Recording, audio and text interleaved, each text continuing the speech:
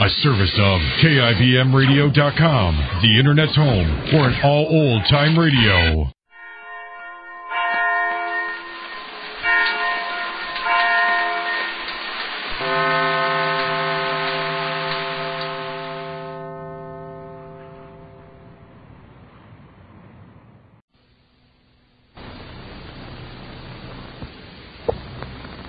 And now, the Goldbergs. The Goldbergs are together again at the home of Sylvia, the girl Sammy is supposed to marry. But Molly knows that all is not well between Sammy and Sylvia, and she believes that Sammy does not intend to marry Sylvia. Molly has decided to find out just what is the reason for her son's difficulties and unhappiness. Consequently, she made an appointment to see Ed, who once warned Molly not to let Sammy come south. At this moment, Molly and Rosie are approaching the Allison house. When do you have to see Sylvia's brother-in-law, Edna? I'm going over the first chance and the first minute I can, Rosalie, darling. But first I have to go into the house. Papa and Sammy shouldn't wonder where we are. Walk this way, Ma. Yes. What did he say when you asked him all the questions, Ma? What did he say? He said yes, Rosalie. Yes. When I asked him, was he the man that called me in Glastonbury, he said yes, Rosalie. When I asked, are you the one that warned me not to let Sammy come here, he said yes. He said yes, Rosalie, darling. I was right, Manson. Are you going to tell Papa, Ma? Not yet. Not yet. Not until after I speak to him face to face. Not after I speak to the son-in-law face to face. And I'll know everything. Not before. What I can't understand, Ma, is why did Sylvia's own brother-in-law... Rosalie, darling, so much to understand. There's so much to understand. Let this be a lesson, Manson.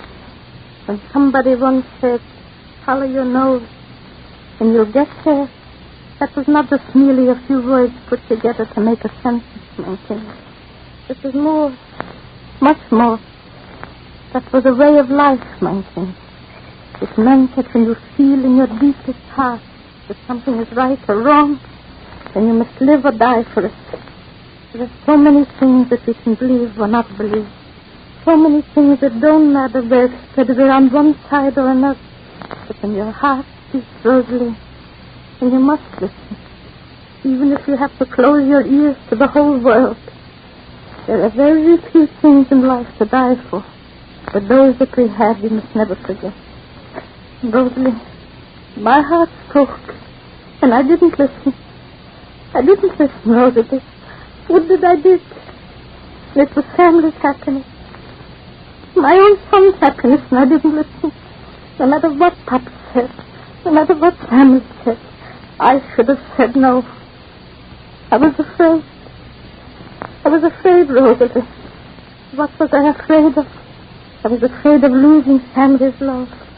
And for that, I was willing to let him be lost for himself.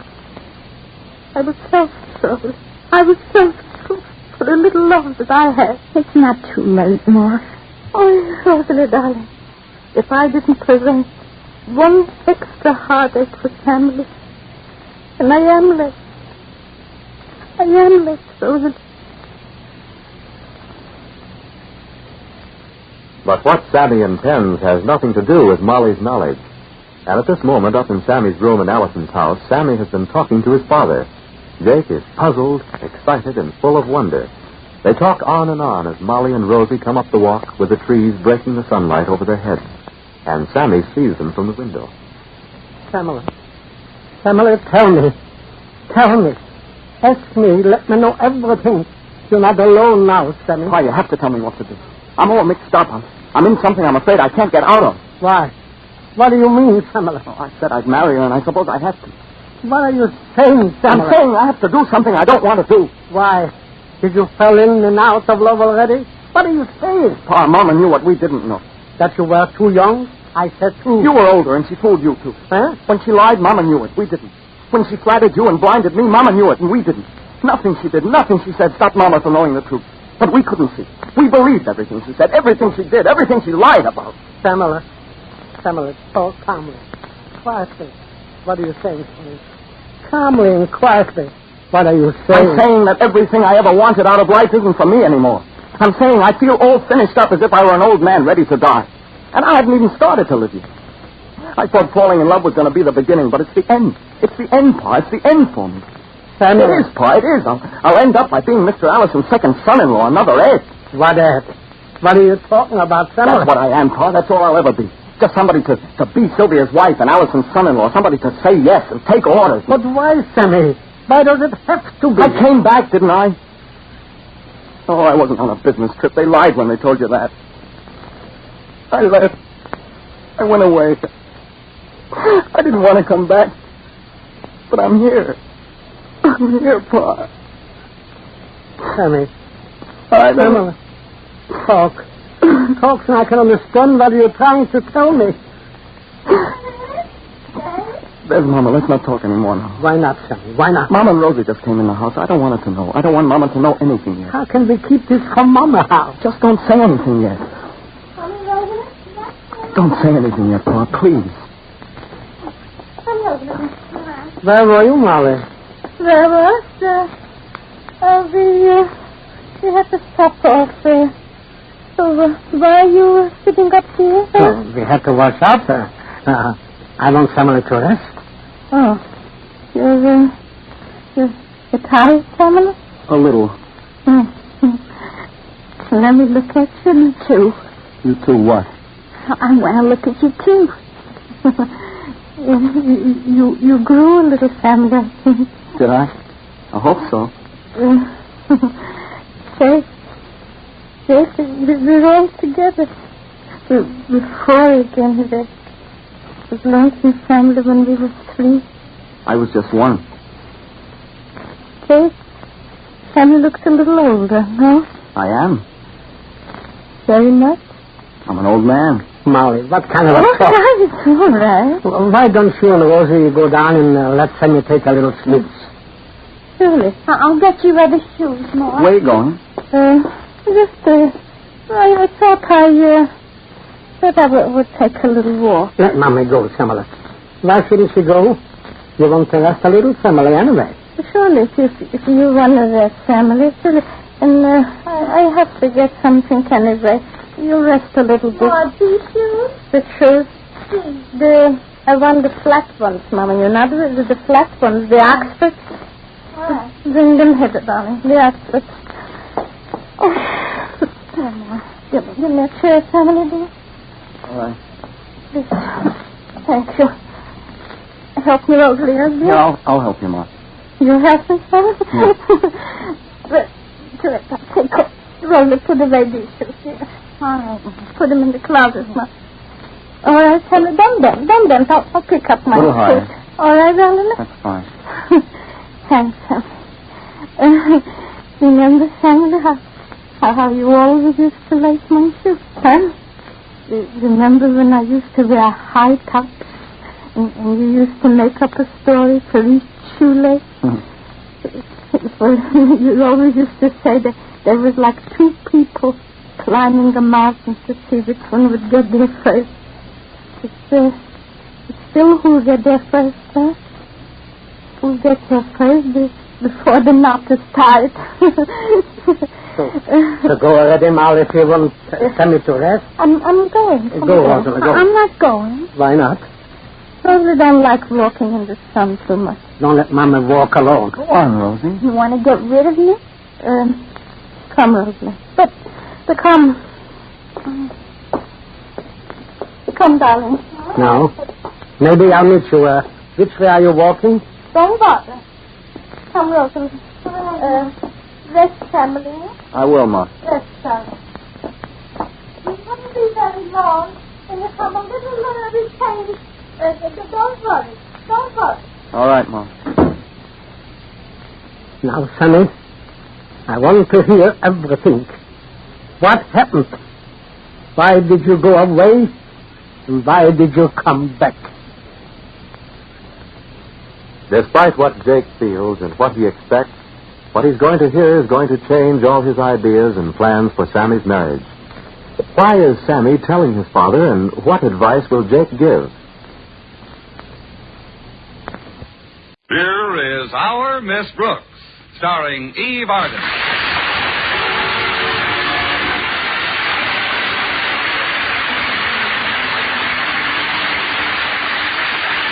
It's time once again for another comedy episode of Our Miss Brooks, under the direction of Al Lewis. But first... Probably no city in the world is as newsworthy as Hollywood, California. How often have you seen headlines that read, "Movie star does so-and-so," or "Hollywood hero in nightclub brawl"? If it happened to anyone else in any other town, it wouldn't get more than a few lines on page 10. But from Hollywood, it's front-page news. Our soldiers overseas are in about the same spot as movie stars. Attention is focused on them constantly. If one serviceman gets out of line, he's taken as a sample of the entire American Army. But we're grateful that the percentage is small. Most of our fellows know that a big part of their job is to build up goodwill between ourselves and other people. But the few who do get into serious trouble make it a lot tougher for the majority who are trying to do a good job.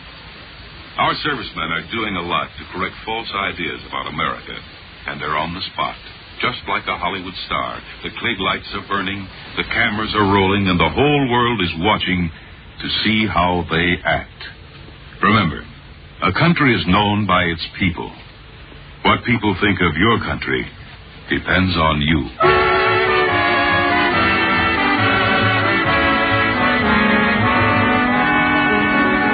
Well, as it must to all school teachers, final exam time came last week to our Miss Brooks, who teaches English at Madison High School. That's why Friday morning found me in the dinette for an early and hurried breakfast. My landlady was most cooperative. My fruit juice, Mrs. Davis? Fruit juice, Connie. Cereal? Cereal. Toast? Toast. Coffee? Coffee. Hat coat and bicarbonate? Hat coat. Oh, now, stop teasing, Connie. You don't have to rush like this. I suppose you're right, Mrs. Davis. I did get the test finished last night. At least it's finished to my satisfaction. Now, if our beloved principal likes it, everything's okay. How's Mr. Conklin been lately? His temper, I mean. Well, for the past week, he's only been semi-apoplectic. Honestly, he's so autocratic sometimes. Oh, that must be Walter Denton. I'll get it. It's pretty early for Walter, isn't it? He's been getting up on time lately to hear a new program. Some disc jockey called Out of the World Oscar. Excuse me, Mrs. Davis.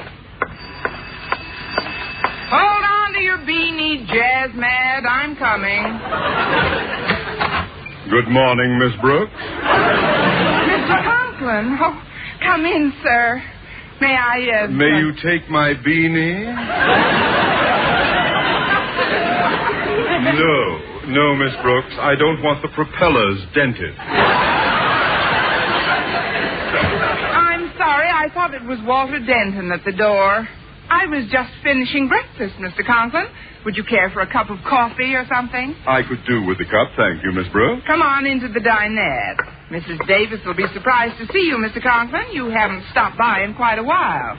Mrs. Davis, look who's here. Well, Osgood Conklin. Good morning, Margaret.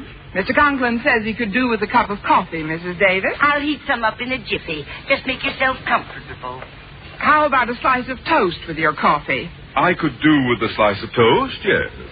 Do some toast while you're doing the coffee, Mrs. Davis.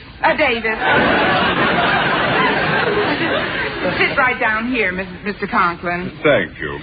Miss Brooks, this is not to be construed as a social call. I was on my way to the engravers nearby and decided to kill two birds with one stone. Mrs. Davis and me? Very amusing. Miss Brooks, you have probably forgotten that this is the time of year when some fortunate student receives the highest honor Madison has to offer, the coveted Silver Loving Cup so thoughtfully provided by our school's beloved founder, Yoda Critch. Say, it is getting pretty close to Critch time, isn't it? This award, affording added incentive to all students, has always been presented to that pupil who exhibits superior aptitude in mastering that glorious linguistic infant, that heterogeneous hybrid of sundry tongues, the English language. Now then, Miss Brooks, do you recognize my problem? Of course. How to get those words on a cup without having most of them slop over into the saucer.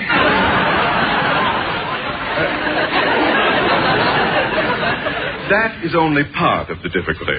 Before taking any action, however, I want you, as the teacher who will be giving the examination, to have a full say in all decisions concerning the award. Well, thank you, Mr. Conklin. That's Since very... brevity is sorely needed here, I have been casting about for the one word that would sum up the essence of this prize. How about... Then, too, instead of giving a test with merely straight questions, I thought I'd consult with you about the possibility of having a brief composition form a part of it. Well, that's A composition that could be judged, along with the questions, of course, not only on neatness and penmanship, but also originality of basic thought, clever phraseology, and so forth. That seems... The word which... Those qualities of which we chatted earlier seems to me to be the correct one to place upon the cup. However, before going to the engravers, I made up my mind to do nothing without your go-ahead, Miss Brooks. Well, After all, it's only fair that you should have a hand in this. Now, it seems to me, pending your approval naturally... Natch, I got that in. It seems that the word unique most closely typifies what we're after. Unique means unmatched, without an equal, unlike anything else. So, Miss Brooks, how about having the inscription read, the Yoda Critch Award for Unique Achievement in English? I knew you'd like it. Then the matter is closed. Here's your toast and coffee, Osgood. Oh, thank you. Well, we certainly accomplished a lot while you were in the kitchen, Margaret. Yes, indeed. Just shows you what can be done when Mr. Conklin and I put his head together. It's teamwork that counts, a spirit of cooperation. Oh, that must be Walter now. Excuse me. Greetings, oh, fairest of all possible English teachers. Well, good morning, most observant of all possible pupils. Come on in, Walter. You see before you a bearer of cheerful tidings. You are hereby invited to a party tonight. Oh, thanks, Walter. I have some tidings for you, too. Come on into the dinette. Okay, Miss Brooks. I just called Harriet Conklin to invite her to the party, and she told me her father was really on the warpath this morning. He couldn't find one of his socks or something. Not now, Walter.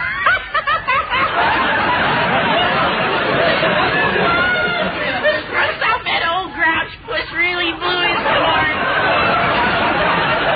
I can just see him stomping around giving orders. And get me this, get me that, you do this, you do that. Good morning, Denton. Hi, Mr. Conklin. I was just telling Miss Brooks about old Grouch Puss.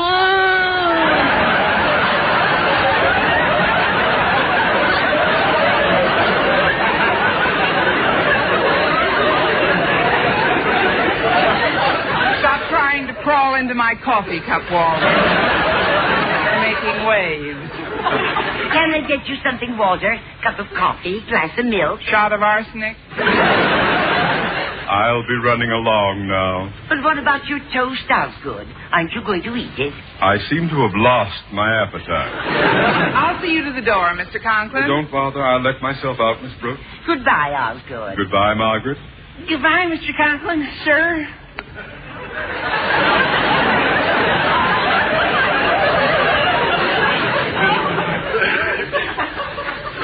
Yes.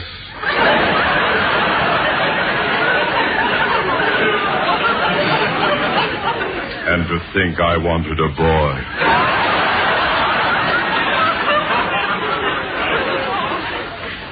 Gosh, Miss Brooks, do you think Mr. Conklin knew I was talking about him? Oh, of course not, Walter. He probably thought we were chatting about the weather. The weather? Yes, everybody knows it's been Grouch Puss out all week. Now, have a glass of milk and forget about Mr. Conklin. What kind of a party is this tonight? Well, my pal Stretch Snodgrass is throwing it. It's a barbecue in back of his father's pet shop. They're having several of the teachers. The more tender ones, I hope. It's a very romantic spot, Miss Brooks, and we've taken the liberty of inviting Mr. Boynton. Oh, you have? Sure. And we got it all figured out. The moon rises at exactly 7:20 p.m. Now, at 7:21, you and Mr. Boynton will sneak through an ivy-covered archway in Stretch's backyard. Now, when you get through the archway, you come to a cute little bird bath. And guess what's in the bird bath? A dirty owl.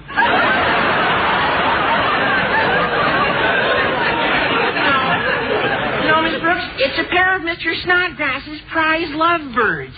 Now, what do you think Mr. Boynton will do when he sees those lovebirds in the bird bath? Well, if I know Mr. Boynton, he'll close his eyes and hand them a towel.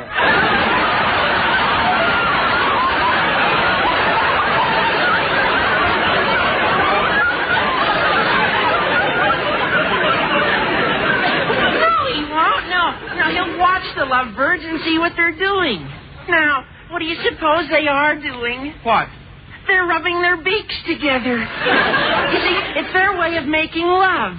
And with Mr. Boynton standing right there with you, well, you know the old expression, monkey see, monkey do. Monkey see, monkey do? Sure.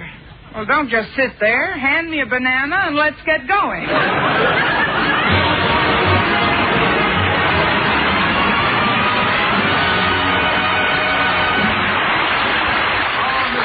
Starring Eve Arden will continue in just a moment. But first, on the back lots of the motion picture studios in Hollywood, they have what are known as permanent sets.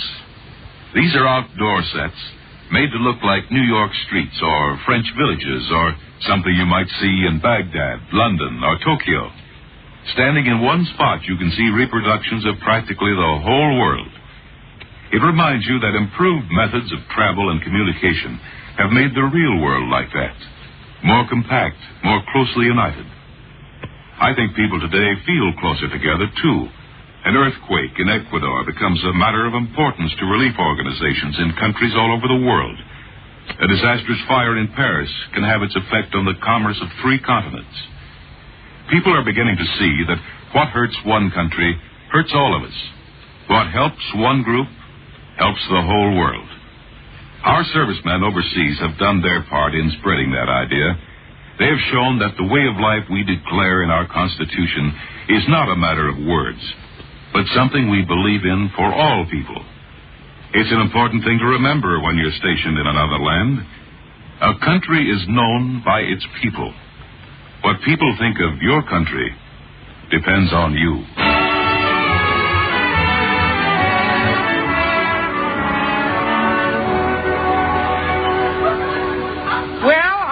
At school a few minutes before it was time for my first class.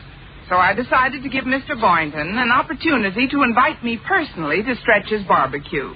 As I entered the biology laboratory, Mr. Boynton rose from his desk. Oh, hello, Miss Brooks. We don't have too much time to chat, Mr. Boynton, so I'd better get right down to beating around the bush.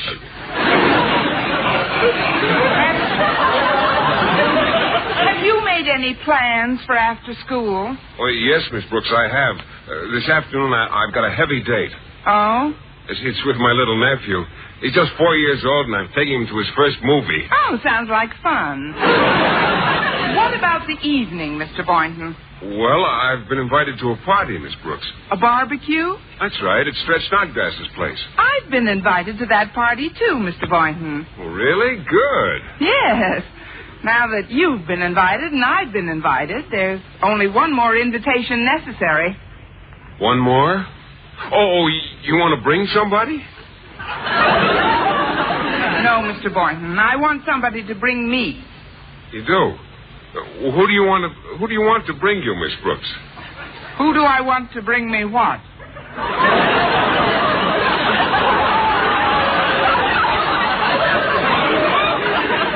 What? Oh, skip it. I'll see you later. I've got to get into my first class now. Well, just a minute, Miss Brooks. If you weren't kidding about wanting somebody to take you to the party, how about going with me tonight? I'm sorry, Mr. Boynton. I couldn't possibly. Why not? I'm going with you. That ought to confuse him nicely. Some enchanted evening, I will... Oh, excuse me, Miss Brooks. I didn't notice that you weren't looking where you were going. No, that's all right, Stretch. I have a very forgiving nature. How's Madison Star Athlete feeling this lovely, sunny, pre-barbecue day? Well, physically I feel okay, Miss Brooks, but mentally... Say no more, Stretch. As your English teacher for these many years, I'm well aware of your scholastic deficiencies, so let's not talk shop. How are plans coming along for the party tonight? Well, that's what I feel so punk about, Miss Brooks. I'm afraid there ain't going to be no party. Please, Stretch, there isn't going to be any party. You know about it already, huh? Know about what, Stretch? Well, I guess Walter told you what my father said this morning. No, he didn't. My father said that he's sick and tired of me not getting nowhere in my studies, and that all parties was out for the entire whole summer unless I won this here Yodar Critch Award for English. That sentence should win an award by itself. But, Stretch, do I understand your father, to mean that if you don't win the cup today, the barbecue is canceled? That's right. Then I'll have to disinvite all the people I invited. See, I hate to do that, Miss Brooks. I hate to have you do it, Stretch. Tell me the truth. Have you studied for this test at all? Well, sure I have. I always study, for everything. And for this English test, I studied even harder than I ever done. Something done told me the barbecue is cooked. Look, Stretch, there are still a few hours before the exam. Maybe you could get somebody to coach you. I thought of that, Miss Brooks. I was just going to ask Walter Denton to help me. Walter Denton? Sure. He's much smarter than me. Gosh, on the last test we took, he beat me by 20 points. Yes, I know. What a mark he got. Boy, 29.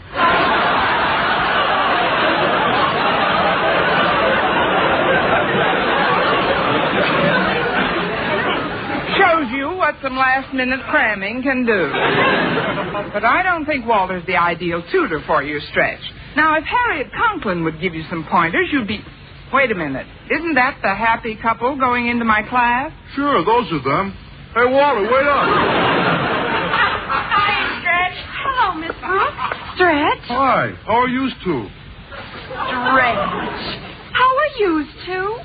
We're okay, thanks.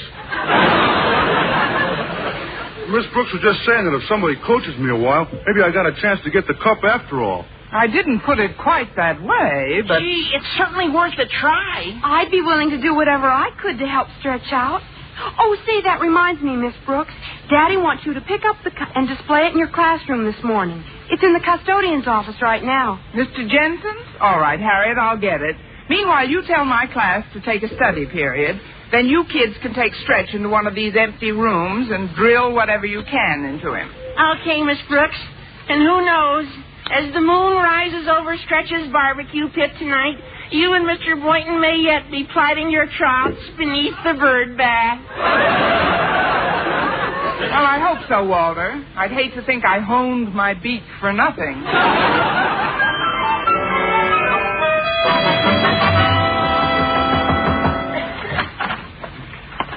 Mr. Jensen, may I come in, Mr. Jensen? You are in, Miss Brooks. Well, yes, I guess I am. You rapped on my door before entering, it's true. But then you failed to wait so much as a split second before opening it and entering upon the premises. Hence, your query falls into the classification of a purely rhetorical question. Maybe I'd better go out and come in again. Oh, not at all, Miss Brooks. You see, most of us employ altogether too many meaningless phrases in our daily conversation. I try to eliminate them. Well, you've got something there, Mr. Jensen. Where, Miss Brooks? Look, I don't want to seem short with you, but Oh, you don't seem short to me, Miss Brooks.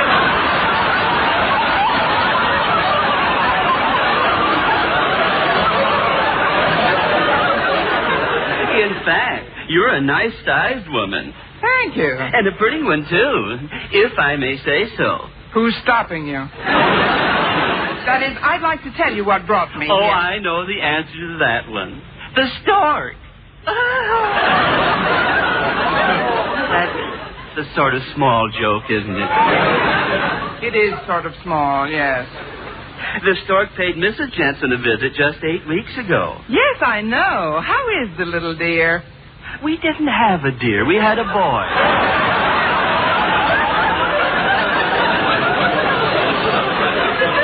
Yet I play with him every night when I go home. He holds his head up all by himself. You must have very strong hands.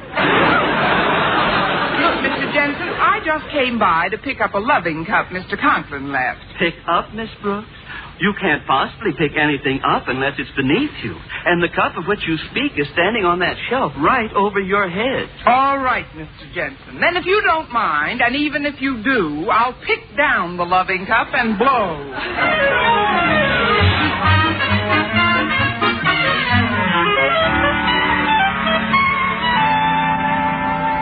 Gee, Walter, I'm all muddled up. I even forget what Harriet said was an adverb. I'll never win that cup. Oh, don't be a quitter, Stretch. You want to have that big barbecue party, don't you? Sure, more than anything. But I'm just no good at English. Everything you tell me goes in both of my ears and out the other. Stretch, you only have 2 ears. See, I'm no good at arithmetic either. Hello, kids. How's it coming? Oh, I'm afraid we haven't been much help, Miss Brooks. No, he's more confused than ever. Looks like it's up to you to pull Stretch through. Well, I'll try, but there isn't much time left. Here, kids, you take this cup into my room and get ready for the test yourselves. I'll be along with Stretch as soon as I feel he's mastered some of the fundamentals. Okay, Miss Brooks. Come on, Harriet. I'll carry the cup. All right, Walter. Good luck, Miss Brooks. You too, Stretch. Thanks. Now, Stretch, in this streamlined English course I'm about to give you, I'll be using a textbook which I consider difficult for even children. I don't blame him nohow. But, Stretch, the use of the word with in the sentence makes it prepositional. So perhaps I should explain the simple rule governing prepositional phrases before I can expect you to understand possessive pronouns. Yeah, maybe that's what's clogging up my mind, Miss Brooks. Maybe if you read me about them prepositional things, I might see the whole thing clear. Well, here is the rule, Stretch. A prepositional phrase, a subordinate clause, or a participial phrase may take the place of a noun in almost any of its relations.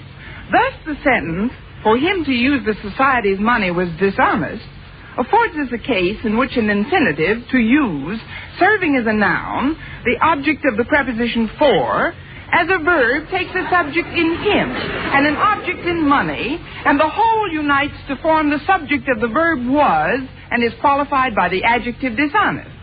Is that clear?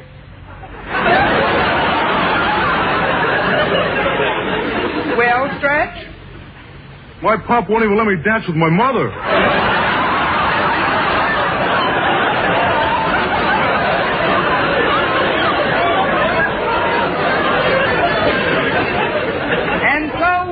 A reluctant farewell to the prepositional phrase and plunge headlong into the subjunctive mood. Rule. If I say I'm John the Fisherman, I am making a positive statement, flatly stating that I am indeed John the Fisherman.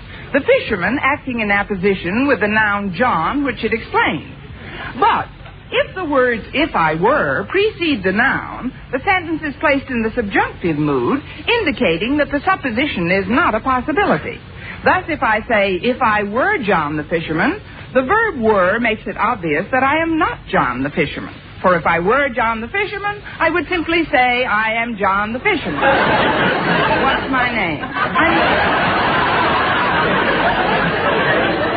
I mean, am I or am I not John the Fisherman if I say, "If I were John the Fisherman"?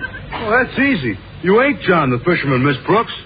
You're right, I ain't. But how do you know I ain't John the Fisherman? Because if you was John the Fisherman, you'd be carrying fish instead of that crazy book. At last you've grasped the fundamentals. On to the test.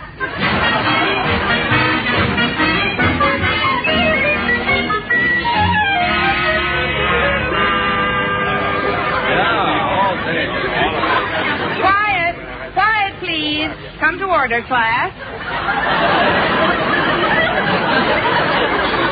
Now, before revealing the winner of the Yodar Critch Award for unique achievement in English, I should like to introduce the 2 gentlemen at my desk. On my right, Madison's popular biology teacher who assisted me in marking the test papers, Mr. Philip Boynton. Thank you, students. And on my left, Madison High's beloved principal, Mr. Conklin. Thank you, Harriet. Students, I am as eager as any of you to learn the identity of the lucky pupil who has won this coveted cup. Miss Brooks, would you kindly make the announcement? Yes, sir. The winner is Stretch Snodgrass. Huh? Huh? Huh? Miss Brooks, is this some kind of a joke? No, sir. According to your own definition, unique means unmatched and without an equal. Therefore, it gives me a great deal of pleasure to present to you, Stretch Snodgrass, this silver loving cup. Gee, thanks, Miss Brooks. Would you tell me one thing? What's that, Stretch? How did I do it? By being unique. In all my experience as a teacher, you are the first student who ever completed an exam without answering one question correctly. Bird bath, anyone?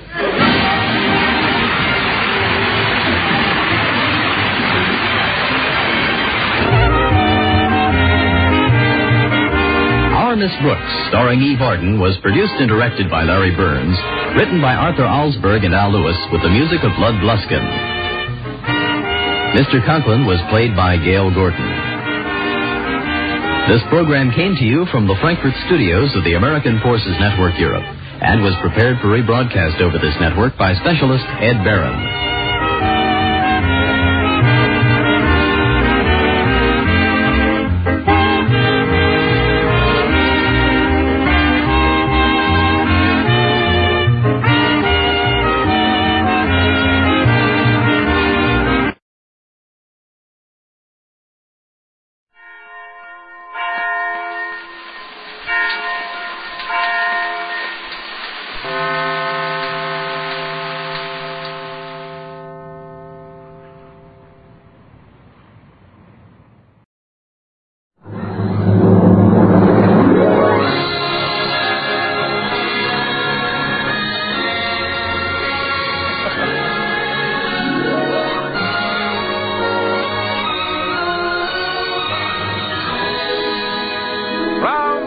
Procter & Gamble brings you the Red Skelton Show, starring Red Skelton, Dave Rose and his orchestra, our singing stars, the Four Knights, Verna Felton, Lorene Tuttle, Pat McGee, and Susan Ellers, and yours truly, Rod O'Connor.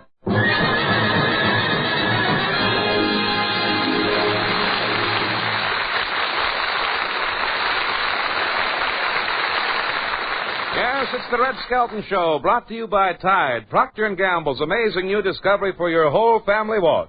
Tide in, dirt's out. Tide gets clothes cleaner than any soap. Any soap? Yes, any soap. Tide gets clothes cleaner than any soap. T-I-D-E, Tide.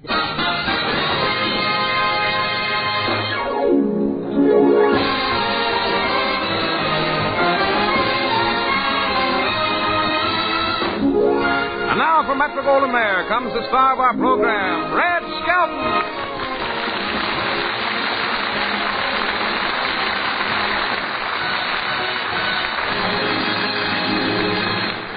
I'm sorry to disappoint you, fat boy, but Skelton ain't here. Well, Clem Kadiddlehopper, where's Skelton? Well, he went out shopping with Jack Cummings. What about the program? Who's going to give our show that zip that it needs? Well, here I am. I'd like to get you on a slower boat to China. Please, Clem, let's not sing. What's the matter? My tonsils are riding piggyback on. Let's not sing, Clem. We have the Four Knights to handle that part of the show. Well, I'm glad you stopped me because I was getting a little sick there myself. And besides, the words are, I'd like to get you on a slow boat to China, not slower boat to China. Yeah, it's a love song, ain't it? Yeah? You sing it to a beautiful girl? Right. Well, knowing me, I'm going to need a much slower boat.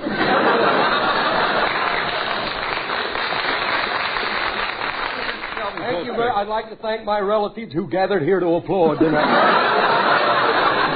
Why does Skelton pull tricks like this when he knows that we're on the air? Well, he's got the shop. This is the U-Tide. Y-O-U-T-I-D-E Tide. That's sure, that let him know I'm commercial-like, you know. Huh? Now, he's doing his shopping early, and I know what he's getting you. You do? Yep. What? Well, close your eyes. Okay. What do you see? Nothing. That's it.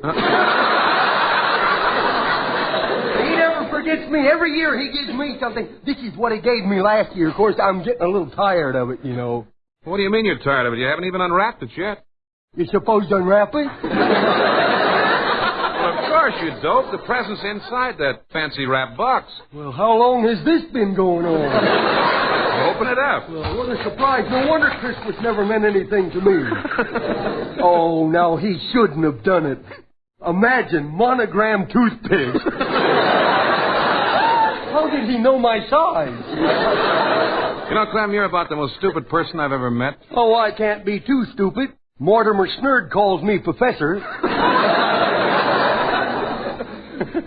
Well, shall we get into the script I have prepared? You prepared a script?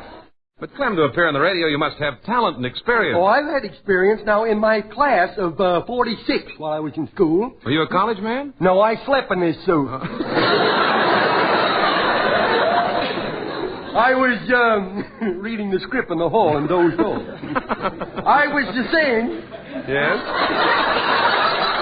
Boy, the laughs are coming by carrier pigeon. In 46, I was star of our 4th grade presentation of Ivan the Terrible. You were Ivan? No, I was terrible. Here, now, you introduce me. We'll throw a fast joke at him right here. You know, jokes like this can make people start making their own soap. You know that.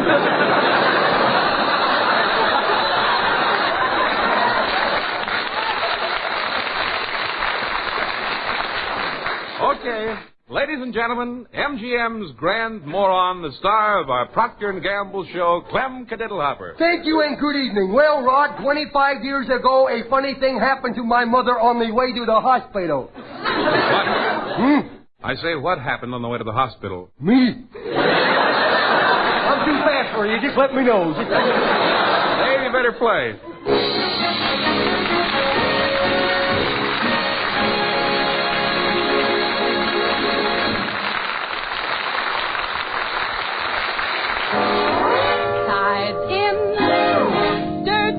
Tide gets clothes cleaner than any soap. Any soap? Yes, any soap. Now, are you just talking to women who use soap? What about all of us who use the new sudsing discoveries? Lady, we're talking to you and every woman who isn't using Tide. Because Procter & Gamble's Tide gets clothes cleaner than any soap, any other suds, any other washing product known. Yes, Tide leaves clothes free from dirt plus. Because Tide also removes dingy soap film. Yet with all this amazing cleaning power, Tide is truly safe for all your washable colors. What's more, Tide actually brightens soap-dull colors, makes gay checks and plaids really come to life. And in hottest water, Tide gets white towels, sheets, and curtains dazzling. Whiter than any other wash-day product known. Tide keeps them white, too, week after week. Never turns them yellow. So try Tide next wash day. Let your own wash line show you. No soap, no other sud, no other washing product known will get your clothes as clean as Tide.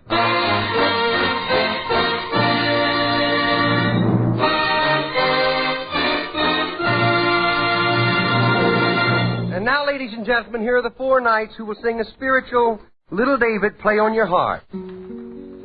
Little David, play right on your harp, hallelujah, hallelujah. Little David, play right on your harp, hallelujah, hallelujah. Little David, play right on your harp, hallelujah, hallelujah. Little David, play right on your harp, hallelujah. Now little David was a shepherd boy. Little David, play right on your harp, hallelujah. Well, he killed Goliath and shouted for joy. Little David, play right on your harp, hallelujah, hallelujah. David, play right on your harp, hallelujah, hallelujah. David, play right on your harp, hallelujah. Just wait till I get on the mountain top.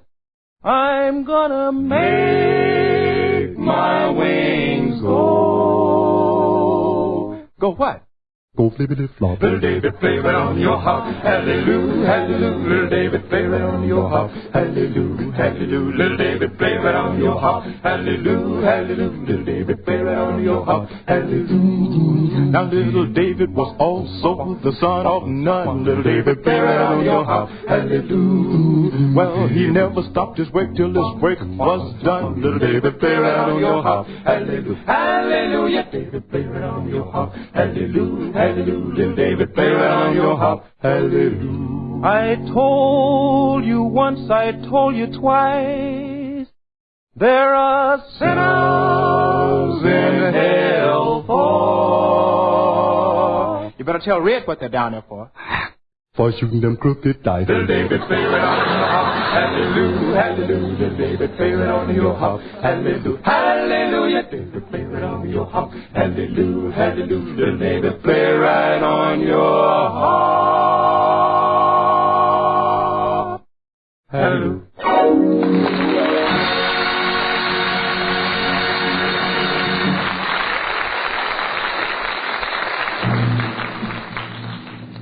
Procter & Gamble present the Skelton Television Players.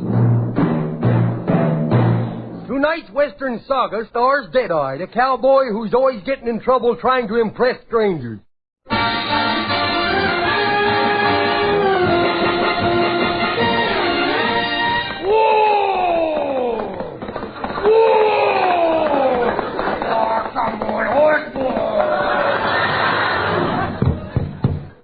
There must be an easier way of getting off a horse. Well, now that we're in town, what'll we do, Deadeye? Well, let's go over to Vulture Kate's saloon and have a dry martini. My tonsils are wet. Okay. Howdy, Kate. Deadeye, my lover boy. Let's not get sickening about it.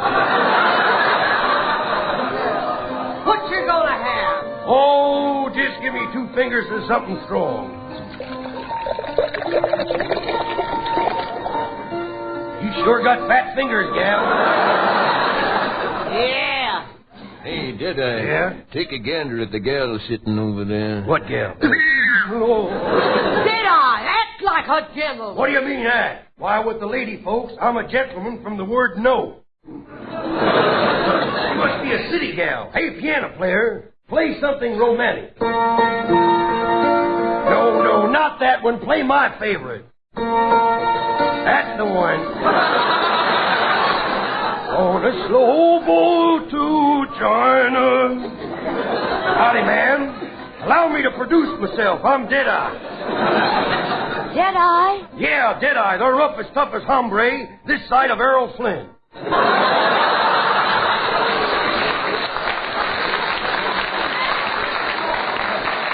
That ain't what it says, but it's better than what's written. I'm the terror of the prairie. I ain't afraid of man nor beast. Hey, lady, get under the table and I'll finish telling you about myself. Well, you don't look rough and tough. I am. I'll bet underneath that exterior there beats a heart of gold. No, ma'am, that's my Ingersoll what you hear. I swallowed it when I was a baby. Hey, Kate, 2 drinks. Oh, Deadeye lover boy. Can't you see when you do things like this? You make my heart as heavy as a basket of hog livers.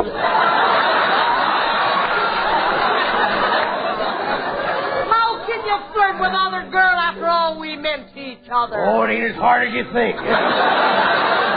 I'll go fetch them drinks.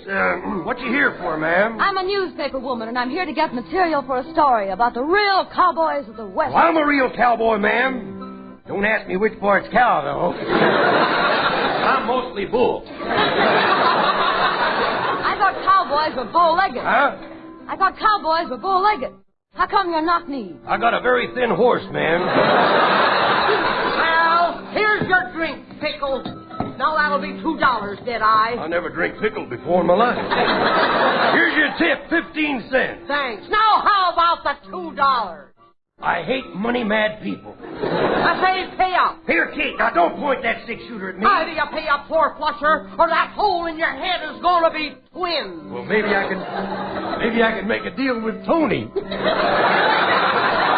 here's the money, ma'am. I'll pay for the drinks. Oh, no, ma'am. You shouldn't have paid for them drinks. I can't allow a woman to pay for my bills. Then I'll take it back. Oh, no, stranger. Don't do that. Just introduce yourself to me.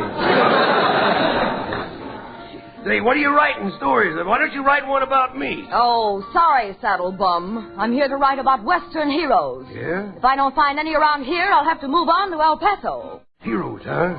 Look, ma'am, don't you go away. I'll be right back. Hey, Pat, come here. Yeah, what is it? You go over to Wells Fargo and tell them that we're going to drive that stagecoach to El Paso. You'll drive and I'll ride shotgun. Right. Oh, it's okay. Now's my chance to fix that cowboy with the figure-8 head.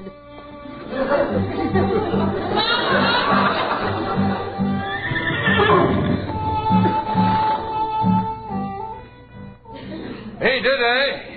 Where shall I put this Wells Fargo gold shipment? Put it up here under the driver's seat. Is it okay for passengers to climb aboard? Yes, ma'am. Here, let me help you into the coach. Oh, thank you. Oh, no, ma'am. You go first. Well, don't worry, ma'am. It's nice and warm inside the coach. Are you comfortable? Yes, thank you. Let me know if I get heavy. Hey, Deadeye, get up here with me where you belong. Okay, is everything all set? Yeah. Vulture Kate rounded up some of the boys. No, she didn't. Yeah, she said, tell Deadeye I hope he has a sense of humor. 'Cause I fixed up something that'll kill him.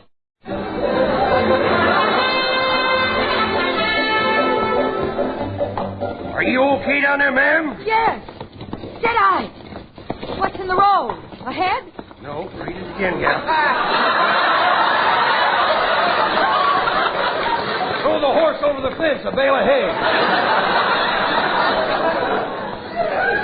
What are all those men doing in the middle of the road? I don't know. Probably the gas company. They're always tearing up something. Oh, here. No, it ain't, Deadeye. It's highwaymen staging the holdup. Ho up there. Ho. This is a holdup. Throw down that express box. Not so fast there, tall, fat, and ad-libby. I'm Deadeye. What did you say? I said I'm dead. Hey, watch where you're shooting. You almost hit me that time. I said throw down that box. Well, don't yell at me. I got ears. Didn't I have? Hey, fellers, now make out like you're scared, will you? Now, when I say beat it, you run. Beat it. Don't run toward me. Hey, Deadeye, you better hand over the gold box. They ain't kidding. Yeah, this is that vulture bait Kate's work. That jealous old scarecrow. Look, I'm going to have to draw and slug these guys, only I can't find my gun. It's right there in your holster. Oh, killjoy. And throw down that gold.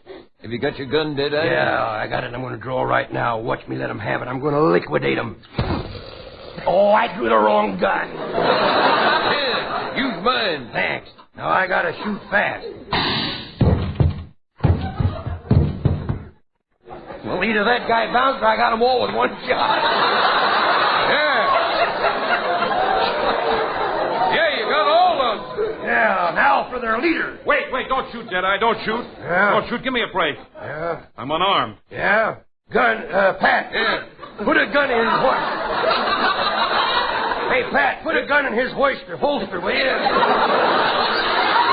All right, partner. I'm going to count 3 and then we'll both draw. Oh, no, I know you. You'll shoot before you say 3. Oh, no, I'll be fair and square about this. I won't shoot until I say 3. Okay, Deadeye, he's got his gun. Ready? 3, 2, 1. I can't help it if I'm backward.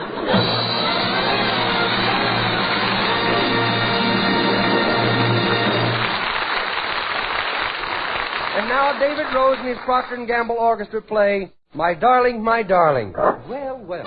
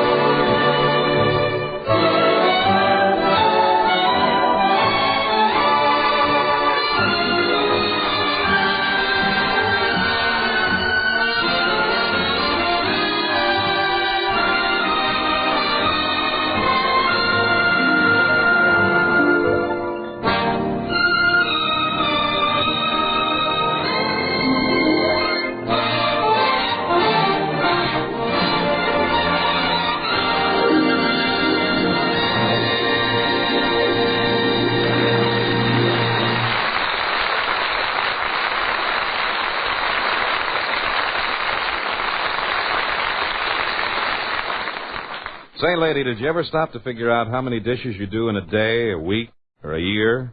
Well, it's plenty. And it's a mighty good argument for using Tide. Because Procter & Gamble's Tide makes that big job of dishwashing ever so much easier and pleasanter. Yes, Tide washes dishes cleaner than any soap.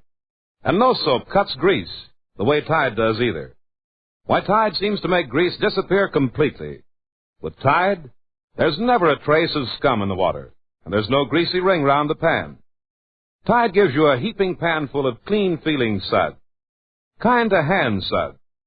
Suds that last amazingly, even in hardest water. And when you're through, you've got dishes and glasses that sparkle clear and bright, even without wiping. That's because Tide leaves no cloudy, dulling film.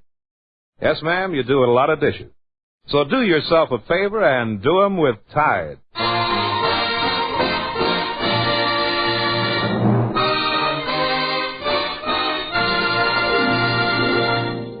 And now, a page from the Mean Little Kid's Diary. The old philosopher Ed Sedgwick once said, money can change people. Yeah, people get a few bucks and the simple things in life aren't good enough anymore. Why, they could even change Junior, the mean little kid.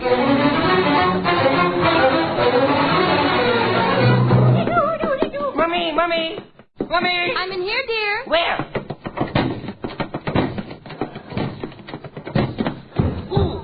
Junior, what happened? I ran into the closet. It serves you right for running around like a little madman. Yeah. Why can't you walk like anybody else? Because I'm trying out my new propeller beanie. Serene, what? Here's a letter from an attorney, Mr. Belcher. Oh, Mother, what is it? Well, your hands are shaking. Yeah, well, you're acting like Gramp does when he sees water. Lorene. Your long-lost uncle, J. Putmore Felton, candy manufacturer, has named your Junior his sole heir. Oh. We have to go up to the lawyer's office. Junior! My little darling! You are an heir. I know I'm an heir, but must you rub it in? A relative I haven't heard from in years died. Well, maybe that's why you hadn't heard from him. That might mean that you'll inherit a lot of money. Oh, I don't need any money. I got a piggy bank, boy, and there I got at least 75 cents in it. Oh, 75 cents. Yeah. That's chicken feed. Well, you certainly raised Cain when I start pecking at it. We have to go down to the lawyer's office and find out about the estate. Now go wash up. Wash up? I knew there was a catch to it. But, dear, don't you want to wash up so you can be rich? No, I'd rather stay dirty and be poor. Or why can't I be one of the filthy rich?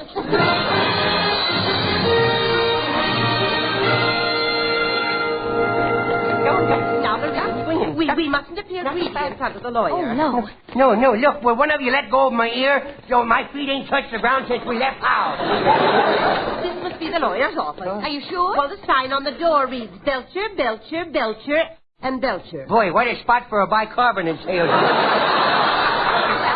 Let's go in.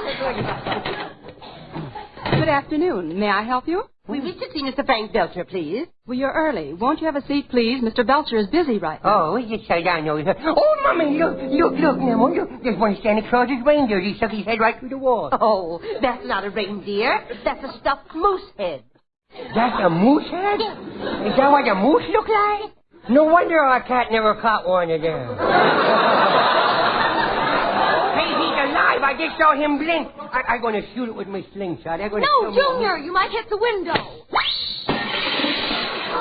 What do you mean I might? Now look what you've done. Little boy, get away from that open window. Look, I'm just going to look down to the street. Junior, come away from that window. What's the It's matter? 30 floors to the street. Oh. You might fall up and out and tie up all like that. Pretty hard to do when you got that lower plate wobble, you know.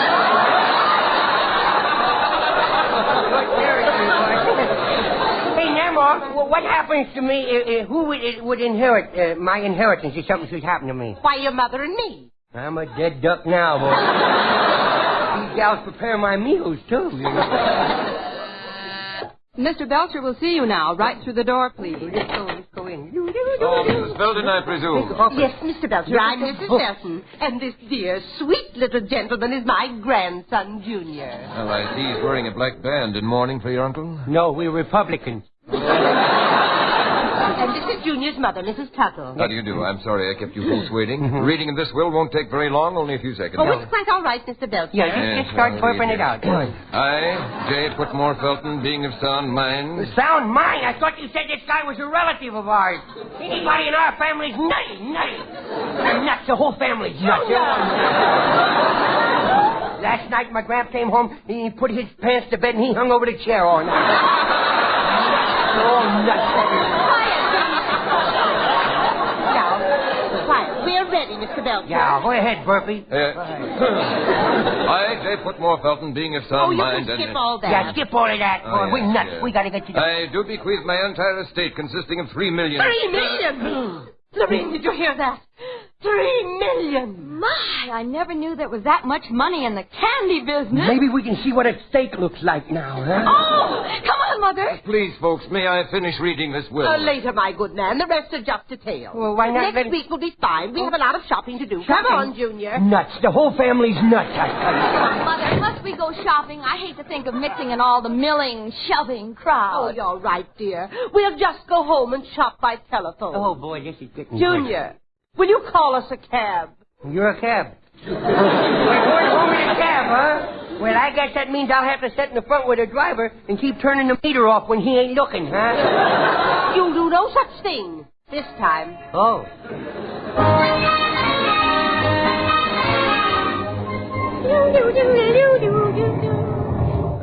Is this the right address, folks? Yes. What is the fare, driver? Yes. 98 cents. Well, here you are. You may keep the change. Both pennies. Here you are. But, madam, this is a 10. I know, but it's soiled. Come along, Junior. Nuts! The whole family's nuts! Well, good to be home. Good to be home. I never realized how shabby this place looked. Oh, don't worry, dear. We'll get the contractor started building a new home. Oh, boy. Oh, you want to get busy on the phone, Lorene. I guess you'd better order a car first. Yes, I'm going to order some silk sheets and some ermine pajamas. Whoa! That's tickle! Hey, don't forget to get a new radio. The radio with phonograph and television combined. Television. Oh, good. And then we can watch Nemo when she wrestles Gorgeous George. Now, listen. You go find something to amuse yourself with. Well, look, I don't get any attention around here since you got the money. Hey, look, Mummy, I'm walking on the couch with my dirty feet. Oh, well, Junior, it doesn't really matter. That couch is pretty well shot anyway. You mean I can jump on it, kick on it, try to pull the stuffings out of it, and pull all the widow buttons out? If you want to, dear. Boy, you sure take the joy out of life. Stop interrupting us. Oh, Lorene, don't you think we should order some new flower vases, vases? The ones we have are so cheap.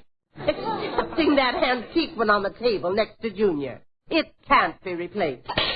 It'll have to be now. Junior! Well, I'm bending over, grab your hair, boy, slip a little action around here. Come on. Well, why should we thank you, dear, for breaking that old dust collector? Well, what has happened to me widow delinquent the childhood? I used to know around here. Life ain't the same. Without those homespun whippings I used to get every hour on the hour. I'm sorry that old candy man left me his estate. You're growing up, Junior, and it's time we sent you to an exclusive school. Oh, no, I'm not going to leave the alley rat patrol, no. Not when I'm getting to be the big cheese, no. Well, I think we ought to send the boy to a military school so he'll be well-mannered. Military school? That's right. Where you drill and wear a uniform? Yes. And you salute? Yes. I'd rather be a 4F delinquent.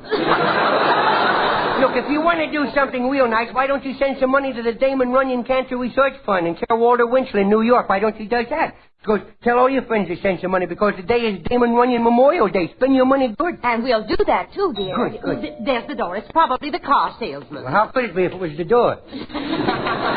Mrs. Felton? Yes, Mr. Duffy, come in. There you are, boy. You know my uncle that left me that candy fortune sure ruined my life. Did you come to finish reading the will, Mr. Belcher? No, I came to find out why every credit firm in town has been pestering me to pay your bills. Well, our lawyer paid them. With what? The $3 million that was left to Junior by the Skelton Candy Company. My good woman, the $3 million that J. Putmore left to your grandson wasn't dollars. Then what was it? Jelly beans. Jelly beans.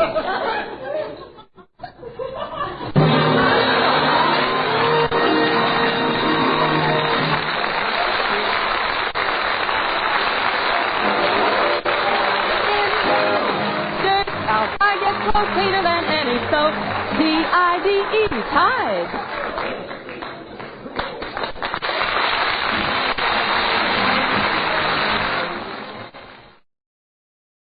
This is NBC, the National Broadcasting Company.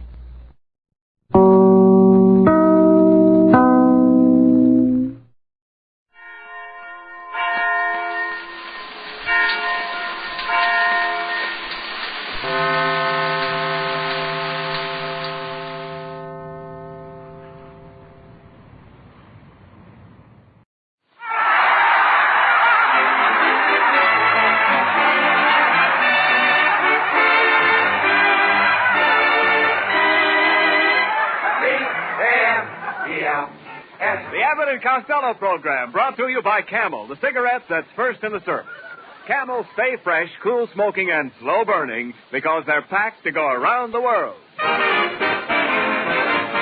Listen to the music of Freddie Rich and his orchestra, the songs of Connie Haynes. Tonight's guests, Cary Grant and Don Bartlett, and starring Bud Abbott and Lou Costello.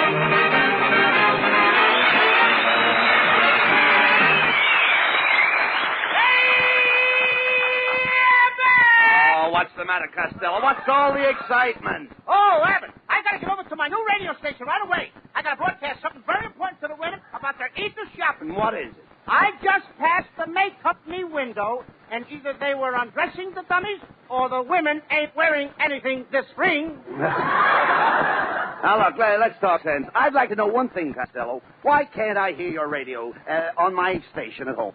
Why is it that I can't hear it? I can't get the thing in at all. You can't? No. What wavelength are you broadcasting on? Oh, the wavelength. That's right. I can't Oh, seem to we've get been broadcasting on little bye-byes. Little bye-byes? Yeah, short wave. Oh. Look, how long have you been mixed up with short waves? Ever since I got slapped by a tall whack. Look, I'm trying to find out the power of your radio station. How many volts do you have? Oh, I got plenty of volts. My father votes, my mother votes, I vote. No. Not votes, I mean volt, with an L. L. What's voltage? Yeah. Guess what? That's right. What right? What is voltage? I'm asking you. And I'm telling you. You're telling me what? Yes. Here we go again. Oh, listen, I'll explain it another way. At your house, you have a little electric light bulb. Now, what do you see on the bottom of that bulb? Flies. But suppose the flies weren't there. Then it wouldn't be my house. Oh. Will you pay attention? On the bottom of your electric light bulb, it says 40 watts. Now, that means wattage. And wattage was discovered by a man named James Watt. What was the man's name? I don't know. Was it Smith? No, it wasn't Smith. What was the man's name? Are you asking me or telling me? I'm telling you. You're telling me what? That's right. What's right? Correct. See? You have watts in your radio station, and your antenna throws out watts. What is what doing in my antenna's house? Her husband's name is Dinkelberger. And she's a good friend of Mrs. Cottonlockers. All right, look, Costello, I'm talking about what happened to us? All right, I'm talking about the antenna. Haven't you got an antenna that goes on the roof? Sure, that's where she goes to hang the laundry. Look, my goodness, don't you know the difference between a radio antenna and a wash line? A radio antenna draws the waves. And a wash line waves the draws. Oh.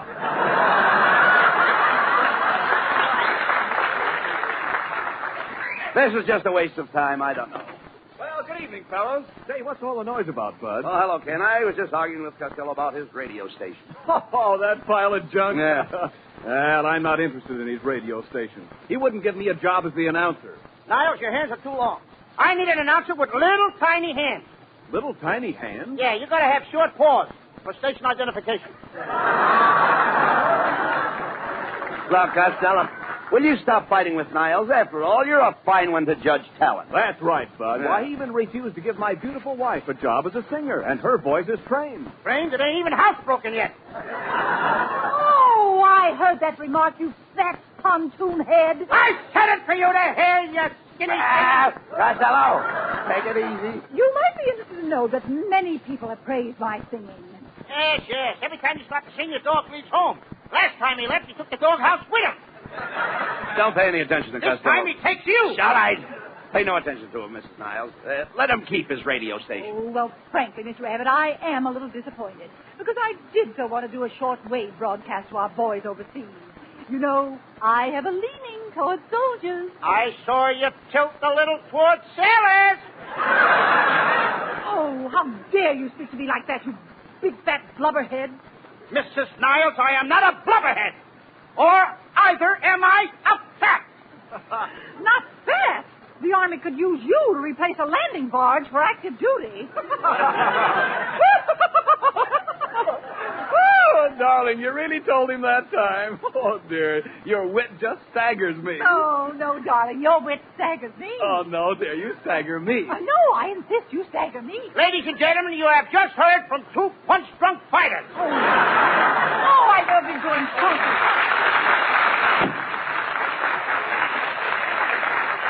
Costello, that's no way to handle people. If that's how you're conducting your radio station, you won't have a listener left. Answer that. Station IOU, the voice of the creditors. Lou Costello speaking. Mr. Costello, I've listened to your new radio station ever since it started last week, and I think your programs are wonderful. Really? Yes. I was going to send you a fan letter, but I can't write it until next week. Well, what happens next week? That's when they take off my straitjacket. Get out of here! Get out! Come on!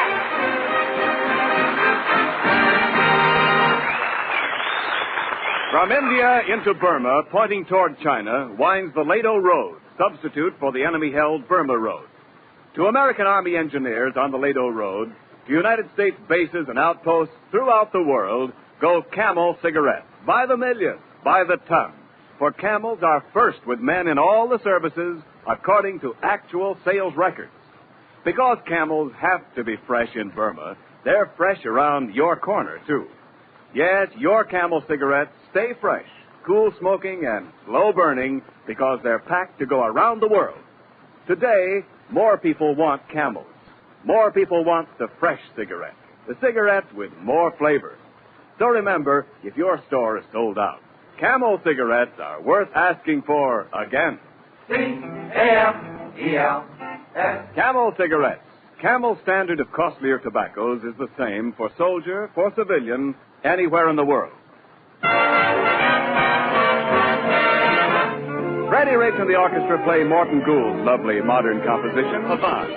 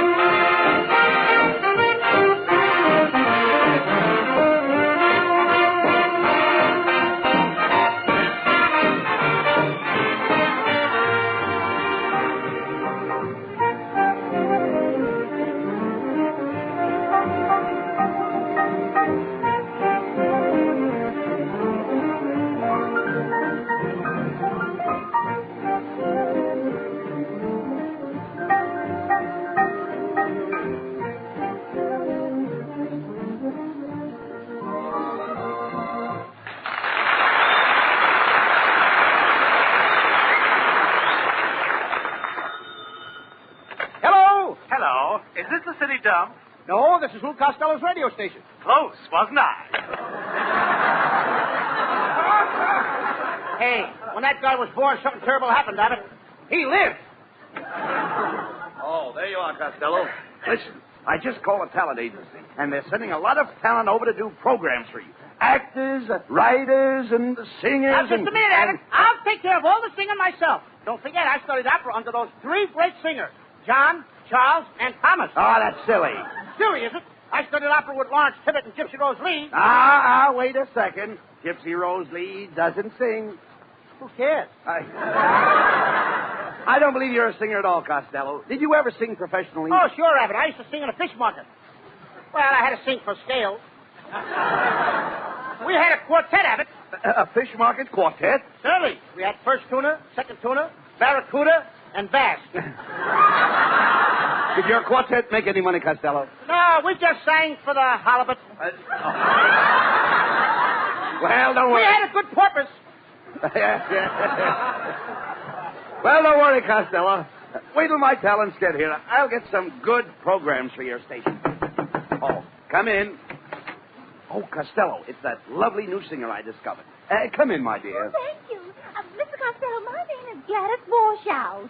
You mean Swarthout? No, Warshout. I work in the laundry. You look like you've been through the ringer. Now, shut up, Costello. Miss Washout is a wonderful singer. Let her show you her range. I don't even want to see her kitchen. All right, never mind. Oh, but I have a very unusual voice. I hit a high C above a high A. Listen. Hello. Hello. They did? Okay. Goodbye. What happened? 600 men just knocked off work at Lockheed. Oh, let me out of here. Why did you insult that girl, Costello? She came here very highly recommended. In fact, I know her dressmaker. You're standing there and telling me that dame's got a dressmaker? Certainly. I thought Betsy Ross only made flags. Come in. Pardon me, is this station IOU the voice of the creditors? Costello, look who it is. Cary Grant.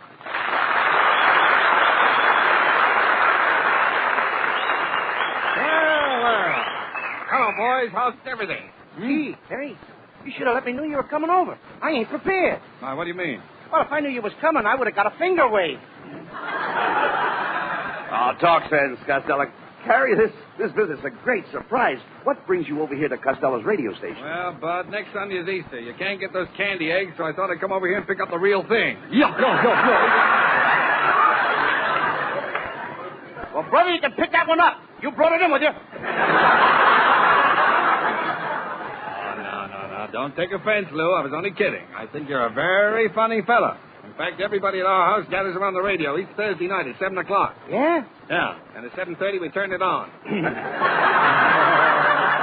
At 7:30 we're off the air! All right, never mind. Costello, you met Cary Grant's family. Certainly I met his family. I climbed up the tree and shook hands with his father. You funny fella. Well, Costello, my family remembers you, too. Sure. That is all but my grandmother. Don't your grandmother remember me? No, but she remembers your jokes.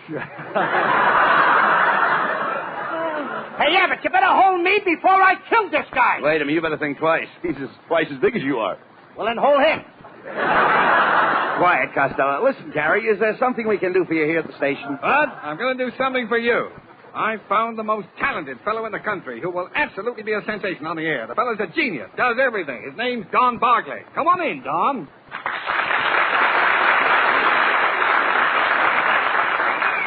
Nice to have you with us, Mr. Barclay. Now, what do you do?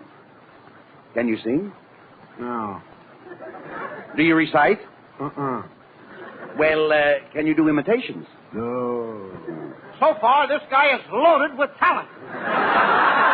Didn't I tell you? That's what everybody says. This guy will really build up your station. He's got a great program for the kiddies, too, where he reads the funny papers. Go ahead, Don. Read the funny papers. Okay. No. Oh, boy, he sure loves those funny papers. This guy's dynamite. Are you almost through, Don? Not quite. I'm through. The papers were sure funny today, weren't they? Oh, this fella kills me. He's going to make a name for himself. I got a couple of them right now for him. Just a minute, Costello. Cary, what else does Barclay do? Go on, you tell him, Don. Now, listen, Mr. Abbott. Cary and I have worked up a great big finish. He stands on one side of the stage, and I stand on the other, and we juggle 75 Indian clubs back and forth without dropping a club.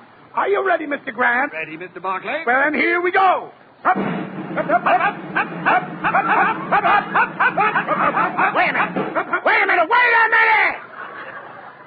What kind of juggling is that? I didn't even see any Indian clubs. Oh, well, we haven't learned to do it with clubs yet. Yeah,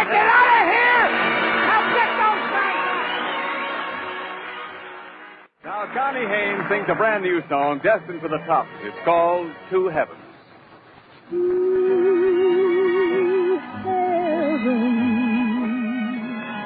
One high in the sky, to heaven. One here in your eyes. I never dreamed I'd kiss an angel, but darling, here you are, in an overcoat of moonbeams, buttoned with a star. I'm thrilled to heaven,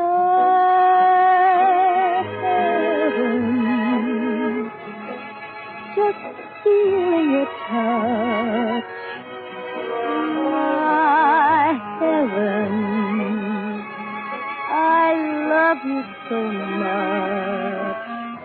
And while our lips are making memories, this moment is divine. I see to heaven, and both of them are mine. I'm thrilled to heaven, just feeling your touch. Oh, my heaven, I love you so much. And while our lips are making memories, this moment is divine. I see to heaven, and both of them are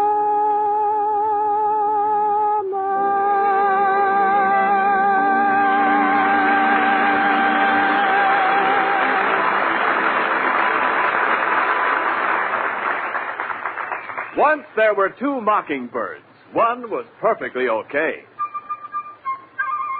And the other was as flat as the day before payday. Flat enough for you? Well, it can be worse than your cigarette. If wartime flatness is spoiling your smoking, get Camels for more flavor.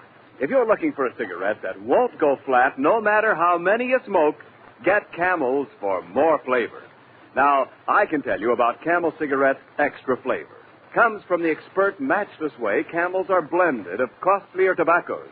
But the best way is to find out for yourself, in your T-zone, your taste and throat. Your taste will tell you that Camels do have more flavor, the thing that helps them to hold up, keep from going flat, no matter how many you smoke. And your throat is your best judge of Camel Cigarette's smooth, extra mildness. And, of course, Camels stay fresh, cool smoking and slow burning, because they're packed to go around the world. C-A-M-E-L-S. Camel Cigarettes. They're first in the service. They've got what it takes.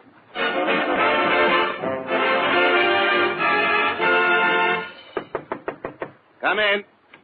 Well, hello, fellas. How's the radio station coming along? Harry Grant, get out of here. Now I have enough trouble. Oh, your troubles are over, Costello. I've got just what you need, a great writer. That's what your station needs. Did you ever hear that famous poem, Snow, Snow, Beautiful Snow? Did he write that? No, he shoveled it. Abbott, I wonder what the women see in this book. Shut up. Harry. I tell you? Harry. Where is this writer of yours? Right out the hall. His name's Don Barkley. Come on in, Don. Hello, fellas. Oh, the mental midget is back. Hey, Grant, this is the same guy that juggles without clubs. Ah, yeah, but he gave that up. He's a writer now. Now, show him one of your scripts, Don. But, Carrie, this is a blank piece of paper. Oh, well, he hasn't learned to write with words yet. Abbott, this guy is dumber than me. Oh, no, you mean dumber than I. Okay, he's dumber than the both of us.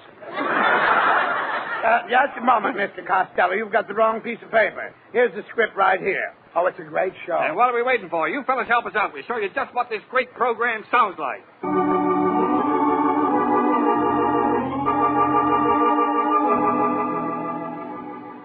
The makers of Tip Top Toupee Paste present another episode in the life of our friend Phil. Now, a word from our sponsor. Men, do you suffer from flying toupee? When the man in back of you sneezes, does the man in front of you automatically wear your toupee? Tip-top toupee paste is sure stick in the daytime and easy to remove at night. Listen to one purchaser remove his toupee.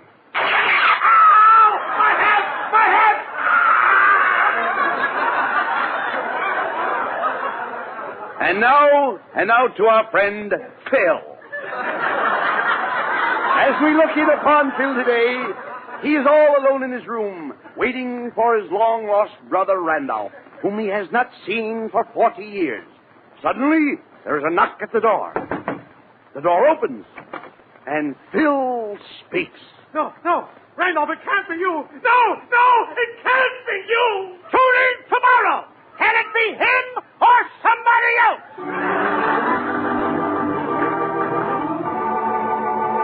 Say, Carrie, that was a great program. Has Mr. Barkley got any more of them? Oh, I've got lots of them. Would you like to hear my all-night record program? Now, wait a minute, Barkley. I bought one of them last week from Alan Ladd. Oh, come on. Give Don a chance, Costello. Let's all pitch in. Try it out. Okay.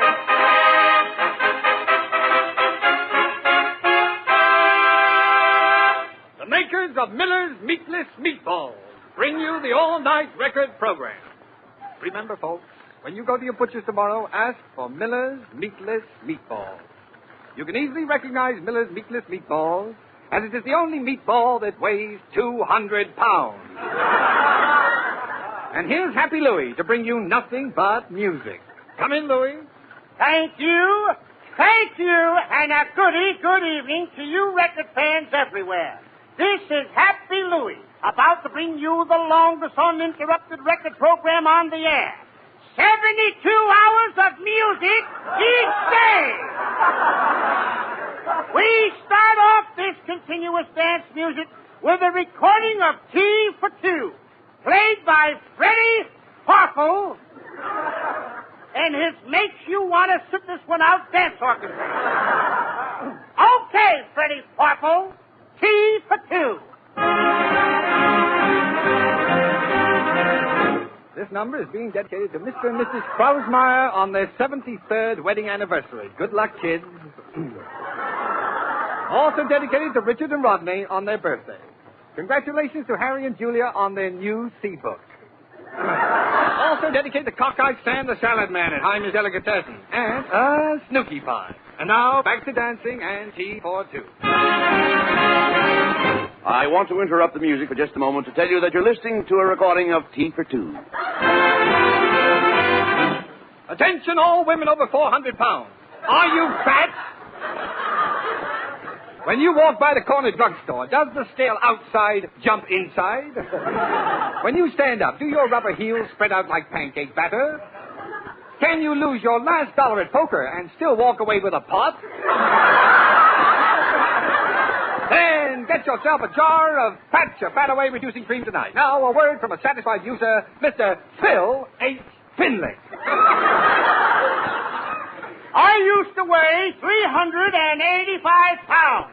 I was so fat that when I sat on a drugstore stool, I had a hangover.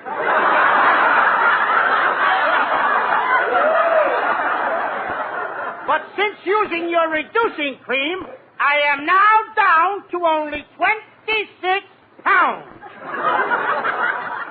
Girls notice me now.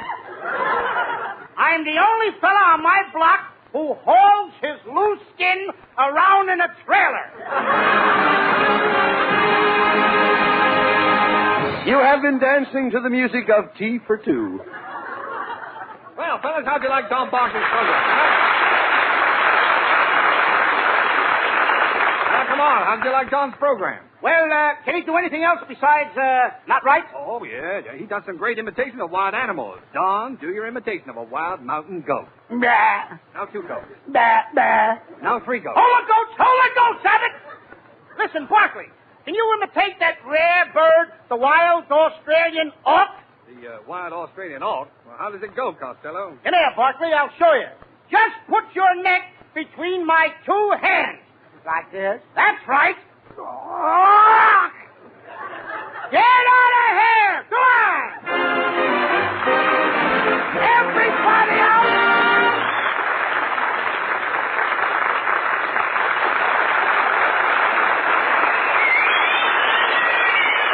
Abbott and Costello will be back in just a moment. Thanks to the Yanks of the Week. Tonight we salute Private William Page of Oriskany, New York, an infantryman with the Fifth Army in Italy. While crawling toward Nazi machine gun nests, Private Page met a German patrol, bayoneted one of the enemy, and shot another. Then, together with his lieutenant, he attacked 2 machine gun nests with rifle fire, wiping out all the Germans in both of them. In your honor, Private William Page, the makers of Camels are sending to our soldiers overseas 300,000 Camel cigarettes.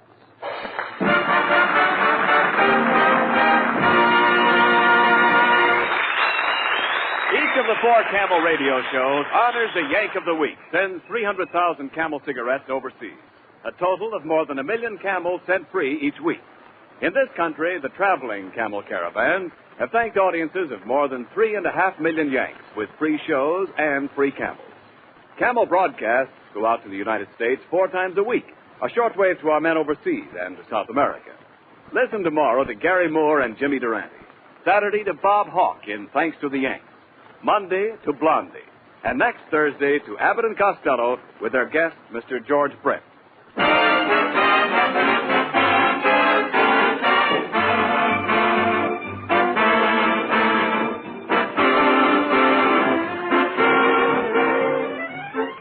Now, for just a moment, I'd like to talk to every woman between 20 and 35 who isn't doing a war job. The Navy wants waves, wants them so badly that many special advantages are being given. You'll have free travel to New York City for training, a chance to go to specialized schools to become expert in radio or aviation or a dozen other jobs. All expenses like food, clothing, and medical care will be paid, so your salary will equal a civilian salary of $150 to $235 a month. If you're 20 to 35, a citizen with 2 years high school or business school, single or married with no children under 18, apply to your naval recruiting station. You can find it in the phone book. Or write to Waves, Washington 25, D.C. for the free booklet, The Story of You in Navy Blue. That's Waves, Washington 25, D.C. And now, here's Abbott and Costello with the final word. Thanks, Ken. Well, that's about all we have time for. Good night, folks. And don't forget to tune in next week. Our special guest will be George Brent. Good night, everybody. Good night. Good night.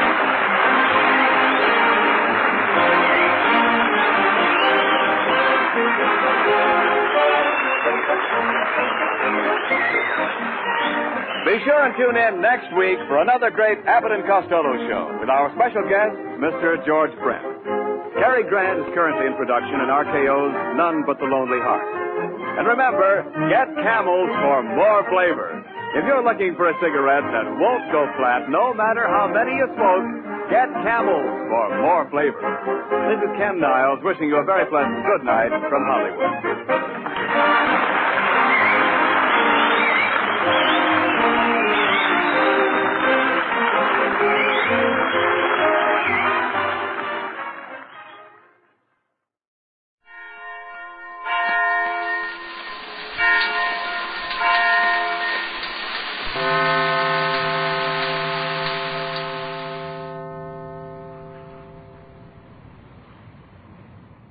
Ladies and gentlemen, the secret word tonight is smile. S-M-I-L-E. Really? Where did you learn to spell like that, Fenneman? It was easy. You bet your life.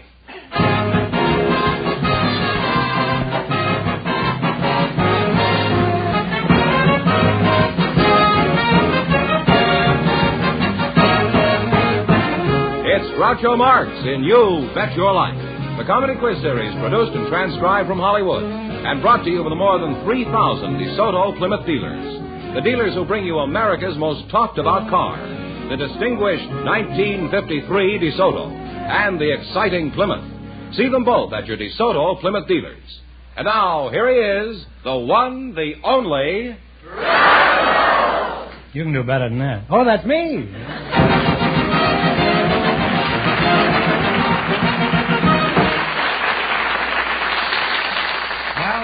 again with $1,500 for one of our couples.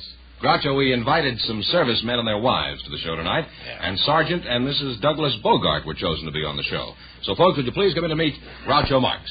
Welcome, kids, for the DeSoto Plymouth dealers. Say the secret word and divide $100. It's a common word, something you always have with you. Let's see now, Sergeant and Mrs. Douglas Bogart. Are you any relation to Humphrey, Sarge? No. No. Judging from that handsome uniform, I'd say you were in the Marine Corps, is that right? That's right. I thought so. You can't fool an expert like me. Mrs. Bogart, judging from your uniform, I'd say you were a girl.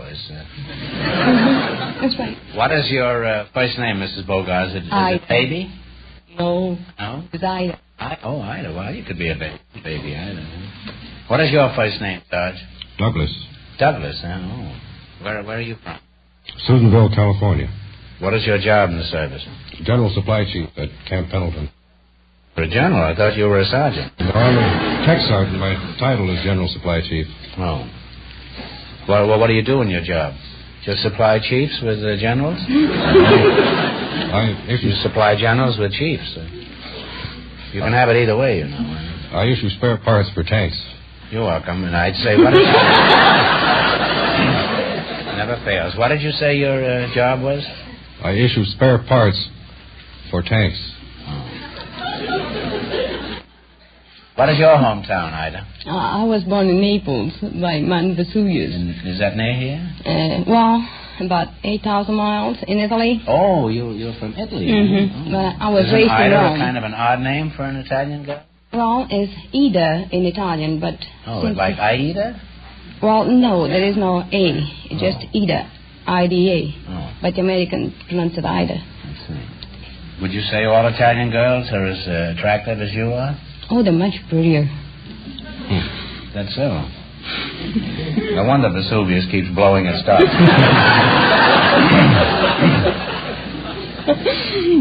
Sarge, how did you meet Ida? And don't leave out any of the details. I met her while I was on duty in Rome. Real chatterbox, isn't he? Just imagine, Quo Vadis had the same plot, and it took 1 million words and $5 million to tell it. He's given us the whole thing. By the way, Ida, how long have you been married? 18 months. Do you two lovebirds ever have any arguments? No.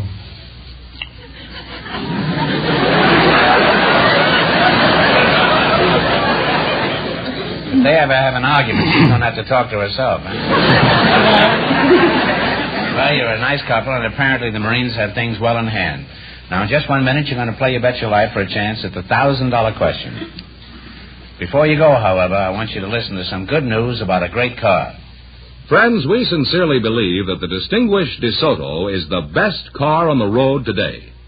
Best for dependable safety, best for truly great riding comfort, best for real ease of operation. DeSoto, you know, is the car that lets you drive without shifting. Just turn the key to start, step on the gas, you go from low to high in one fluid sweep of power. As for safety, well, a light touch of your foot is all it ever takes to stop a fast-moving DeSoto. Because DeSoto Power Brakes do 50% of the work for you. And Oriflow shock absorbers ease you over the bumps gently as a feather. But, friends, the best way to test the great DeSoto is to drive it yourself. Go to your neighborhood DeSoto Plymouth dealer tomorrow and take the wheel behind the mighty 160-horsepower DeSoto Fire Dome 8 or the brilliant Power Master 6. Both great cars let you drive without shifting. The day's now to try the world's finest carbide. The distinguished new DeSoto. And remember, the dealers who sell the distinguished DeSoto also sell the beautiful Plymouth, first truly balanced car in the low-price field.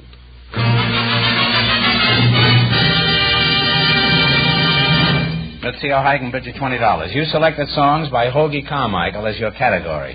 Now, here's your first question. How much will you bet? All of it. He says all of it. All of it? Mm-hmm. All right, you're going to bet $20. Let's see if you can identify this song. Play it, Jerry.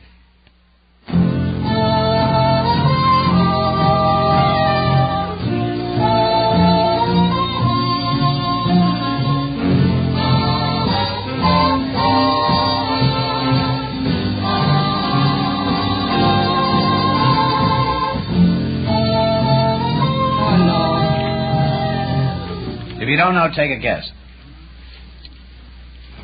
I thought at first it was Old Buttermilk Sky.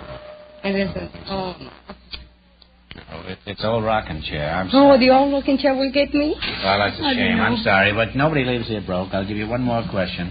Who At was least there you'll in the split Grand $25, huh? Yeah. Now, this is a pretty tough one. This isn't Grant's Tomb tonight. Now, listen very carefully. Who wrote the autobiography of Benjamin Franklin? Benjamin Franklin. You're absolutely right. I didn't know that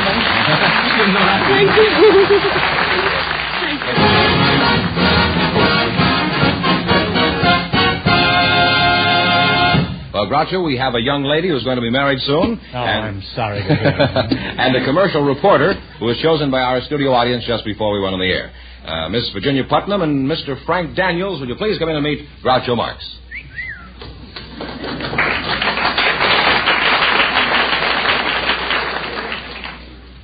Each year they're getting prettier, and each year I'm getting older. Well, welcome to You Bet Your Life. Say the secret word and you'll divide $100. It's a common word, something you always have with you.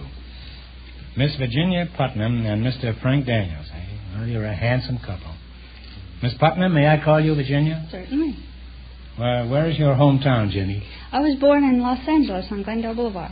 Let's see now. Since you were born in the West, I'll just call you West Virginia. How would that be? By the way, you say your name is Putnam. Is your father Israel Putnam? No, my father's Fred Putnam. Oh. Do you know Israel Putnam? Well, as a matter of fact, actually, he's my great-great-great-great-grandfather. Oh, well, he was a great-grandfather. You know who he was, huh? Yes, I do. He was a famous general in the Revolutionary War Mm-hmm. and fought at the Battle of Bunker Hill. He did? Yes, he did. I know more about your great-great-great-great-grandfather than you do, huh? I wasn't even there at the time. I was pretty near. At any rate, you've learned something here tonight. Oh, I have. Now, Mr. Daniels, tell us something about yourself. Where are you from? Well, I'm from Minneapolis, Minnesota, Groucho. I've been out here in Los Angeles for about 2 years now. Oh. Well, Virginia Fenneman says you're going to be married soon. Is that correct? Yes, in about 3 weeks. Well, Frank, you've just got time to catch a boat for Liberia. Oh, no. Or would you rather go through with this execution? Well, Groucho, I think you got this little bit mixed up. I'm not marrying her. I've already got a wife and a 9-month-old baby. Well, I don't understand this. If you're not going to marry Miss Putnam, how did you get up here? Well, the audience selected me before the show. To marry this girl, and you're married? No, they selected me to come on the show. Oh. I'm already married. I see. Well, they had something like that in Arizona or New Mexico not long ago. I didn't know we were going to have that on our show here. What sort of work do you do, Frank? I'm a commercial reporter, Groucho. Oh, well, let's hear you report the commercials on this show. We could use something after Fenneman. What is a commercial reporter? Well, actually, I'm a credit investigator. Commercial reporter, indeed. What a sneaky way to introduce himself. Who do you work for? I work for Dun & Bradstreet, Groucho. Oh, I know them very well. I've been done by Bradstreet for years.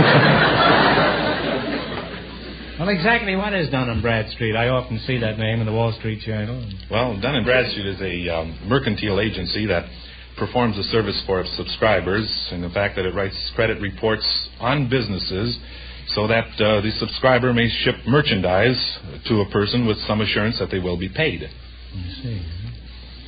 Well, suppose I want you to check on a company for me. How do you go about it? Well, first you have to tell me the name of the company. Well, it's Dun & Bradstreet. Before you get my money, I want to know how shifty you are. Virginia, let's get back to you. Do you have a job? Yes, I work for Tom Kelly, the commercial photographer. Oh, I'll have to come over and see our studio sometime. We could go in the dark room and see what develops, huh? That's an old joke, isn't it? Huh? It's very old. You don't have to agree with me quite so quickly. Don't forget, there's a quiz coming up. What sort of work do you do for this photographer, Ginny? Well, I'm a prop girl, and I assist the stylist. Prop girl? You don't look like any prop to me, Virginia. What do you spend most of your time doing? running around for unusual props, such as live pheasants or an unusual beer stein or drapes. Sounds pretty dull, doesn't it? Well, drapes can be pretty interesting. For instance, we got the nice red plushy drape that Marilyn Monroe draped her form across on that famous calendar photo. You did that picture there? Mm-hmm. There was a drape in that picture? Yes,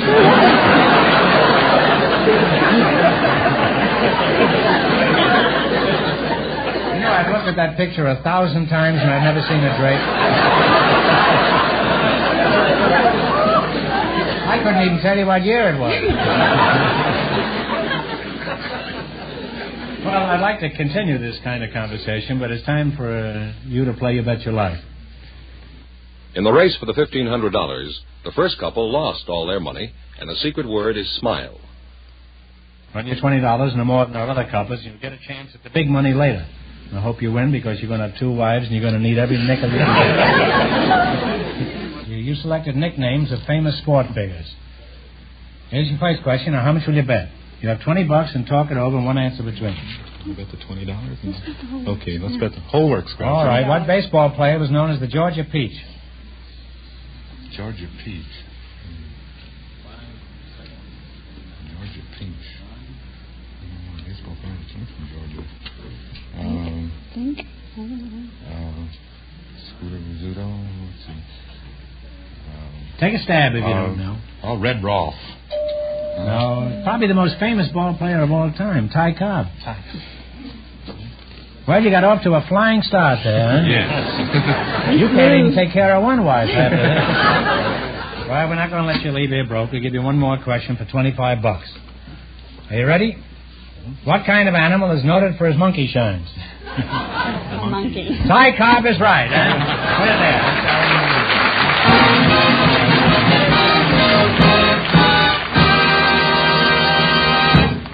Well, Groucho, just before we went on the air, our studio audience selected a college girl, Doreen Davis. Her partner is a special guest tonight, Judge Leroy Dawson of the Los Angeles Municipal Court. So, folks, would you please come in to meet Groucho Marx?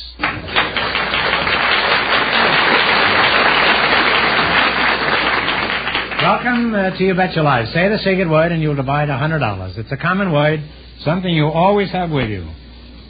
Doreen Davis and Judge Leroy Dawson. Can't be a judge. Where's your bench? Well, that's at the courthouse where I've been expecting to see you sometime. Dawson, I'm letting you off with a warning. Don't let me catch you facing me again, ever. Clear? You, girl, tell the court your right name. Doreen Davis. Age? 21. Marital status? Married.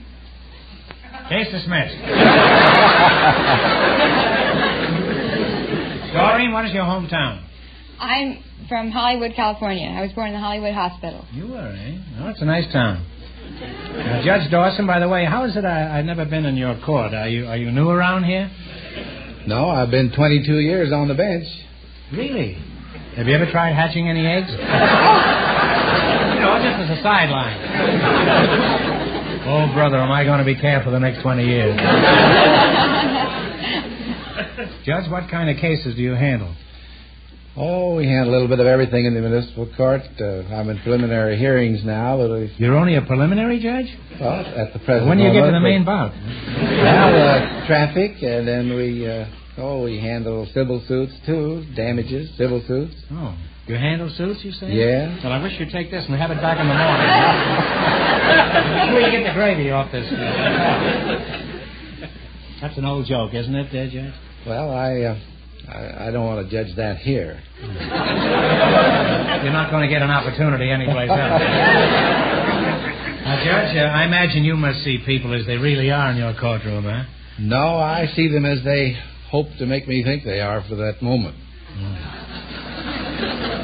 Were you a lawyer before you became a judge? Oh, yes. Is that necessary? That's absolutely necessary. You have to pass the bar examination? Yes. Well, how can you tell if a man is lying to you? Or a woman, for that matter? Well, let's leave the women out of it. Yeah. They're hopeless. No, but they lie just to keep in practice.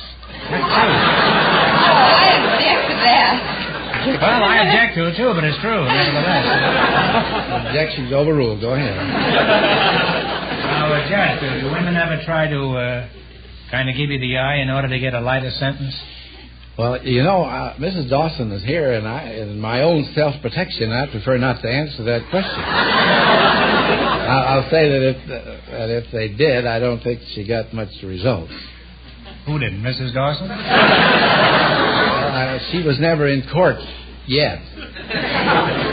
I've been waiting for that day, too. Well, Doreen, the judge is pretty cute, isn't he? Sure is. Well, Mr. Fenneman says you're a college student, is that right? Yes, I am. Which college do you attend? I go to UCLA. Uh-huh. And when did you matriculate? Well, I started UCLA in 1949. Uh-huh. And I've been going there ever since. Do you continue to go there indefinitely? It looks that way. Well, you say you're married? Yes, I am. You met your husband in college? Yes, I did. I met him on a blind date. Are you going to raise the family at UCLA, or are you planning on quitting there someday? I guess we'll raise our family there. Oh. I've heard that 97% of you girls at college go there to hook a sucker. Is that true? No, I don't think... No. No? Well, what would you say the percentage is?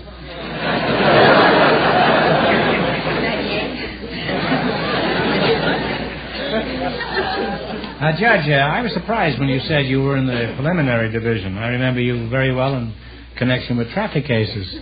How come? Well, we're subject to transfer by the presiding judge. We work 1 year in traffic, another year in another division. Well, would you regard this as a promotion? Oh, yes. You were nationally famous as a traffic judge.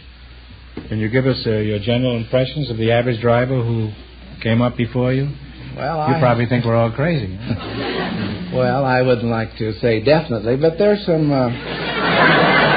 After you watch people drive and then listen to their explanations, you're liable to get that idea. I've learned after listening to about 3,000 or 4,000 customers.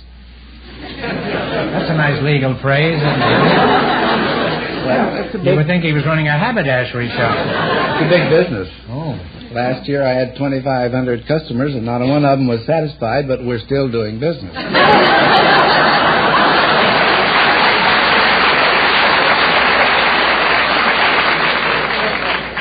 Well, do you get a cut on all the fines that you slap on these people? No, but that would be a very delicious assignment if that was true.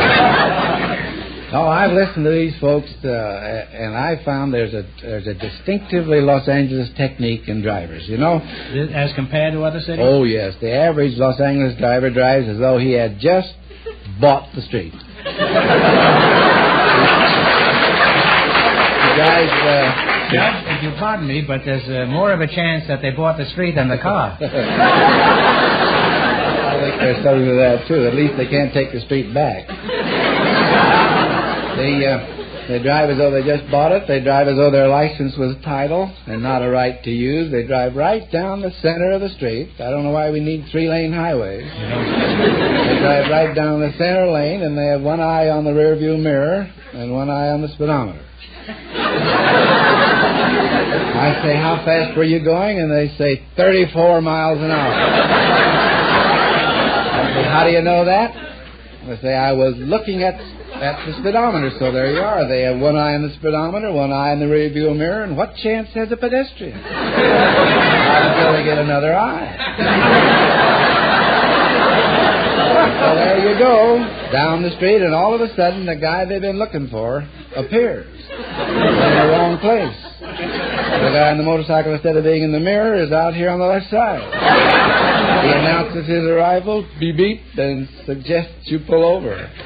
So you take 5 blocks to find a fire plug that you could park it. And, then they come on to court, and I say, come on up here. And I say, you're charged with doing this, read whatever it says. And they say, guilty, Your Honor, but... I know what I'm going to get now. I'm going to get a 5-minute speech on why this guy is so important socially, You mean he can break you? No, that's what he thinks. Yeah. And you're going to break him with his fine. No, he just wants to explain why he shouldn't be required to pay the prevailing scale. It's all right for everybody else, but not for him. Well, he's got a point if it's me. Well, of course, there's that other type that says, you can't send me to jail. That's a bad statement. You know, that always arouses my competitive spirit.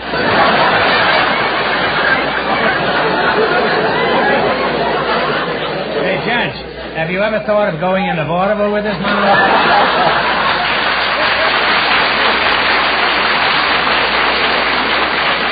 No. Now, there's one question I have to ask you, because I hear this question frequently. I hate to interrupt this. Well, that's this all right. Is real humorous and good. But is a motorcycle policeman obliged to bring in so many people every day?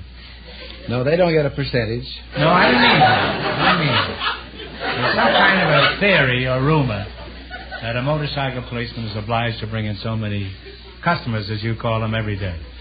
Well, I don't think they are. Of course, I've heard that rumor, too, but... It's not true. I don't think it is. There is no necessity for a quota. I think that's difficult to keep from bringing in more. Well, Judge, I've been kidding you, but I want you to know we all respect you for your outstanding work as a jurist, and I mean that from the bottom of my heart. And if I ever have to appear in your court, it'll take 6 men to carry me in. And a straitjacket. Now it's time to play You Bet Your Life for a chance at the big money. And you're a pretty smart cookie. You ought to do pretty well up here, Judge. In the race for the $1,500, our first 2 couples lost all their money. You selected what's the number as your category. These numbers are associated with familiar titles and phrases. Let's see if you can identify the number. Here's your first question. How much will you bet? Go ahead. You want to bet 15? 15, all right. Okay. How many thieves opposed Alabama? Go ahead. 40. 40 is right. You now have $35. You have $35. How much of this are you going to bet on your second question? It's all right. In the story by Jules Verne, how many leagues under the sea? 20,000. 20,000 is right. You now have $65. Here's your third question. How much are you going to bet? 60. 60. All right. How many horsemen of the apocalypse were there? 4. 4 is correct. It now climbed to $125. You didn't spend all your time with Chief Justice Marshall, Judge. Or even Gladstone. I don't mean the bag. Here's your last chance to beat the other couples. They have $125. How much are you going to bet? 120. 120. 120. How many reindeer in a visit from St. Nicholas? 8. 8 is absolutely correct. And you wind up with a grand total of $245. Thanks and good luck from the DeSoto Plymouth dealers.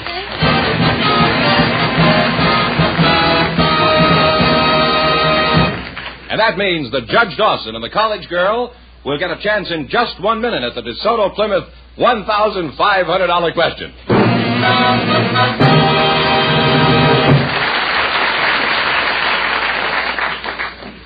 Folks, have you seen a Groucho Marx used car special yet? Well, if so, you'll have noticed a great many things about it. First of all, you'll have admired the appearance. Chances are the Groucho special used car you saw was a late model, low-mileage car, in perfect shape and ready to roll. Then, if you looked at the price tag, you probably saw that you could buy this Groucho special for a remarkably small down payment, and that all the remaining payments were small, and you could take your time in paying them. That's what that Groucho Special sticker stands for. It means that the car you're looking at was picked by your DeSoto Plymouth dealer as one of his really outstanding buys. A remarkable car, priced to make it the hottest bargain in town. Of course, if you looked around, you saw that all the cars the DeSoto Plymouth dealer had on display were unusual bargains. That's because of the overwhelming popularity of the new DeSoto in Plymouth. Your neighborhood DeSoto Plymouth dealer has far and away the finest used car bargains in town. Take advantage of his remarkable used car offers. See his unusual stock of fine used cars tomorrow. Pay special attention to that wonderful group of cars known as the Groucho Special used cars.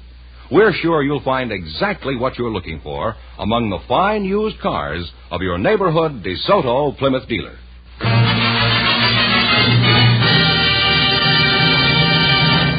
Now, Groucho, here's our winning couple, Judge Dawson and the college girl, all set for the DeSoto Plymouth $1,500 question. Here we go for $1,500. I'll give you 15 seconds to decide on a single answer between you. Think carefully, and please no help from the audience. Here it is. One of the 7 wonders of the ancient world was the one built by Nebuchadnezzar to please his Persian queen. For $1,500, what was this great wonder called? You have 15 seconds. Now talk it over.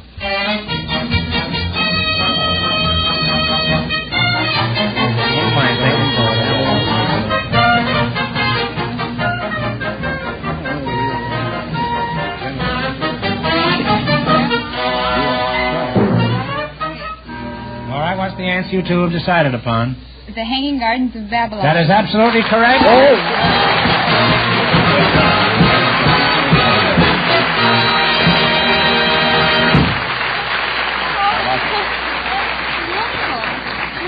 I was just saying to it, if I ever appear before your court, that I get a break, Judge. I think I'll award you a free boulevard stop, sir. Well, you win $1,500. How much in the quiz, Judge? $245 in the quiz. $1,745. What are you going to do with all that money? I can't believe it. Well, if you don't believe it, we won't give it. I'll take care of that problem. Well, thanks to both of you, and congratulations from the more than 3,000 DeSoto Plymouth dealers from coast to coast. You bet your life.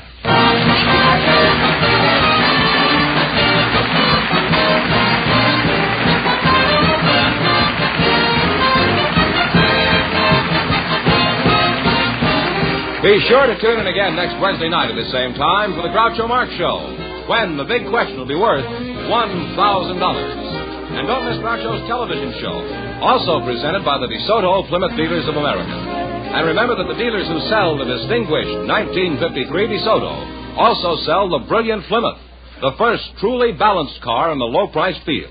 DeSoto, Plymouth, 2 great cars. Both products of the Chrysler Corporation. And when you drive in, tell them Groucho sent you. Good night, folks, and remember, just be sure to see the distinguished new DeSoto.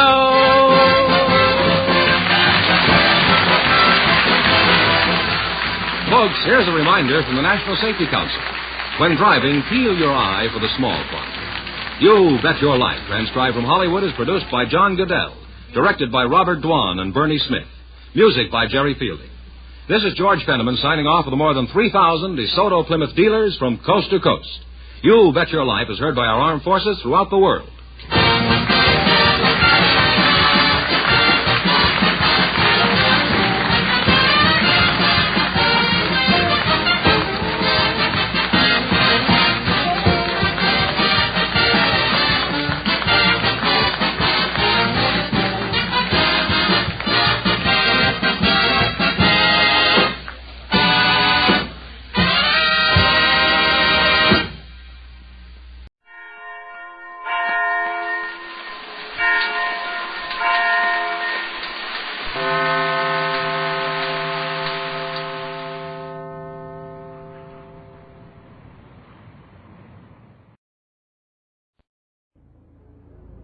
Now, and here in the living room we find Mrs. Victor Gook and young Mr. Rush Gook. Sade is seated in the easy chair beneath the floor lamp darning socks, while her son, lying shoelessly on the davenport, stares at the ceiling and thinks thoughts. These thoughts have crystallized into words now, apparently, for we hear the young man say, Mom, remember the other day me saying I thought I could reasonably expect to receive 20 presents this Christmas? I was telling Dove, but you happened to be in the room. I guess I wasn't listening. Well, that was the figure I arrived at after long study. I estimate I'll receive in the close neighborhood of 20 gifts. Quite a few. Yes, it is. 20 is a good round figure. Smelly Clark, though, is going to make me look like a plug nickel. He's going to get Christmas presents till who laid the junk. Boy, I wouldn't be one bit surprised if that guy received 120 Christmas presents. Man. He might even receive 220 Christmas presents. I never knew Smelly was as popular as all that.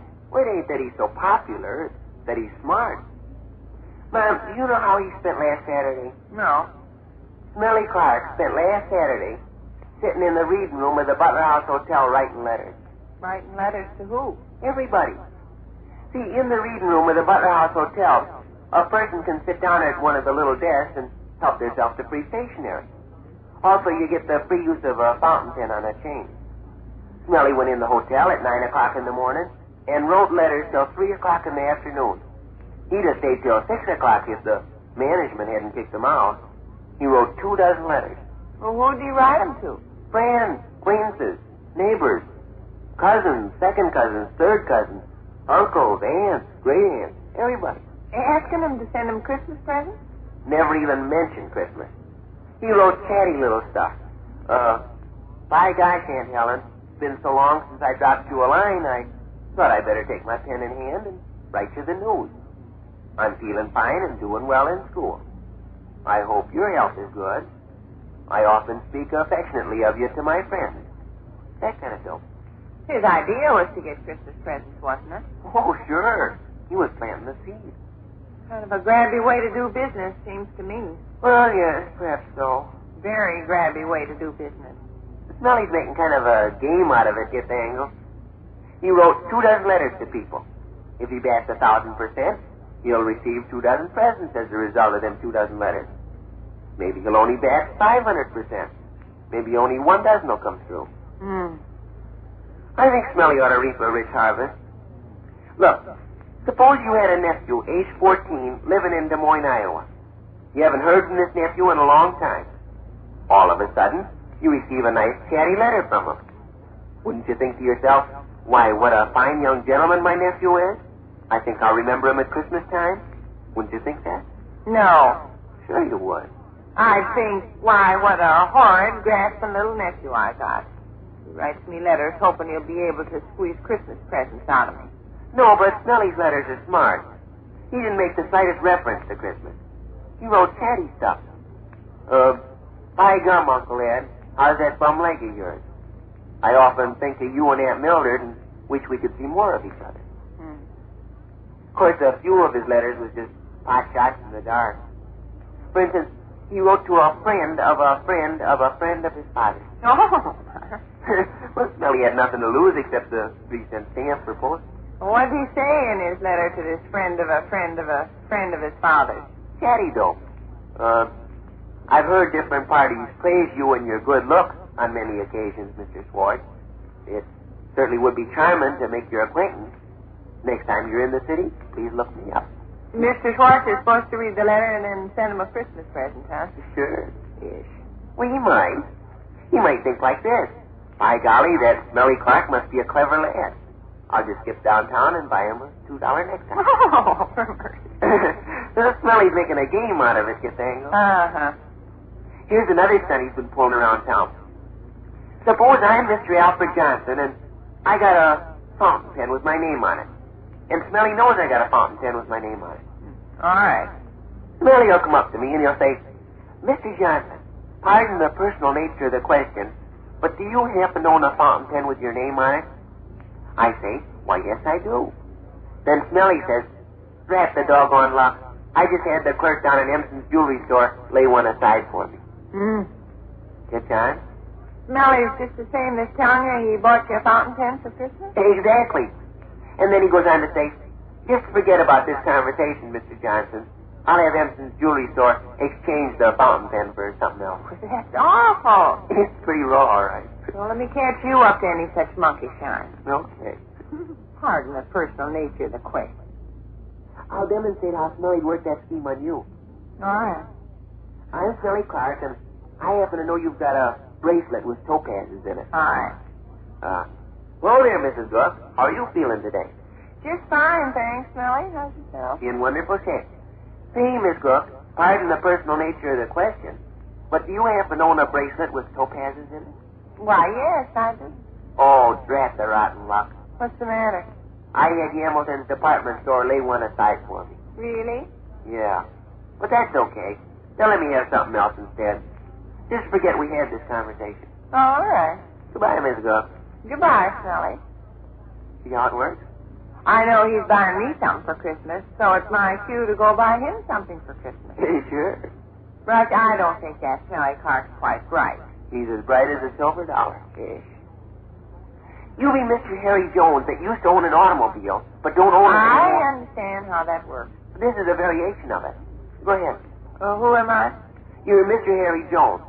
You used to own an automobile, but you sold it some weeks back. You're Smelly Clark, huh? I'm Smelly Clark, and I know you sold your automobile. All right. Well, by gosh, if it ain't Harry Jones. How are you, Harry? Just fine. I'm feeling good myself. Say, Harry, pardon the personal nature of the question, but I haven't seen you riding around much in your car lately. I sold my car. You did? Sold it some weeks back. Well, if that ain't rotten luck for you. What's the matter? I ordered a special high-powered spotlight from Miller's Garage. That's so? Yeah. But they'll give me my money back. I can buy something else just as easy as not. Forget we had this conversation, Harry. All right. How do you like that variation? It's terrible. Oh, I don't know. Wait till Christmas morning when you see Smelly wallowing around in about 200 presents. If that's the only way I could get Christmas presents, I'd let the whole thing slide. Smelly thinks of it as a game. Some game. And Smelly expects to receive at least 40 presents just on the strength of the compliments he's always given people. You giving people compliments these days? Pours on the compliments like axle grease and peach butter. Remember last night when he went to the grocery store with me? He gave Mr. Croucher the works.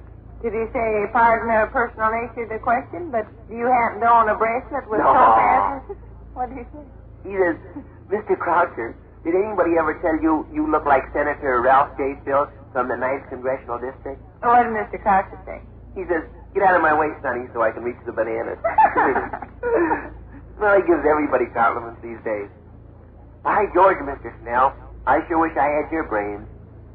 Holy smoke, Miss Chin Kisser, you're pretty as a watch charm. Doggone it, Mr. Chin Money, that suit fits you like the paper on the wall. But it costs $20 if it costs a cent. At least 40 Christmas presents Smelly expects to realize from passing out compliments. Oh, Rush, I'm sure your friend Smelly ain't any too bright. Just you wait and see. If he gets 200 gifts, it'll show whether he's bright or not. Like he said to me last evening. Rush, he says, I know human nature. I know human nature like a book. Telephone to him. Telephone to him. Might possibly be Bluetooth Johnson. All right, Chris. Hello? Hello there, lady. Is that so? Is it that cold? Golly. No, the big muckety-mucks are large meeting this evening.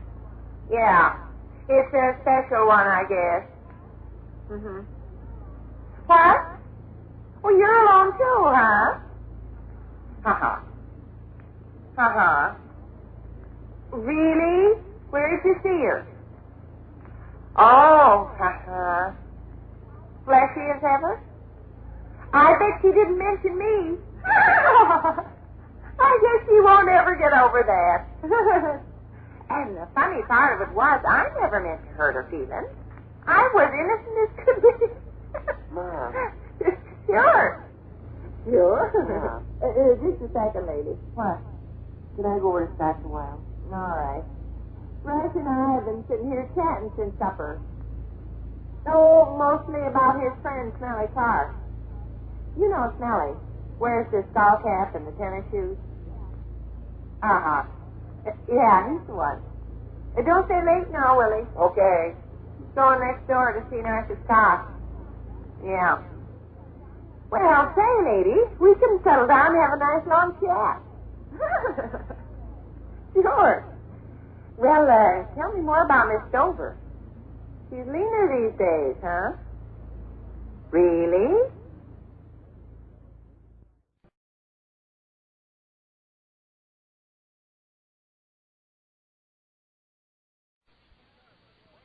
It's Duffy's Tavern, brought to you transcribed by the National Broadcasting Company, with Charlie Cantor as Finnegan, Hazel Sherman as Miss Duffy, Fats Bichon at the piano, our guest, Deems Taylor, and starring Archie himself, Ed Gardner.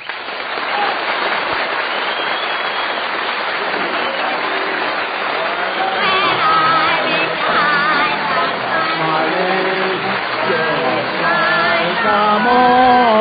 Quiet,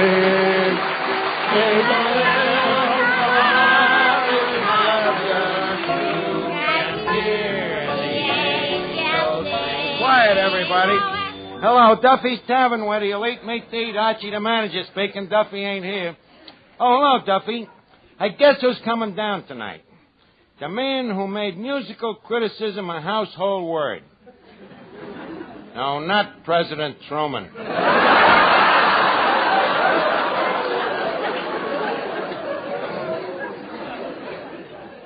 There was no household word.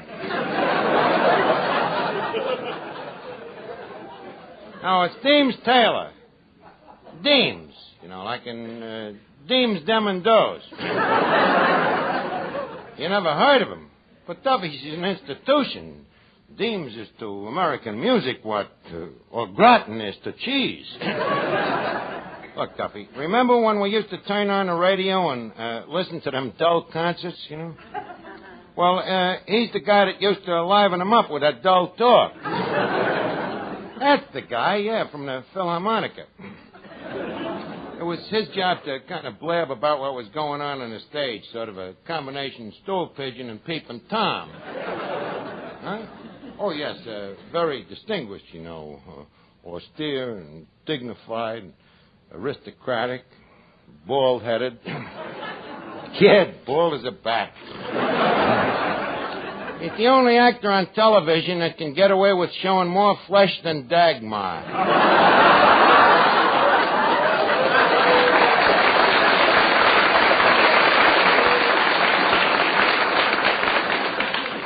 Well, he's coming down tonight to listen to an opera I wrote for television. Look, Duffy, a crude, vulgar sound like that don't make you no Deems Taylor. So many people don't seem to like television.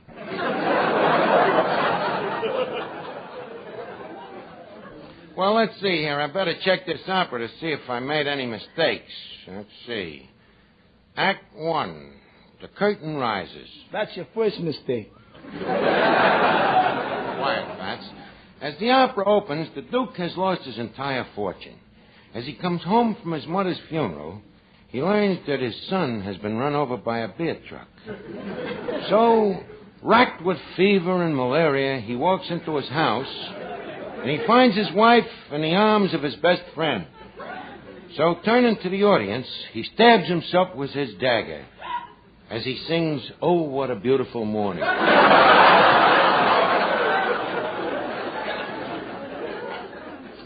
Well, that part's okay. I just wonder what I should call this opera. What would be a good title for an opera, Fats? Longren? Yeah, that sounds a little corny. How about Pagliacci? No, it don't sound like it'd be a name that'd catch on. How about Figaro? Don't be silly. That's a fertilizer. Well, we're getting close. What do you mean?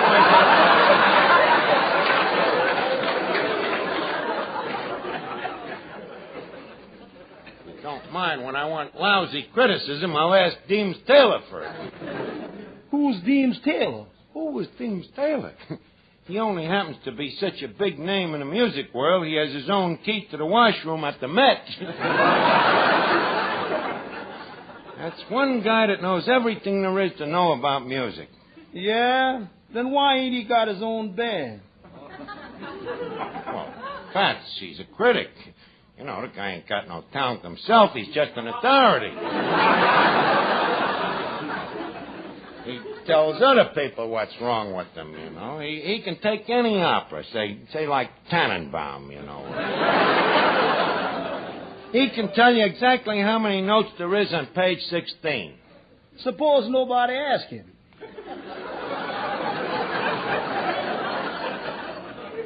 Deems is the type of man who will tell them anyway. Yep, he can even tell you anything you want to know about any composer, living or dead. Oh, hello, Finnegan. Hey, what's that you're writing? I'm knocking out an opera. Oh. Say, Arch, could you use a good soprano?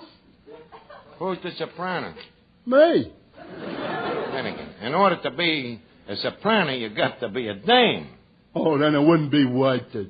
You were singing. What's the matter, Sing? I've been studying. You want to hear me sing up the scale? Perish forbid. Oh, listen. That was up the scale. Now, leave me hear you sing down the scale. Well, his voice ain't bad, but he's got a horrible sense of direction. Well, Art, you can't have everything. Look, who learned you to sing like that anyhow, Miss Duffy? No, it wasn't Miss Duffy. I learned it from listening to the birds. To the birds? Well, exactly. Birds can sing better than anybody. Birds can sing. What are you talking? People can sing rings around birds anytime. Oh, yeah? Oh, yeah. Take Lily Punch. She can hit an F above a high C. While balancing herself on a telephone wire?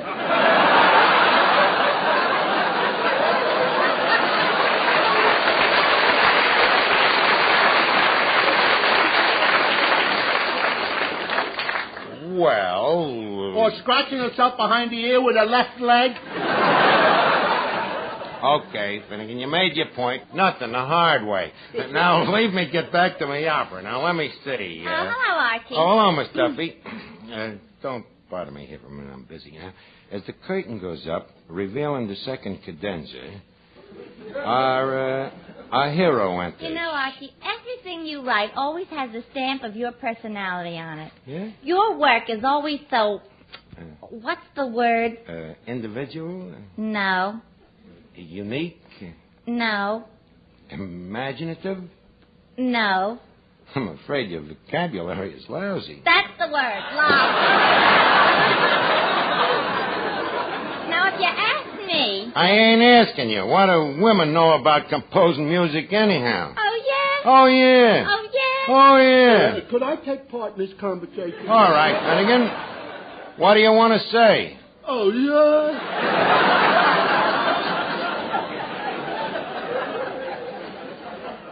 Well, that throws a different light on it. Miss Duffy, I defy you if you can name me one great woman composer who was a member of the female sex. A great woman composer? Joan Sebastian Bach. Well, her, yeah, but...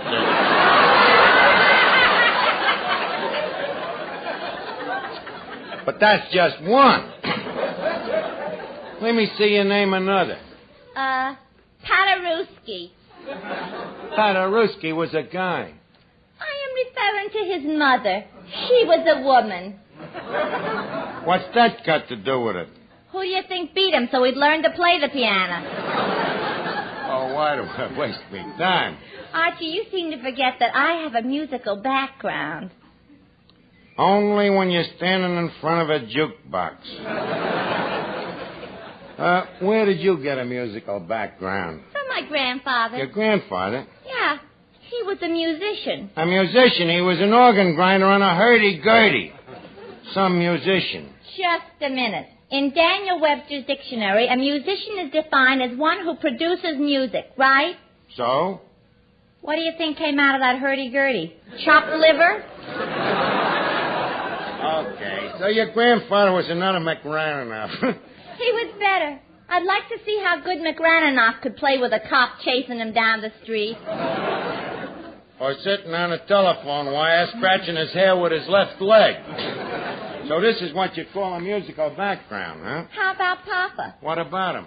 He's always singing. Your old man always sings? Certainly. Every time he's in the bathtub. And he'd be much better off if he sang oftener. Oh, yeah? Have you ever heard him sing Sweet Adeline? Only once, a duet with a lamppost. The lamppost sounded better. Now, beat it, Miss Duffy. I got to get back in my creative mood. Oh, Fats. Yeah? Fats, play me some opera to put me in a mood, huh? Sorry, boss. I only know the popular stuff. Oh, then. Okay, then play some popular stuff. It may please the peasants. Just picture a penthouse way up in the sky with hinges on chimneys for clouds to roll by. A sweet slice of heaven for just you and I. When we alone From out of society we'll stay aloof, live in propriety there on our roof. To heavenly hermits we will be in truth. When we alone, we live life's mad pattern as we view old Manhattan. We can thank our lucky stars that we live in as we are. In our little penthouse we'll always confide to keep love and romance forever alive in view of the Hudson just over the drive. When we alone,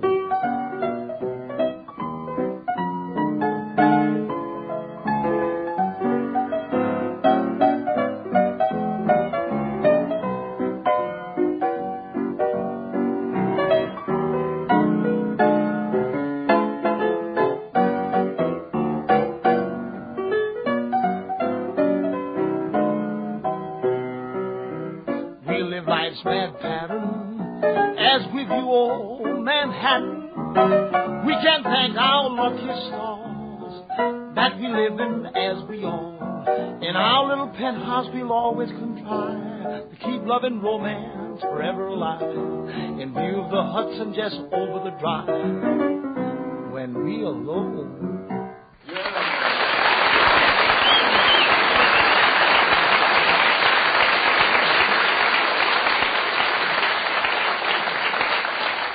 Attaboy, Fats, but I gotta finish this opera now before Deems gets here. Let's see. As the curtain goes up, the Duke has stabbed everybody on the stage. So, not wishing to go out into the audience, he now stabs himself. As he gasps for breath, he pulls up his sleeve, and there, to his surprise, he finds a birthmark. It is a Salisbury strawberry. Egad gad, he yells. I am my own half-brother. Oh, Mr. Archie. Yeah, Fats? You want to taste this soup to see if it's all right? Okay. Tastes all right. I don't know what it is, but I'll tell you one thing, Archie. What? You are sipping it in E-flat. Dean Taylor!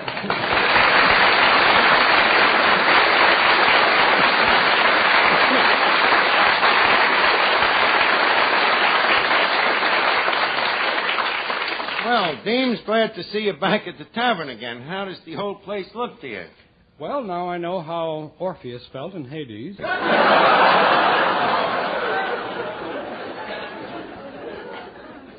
This I ain't acquainted with. Have you any other observations? Well, I must compliment you on one thing, Archie. What's that? The way you've arranged the customers in such neat piles. I suppose you're used to the Metropolitan where they sleep sitting up.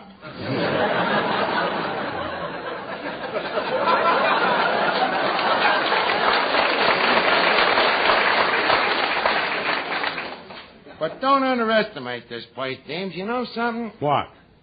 Irving Berlin himself sat at this very table, and he himself wrote that music right there on that tablecloth. Oh, that's what it is on that tablecloth. Let me Yeah. see. Very interesting. Mm-hmm. Ouch! What happened? One of the half notes just jumped off the table and bit my hand. Guess it was just professional jealousy. Well, this has all been very delightful. Now I think I'll go. Go! But you just got here. Can you think of a better time?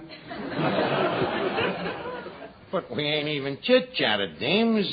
Tell me what you been doing. You been working on FM? FM? Yeah, television. You should be great on it, huh? Well, to be frank, I am rather photogenic. Well, everybody's scared at first. I understand that even when Milton Brill started, his hair stood right on... You wouldn't have to worry about that. Archie, please, I'm a little sensitive about my departed pompadour. Oh, sorry. It's a rather sad chapter in my life. You're sensitive, huh? Well, then leave us not talk about it. Thank you. Not at all. Not at all. We'll talk about something else. Yes. I mean, how'd you get so baldy, James? Well, I gave my hair to my profession. You gave your hair to your profession? Yes, I was attending a rehearsal of an Indian opera. Naturally, I fell asleep, and when I woke up, I was scalped. Well, you can't say the Indian wasn't thorough. But I'm being a thoughtless mine host. How about a bite to eat, Deems? Fats, take Mr. Taylor's order, huh? What have you, Fats? Well, would you like the 30-cent dinner or the 50-cent dinner? What's the difference? With the 50 cents dinner, you get a fly swatter. Give me the 50-cent dinner. I need the exercise. Hey, Art. What is it, Finnegan? Who's the guy with the crew haircut?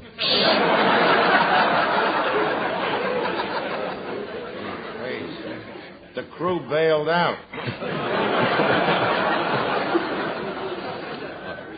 Finnegan, come here. This happens to be Deems Taylor, and he's very sensitive about his lack of no hair, see? So remember, don't mention hair when you're talking to him. Oh, not a word. I'll leave it to me. Well, Deems Taylor, as I live and breathe. Why, you do, don't you?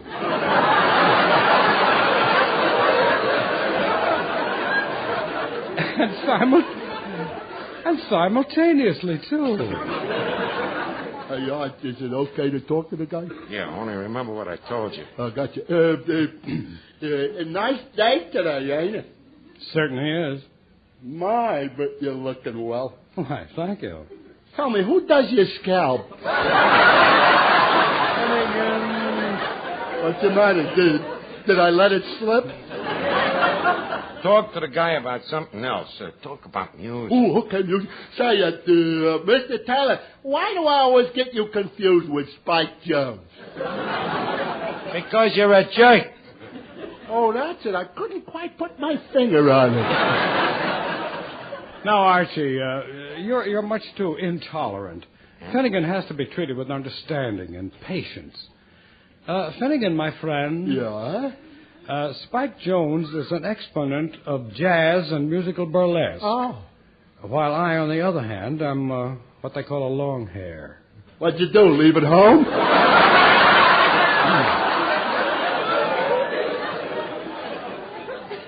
Archie, what was that word you used a moment ago? Jerk. Thank you. Finnegan, you're a jerk. Beat it. Attaboy, James. Why, say, Archie, this is a surprise. I knew you had a piano here, but I didn't know it was a baby grand. I beg your pardon. James, this is Miss Duffy. Oh. The piano's the one over there with the shapely legs. So you're Deems Taylor, the well-known critic. That's right. So what have you got to be so critical about? Miss Duffy, that's his job. The guy criticizes music. Do you hate music? No, I love it. Then why criticize it? Well, why don't you criticize architecture? Really, I haven't the slightest interest in architecture. That's right. Throw Katrinka Yarbutts' mother out of work. Katrinka Yarbutts' mother? She's a steeplejack. How did Katrinka Yarbutts get into this? Oh, I suppose she's not welcome just because she's from Lithuania. Miss Duffy, look, I'm only trying to tell you that my field is music.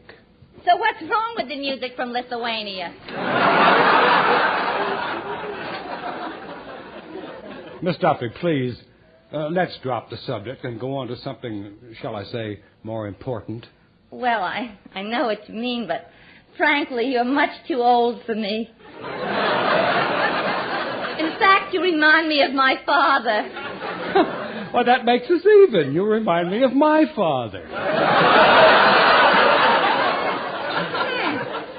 Look, Miss Duffy, you have just been exited. Now, look, Deems, I got a little surprise for you. Another? Yep. Yeah, I guess a lot of morons come to you with operas they have written, huh? Oh, that's right. Where's yours? Right here. And it's the first opera ever wrote for television. It's years ahead of its time. I can wait. But I can't. So why don't you take it over in the corner and read it, just quiet-like. Couldn't I Scream just once? Well, if the mood seizes you. Let me look at this. You say you wrote this opera for television? Mm-hmm. What are you trying to do? Bring back radio?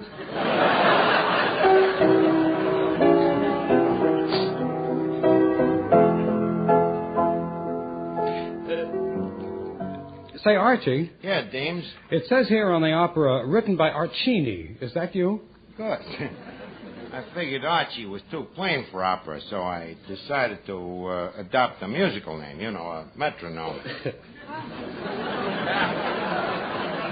Well, tell me, Deems, did you look over the opera? Yes. What do you think of it? Well, considering the fact that you never went to school, it's horrible. Look, Deems, you're just looking at the raw music. It'll sound better when you hear yourself singing it. I would rather drop dead. Not until the second act. Well, what do you say? Will you sing it, yes or no? No. No, huh? Deems, I got 23 more bald-headed jokes. You have? Yeah. Toreador. Attaboy, Deems. Glad to have you in the cast. Now, here, Finnegan, Miss Duffy, here's your parts. Fats, you're the orchestra. Overture, please. Thank you.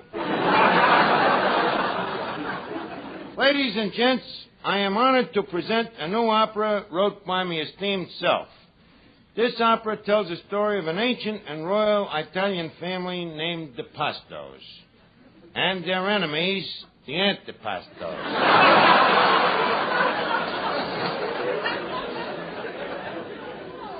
The part of Prince Cacciatore Pasto will be sung by Mr. Deems Taylor, our eminent contemporary and mezzo barracuda. Thank you. Now, the part of his sweetheart, Princess Vermicelli Antipasto, will be sung by the well-known lyric falsetto and popular cashier and girl after men about town, Miss Duffy. Thank you. And now the house lights dim and the curtain rises on the first libretto. Oh, Cacciatore, how can I live without you? Oh, Vermicelli, I'm so mad about you. Oh, Moon. Oh, June. Egad. Boy, is this bad. Please, Mr. Taylor. Tonight, you are not a critic. You are merely a broken-down opera singer. Oh, I'm sorry. Granted.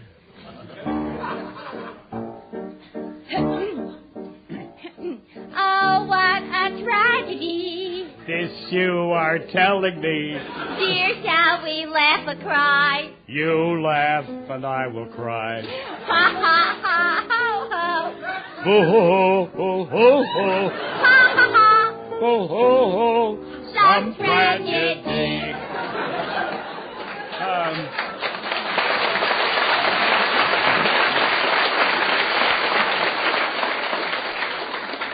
Archie. Yeah? This music, Yes? it's La Donna Immobile. Thanks, and it gets even better. Continue, orchestra. Oh, princess. Oh, princess. A man cometh through the forest. It's my trusty servant, an old family container. Oh, princess, whither art thou? I wither here. Whither art thou? What hies you hence?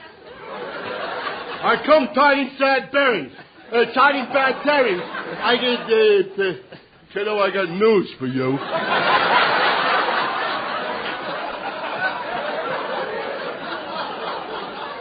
Princess, your old man, the Baron Gorgonzola Antipasto, approaches forthwith. He has found out that you are in love with this son of a mortal enemy. Oh, quickly, Cacciatore, we must flee. Flee. Some tragedy. It is too late to flee, my love. Here is your father now. Well, where is our old man? Honey, you're the father, too. Oh, yeah, baby. Oh, hello, my daughter. What are you doing with the son of the man I hate? Prince Cacciatore, whither is your father? I with her right here, Antipasto. Wouldst make order of it? Now, please, no scenes, Pop. Pasto, I hate you. And I hate you. Oh, I hate you. And I hate you. I hate you more than you hate me. Oh, no, you don't. Oh, yes, I do. We hate each other with a love that's true.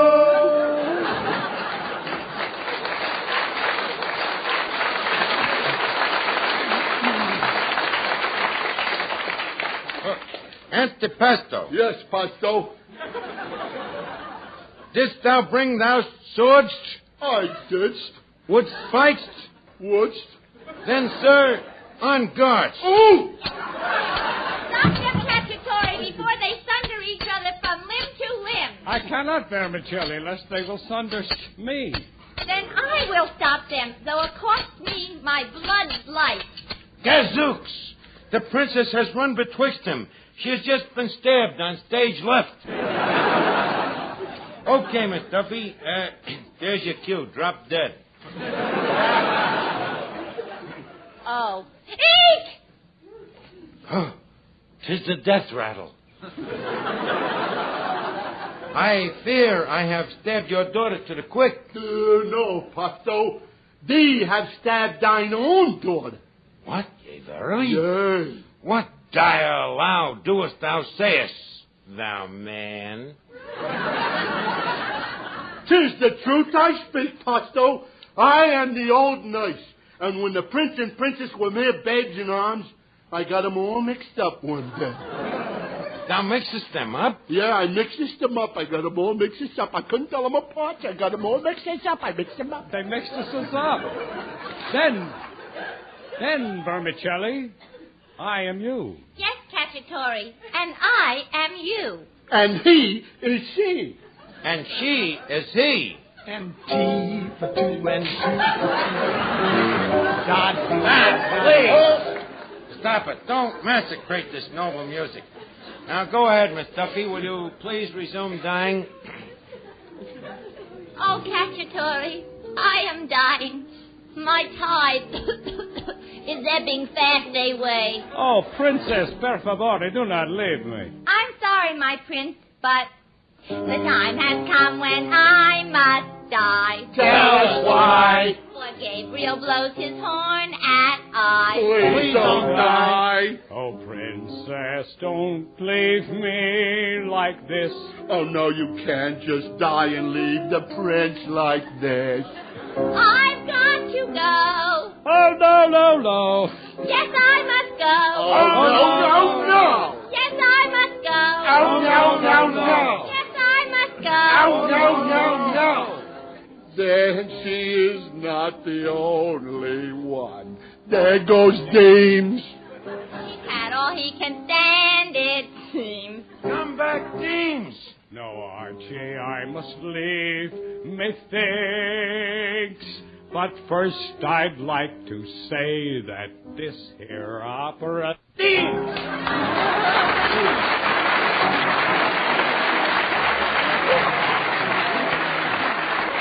Listen again next week, friends, to Duffy's Tavern, transcribed by NBC.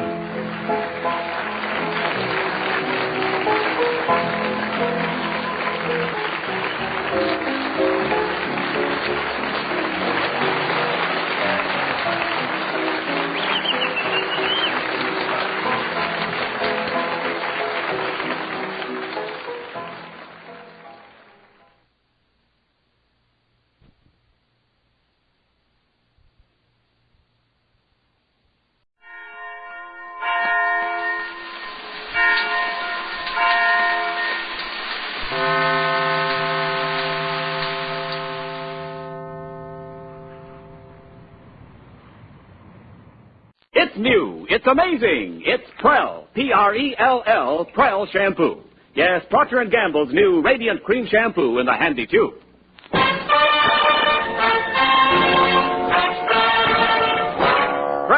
brings you The Life of Riley.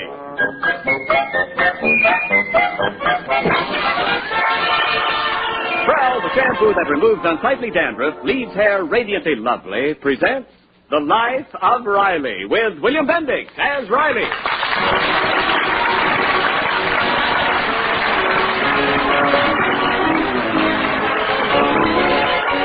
It takes very little to make Chester A. Riley happy.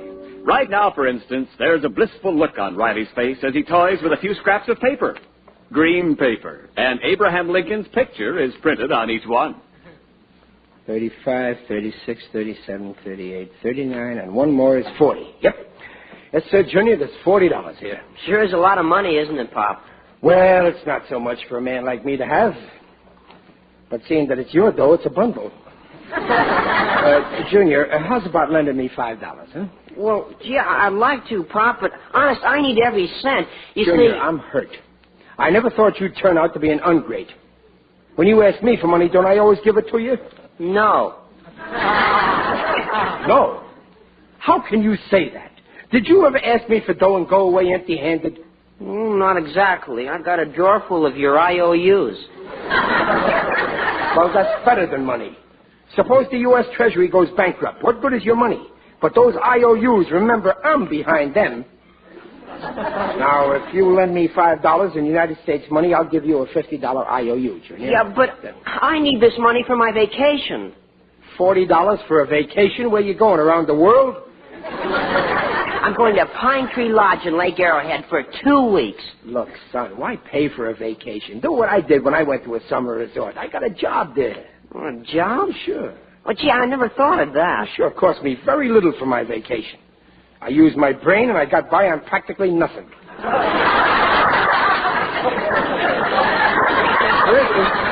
I once went to... Riley, the sink's blocked again. Well, in a minute, Peg. I'm just... Pop says I ought to work at Pine Tree Lodge instead of paying. Now, Riley. I'm just giving him a little friendly tip about something that I'm an expert on.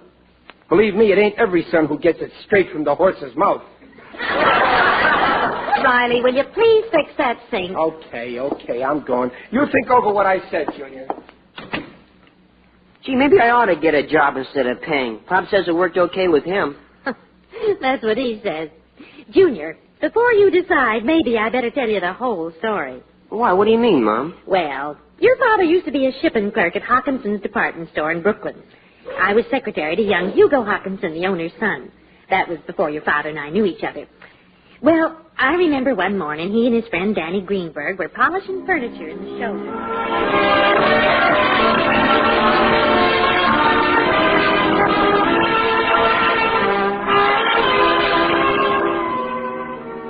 And then, Riley, this Hugo Hawkinson that thinks he's such a big shot, he has the nerve to say to me, Hey, Riley, you listening? What are you staring at? Look, Danny, there she is. Oh, Peggy Barker. Ain't she beautiful? Not bad. What a gorgeous figure. I seen better. What do you know? She's got a beautiful figure. I wish I had a figure like that. Okay, so she's gorgeous.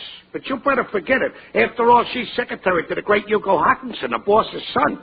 You ain't in her league, pal. Is that so? Well, for your information, I'm going to marry that girl. She won't be working for Hawkinson forever. Someday she'll be working for me.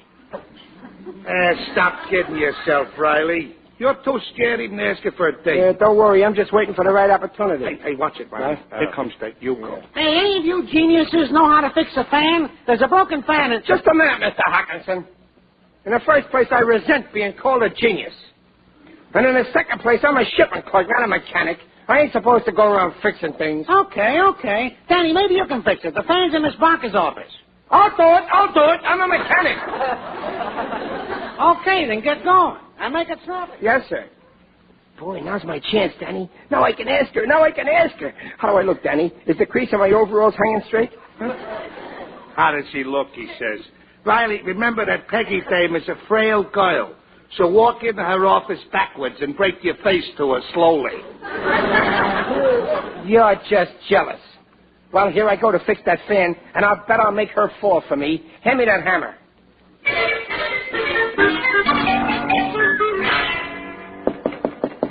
Come in. Oh, hello. You're Chester, aren't you? You're here to fix the fan, aren't you? Well, it's right over here on the desk. Well, what's the matter, Chester? Is something wrong? Well, why are you moving your lips like that? Oh, excuse me. I thought I was talking. Well, is there something you're trying to say, Chester? Well, you see, Miss Barker... Oh, don't be so formal. Just call me Peggy. Thank you, Peggy. You see, Miss Barker, I was thinking that if you won't think I'm too fresh, of course, we've never been introduced formal, but I thought if you weren't too... what I mean is, in other words, I was wondering, but seeing as how well, to come right out with it, I sort of hope that is, if you could... But if you can't, well, better luck next time.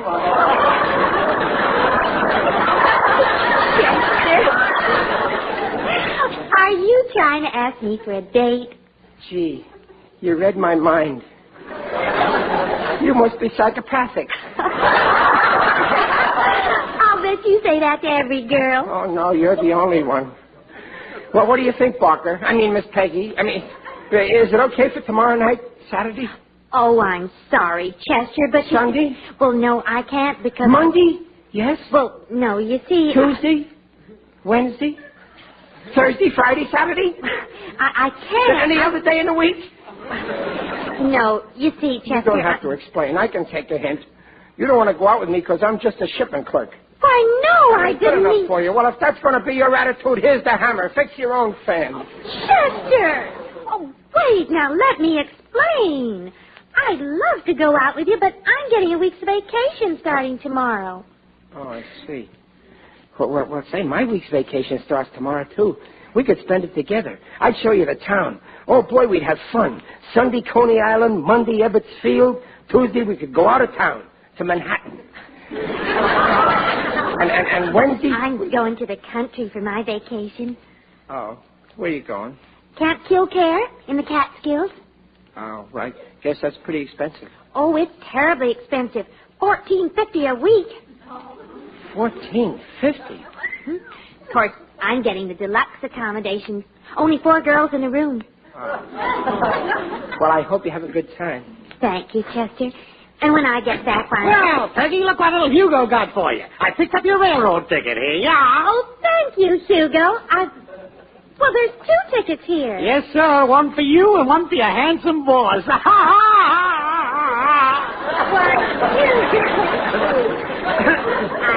I didn't know you were going to Camp Kilcare, too. I didn't either till I found out you were going. Oh, I'll show you a great time. Lots of moonlight there, you know. A moonlight and a roses.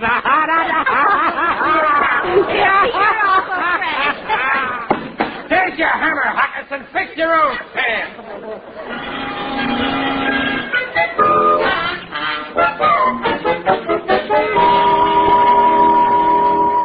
Attention campers. Attention campers. The Camp Kilcare dining room is now open for lunch. Guests are not permitted in the dining room in their bathing suits. So before sitting down at your table, please take them off.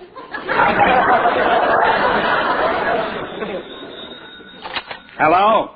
Oh, it's you, Bernice. Did our New York office send up any waiters? No? Well, what am I going to do? I got a dining room full of guests and only 3 waiters. I'll take anybody. Okay, call me later. Gotta get some waiters. Come in.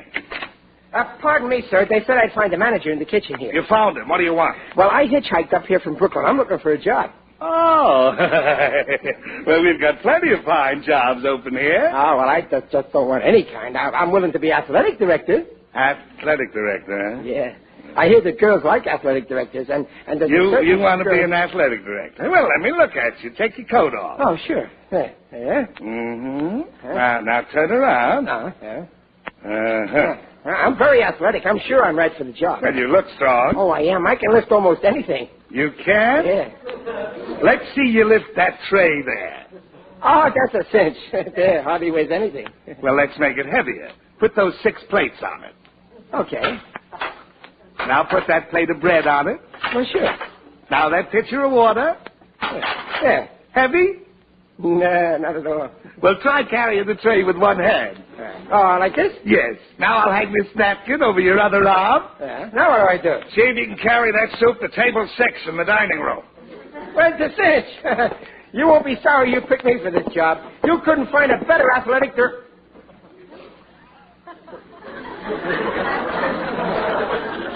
Wait a minute. You want me to be a waiter? You're a regular fox. But my girl, she's stopping here. She'll see me.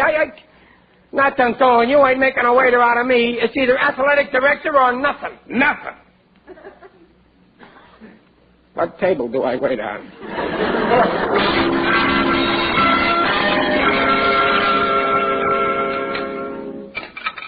Now, Riley, I'm starting you off easy. These 12 tables are your station.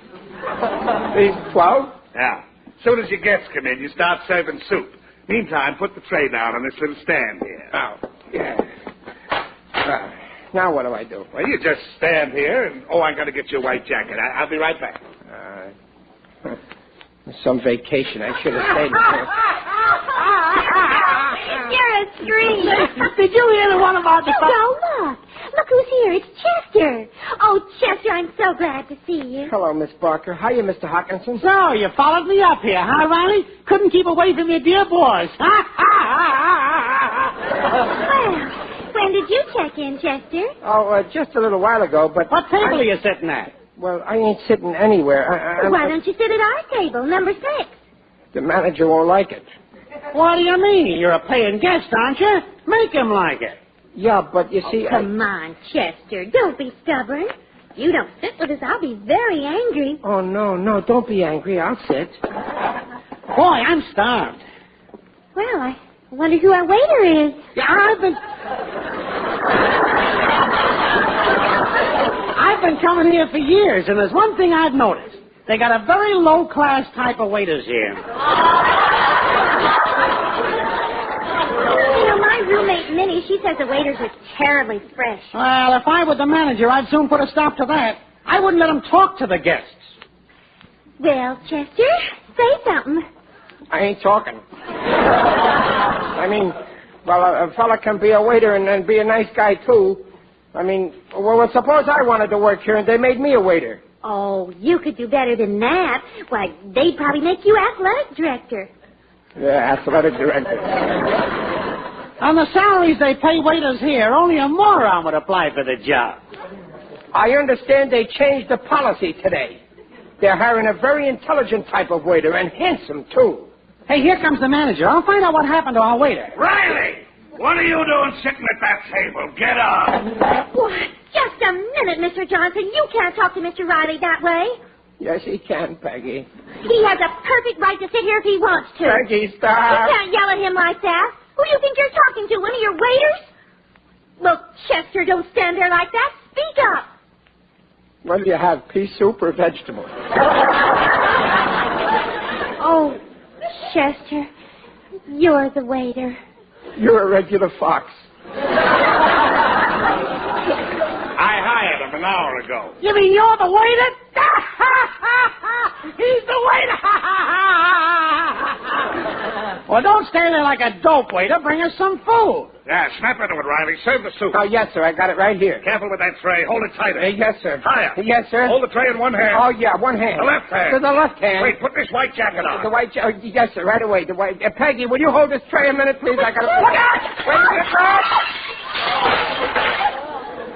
Yeah, clumsy oaf.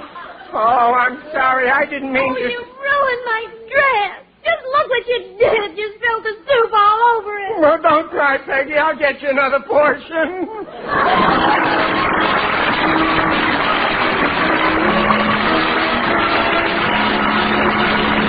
Well, we'll bring you the second act of the life of Riley in just a moment. And now, the glamour girl of 49. I'm Tallulah the tube of brown, and I've got a little something to tell. Your hair can be radiant, oh so easy. All you gotta do is take me home and squeeze me. I'm Tallulah, the tube of Prel, and I'll make your hair look swell. It'll shine, it'll glow, so dandruff-free. For radiant hair, get a hold of me. Tallulah, the tube of Prel shampoo. Yes, folks, your hair can be radiant, oh, so easy with Prel, Procter & Gamble's Radiant Cream Shampoo. Because Prel leaves hair radiant the very first time you use it. Radiantly soft, radiantly smooth, radiantly shining. Radiantly clean, too, with no ugly dandruff. Because Prel removes such dandruff in as little as 3 minutes. Doctors' examinations prove it. Prove it for yourself. Try Prel Shampoo.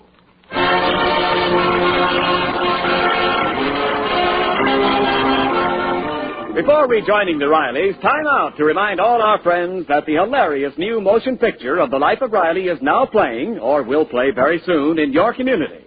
Starring William Bendix, this warm and funny movie is your chance to see all the Rileys, their friends, yes, and Digger Odell, too. See The Life of Riley if you like to laugh.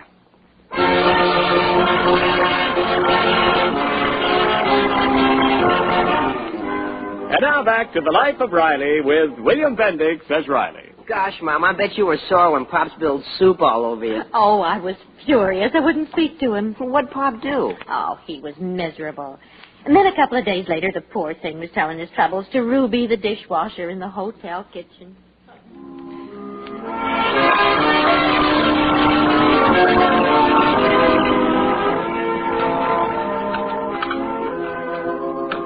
I don't know what to do, Ruby. She won't even talk to me. I'd do anything to get her to be friends again. Anything. I'm desperate. Well, I don't know, kid. Let me think.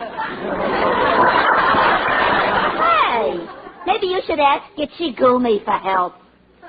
Gitchigoomi? Who's he? An Indian fella. He helps lots of young people who are in love. Oh, he does, huh? Mm-hmm. Well, where can I find this Indian? Where's his office? Well, now, you know that big rock looking over the lake? You mean what they call Lover's Leap? Yeah, that's it. Well, Gitchigoomi's spirit's been hanging around that spot for more than 300 years. Oh, he's dead. Didn't you ever read that there legend on the bulletin board over in the social hall? Oh, no, I never been in there. The help ain't allowed to mingle. Yeah, I know, but I got in there once 10 years ago. One night I got so drunk they thought I was a guest. Well, anyway, according to this here legend now, this guy Gitchigoomi was nuts about a little Indian dame, Nokomis. Just like my case. And she was nuts about him, too. But then there was another Indian who was also making a play for the girl. A very nasty character. Yeah, just like my case. Only I don't think Hugo Hawkinson is an Indian. Well, anyway, when it began to look like the girl is falling for Gitchigoomi, this other guy gets sore, you see. Yeah. And he ties a rock around Gitchigoomi's neck, and he throws him off Lover's Leap into the lake. Oh. Did he drown? Well, I don't want to give a hasty opinion, but that was 300 years ago, and he still ain't come up. And ever since then, any lover asks for help, Gitchigoomi helps him. You mean you can talk to this ghost like... God, go on. Only a dope would believe that. Okay, so don't believe it. But just for the sake of argument, let's say that I'm a dope. I can go along with that. And say that I believe that legend. How would I talk to Gitchigoomi? Well, first you call to him. You know, you kind of start off with that Indian love call. Oh, that's a lot of hooey. Well, now, I don't know. I once asked this Gitchigoomi for help. Huh? I was nuts about this fella Adolf, you see, but he wouldn't... Oh, guy'd have to be a sap to fall for that bunk. I'm going for a walk. Okay, so we don't believe it. But I'm positive if it wasn't for Gitchigoomi, I wouldn't be married to Adolf today. Gitchigoomi. You should only drop dead.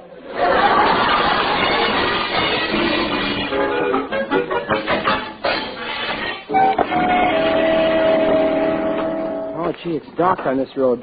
I can hardly see my hand in front of my face. Nothing could be darker than this. Would you care to bet? Who's that? Don't be frightened. It is only I, Digby Odell, the friendly undertaker. Well, Digger, what are you doing up here? You're the last person on earth I expected to meet. I'm the last person most people expect to meet. Are you on a vacation here? Oh, no. Every summer I close up my business establishment and work here as a gardener. I'm very handy with a spade. That's good exercise. Oh, yes. It's fun to plant things and then watch them come up. It's a nice change. But tell me, friend, whither art thou bound at this unseemly hour? Oh, I'm just walking to forget my troubles, Digger. You see, I'm in love with a certain girl, but she don't care for me. Ah, the pangs of unrequited love. Honest, Digger, I don't care whether I live or die. Please, I'm on a vacation. I'm so desperate, I'm even thinking of going to Lover's Leap and talking to Gitchigoomi. He's an Indian that died about 300 years ago. 300? Yeah. And you're going to talk to him? This I've got to see. Well, he doesn't really talk. He's a spirit. Oh, yes. Now I remember about this legend. Why not try it? Go to Gitchigoomi. Tell him your problem. Sure. Why not? What have I got to lose? I'll go, Digger. I'll go to Lover's Leap right away. Good. And by the way, if this 300-year-old Indian should actually appear, give him my card. I like his spirit. Well, cheerio. I'd better be shoveling on.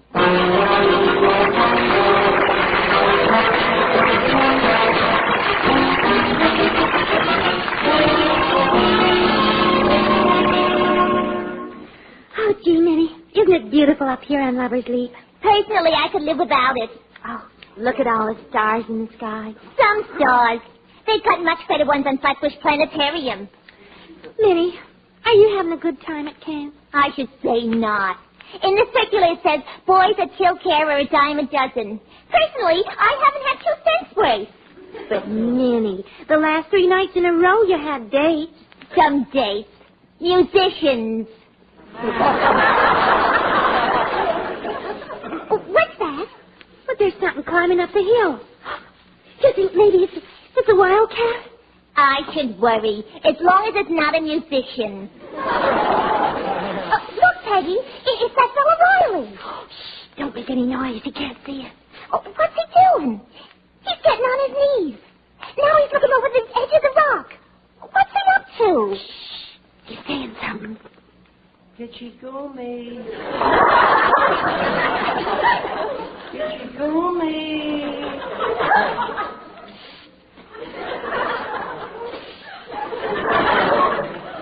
Oh, Gitchy!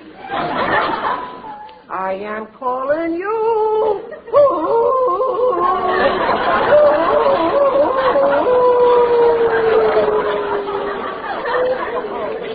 He's crazy. Howling like a wolf. Oh, no. It's the Indian legend. Oh, Gitchigoomi, help me. I love a girl, but she don't love me. I spilled soup on her. Her name is Peggy. She's the most wonderful girl in the world. Please bring us together. Do you hear me, Gitchigoomi? I am calling you.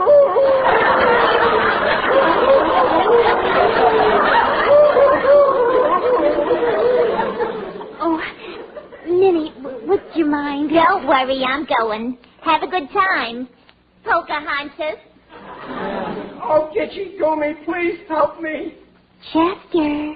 Yes, Gitchigoomi, I'm listening. Chester, it's me. Peg, it's you. Oh, Gitchigoomi, thanks. Thanks for bringing it. Oh, it wasn't Gitchigoomi. You were here all the time. You heard what I said. Yes. You must think I'm an awful fool. I think you're awful sweet. You do? Honest? Mm-hmm. Sit down, Chester, beside me. Here? Closer. Here? Much closer. What are you going to do?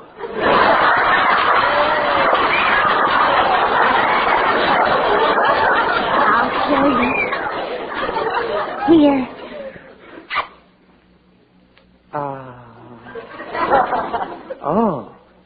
Oh, you kissed me. You know what that means? Now you'll have to marry me.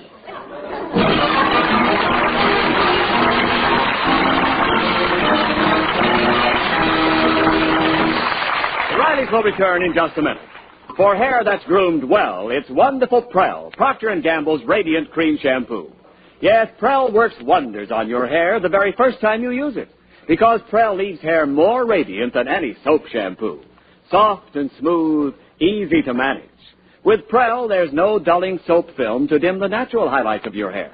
And Prell goes to work on embarrassing dandruff almost instantly. Removes it in as little as 3 minutes.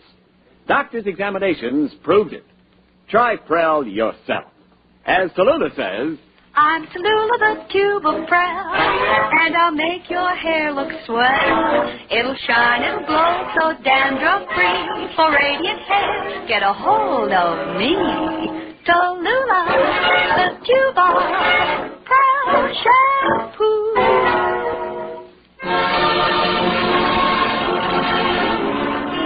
Well, that's the story, Junior. Oh, I got the sink straight. So that's how you and Pop got together. He was a waiter at Camp Killcare. Wait a minute, Peg. Yes, and later we were married and lived happily ever after. And we only had one fight when you were born. Now, wait, Peg, you mustn't. About what, Mom? Your father wanted me to name you Gitchigoomi. Oh, Peg, you shouldn't have told him.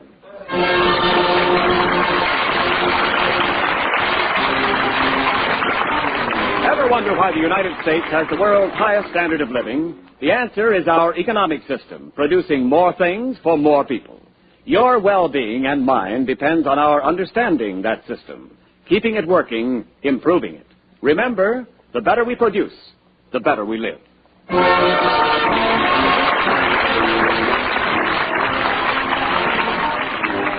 Procter & Gamble invites you to join us again next week to hear The Life of Riley with William Bendix as Riley.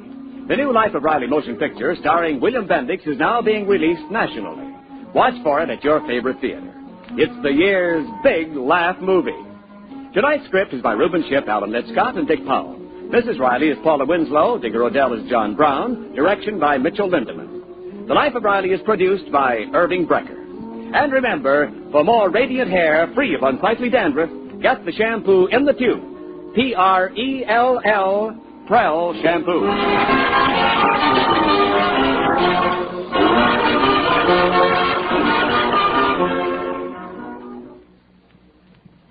Hi-ho, ivory snow. Wash your dishes with ivory snow. It's kind to hands and speedy too. Lovely hands mean a lovely you. Hi-ho, safe in snow. Wash your dishes in ivory snow. Let your hands tell you why Ivory Snow is so wonderful for dishwashing. Wash your dishes with Ivory Snow as millions do. When you see how Ivory Snow pampers your hands, you'll know it's ideal. It's Ivory Mild, Ivory Pure, and it's granulated for speed. No soap made is faster for dishes or kinder to hands than Ivory Snow. Remember, it's Ivory Mild and granulated for efficiency. Yes, for speedier dishwashing, for snow-white hands, try wonderful Ivory Snow. And this is Ken Niles reminding you to listen again next Friday when Procter & Gamble bring you a full hour of entertainment. First, Red Skelton, and then The Life of Riley. This is NBC, the National Broadcasting Company.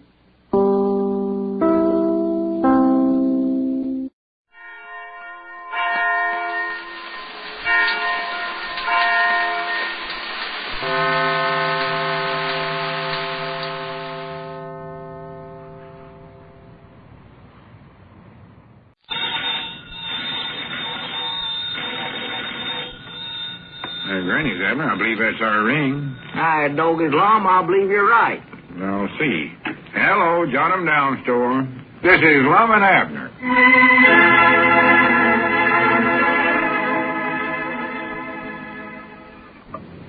And now, let's see what's going on down in Pine Ridge. Well, plans are going full speed ahead for the big premiere of Lum and Abner's motion picture, which is to be held in the schoolhouse next Friday night. Preparations for the big event have been overshadowed, or have even overshadowed, the $10,000 gift Diogenes left to Pine Ridge in retribution for his counterfeiting activities there. As we look in on the little community today, we find the old fellows in their Jot 'em Down store and library. Lum is standing up with some kind of a document in his hand.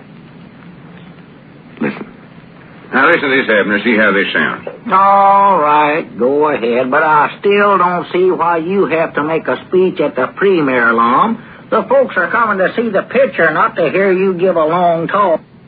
Do this because the folks will want to hear from the star of the picture. I'm being forced into this by public demand. Forced into it? Who's forcing you? Well, all my picture fans and admirers. If we want this picture to be a success, I better not disappoint them. Well, exactly who are all these fans and admirers? Oh, different people. Now, listen to this, Abner. Ladies and Just name one of your admirers. Abner, how can I concentrate on this speech if you keep interrupting me? Now, hush up a minute. Ladies and gentlemen and fellow citizens of Pine Ridge and all my loyal admirers. I'd still like to know who they are. On this momentous and spacious occasion... Spacious? Yeah, that don't sound quite right, does it? No. Well, I know I've heard Squire Skimp say something like that in a speech. At least that's what it sounded like. Well, natural, anything Squire has something to do with would be spacious. Yeah, maybe I better cut that out. Yeah, I believe I would. On this momentous occasion, I wish to take this opportunity to... Pardon me, there you are, sir. Take this opportunity to tell you... Pardon me, there you are, madam.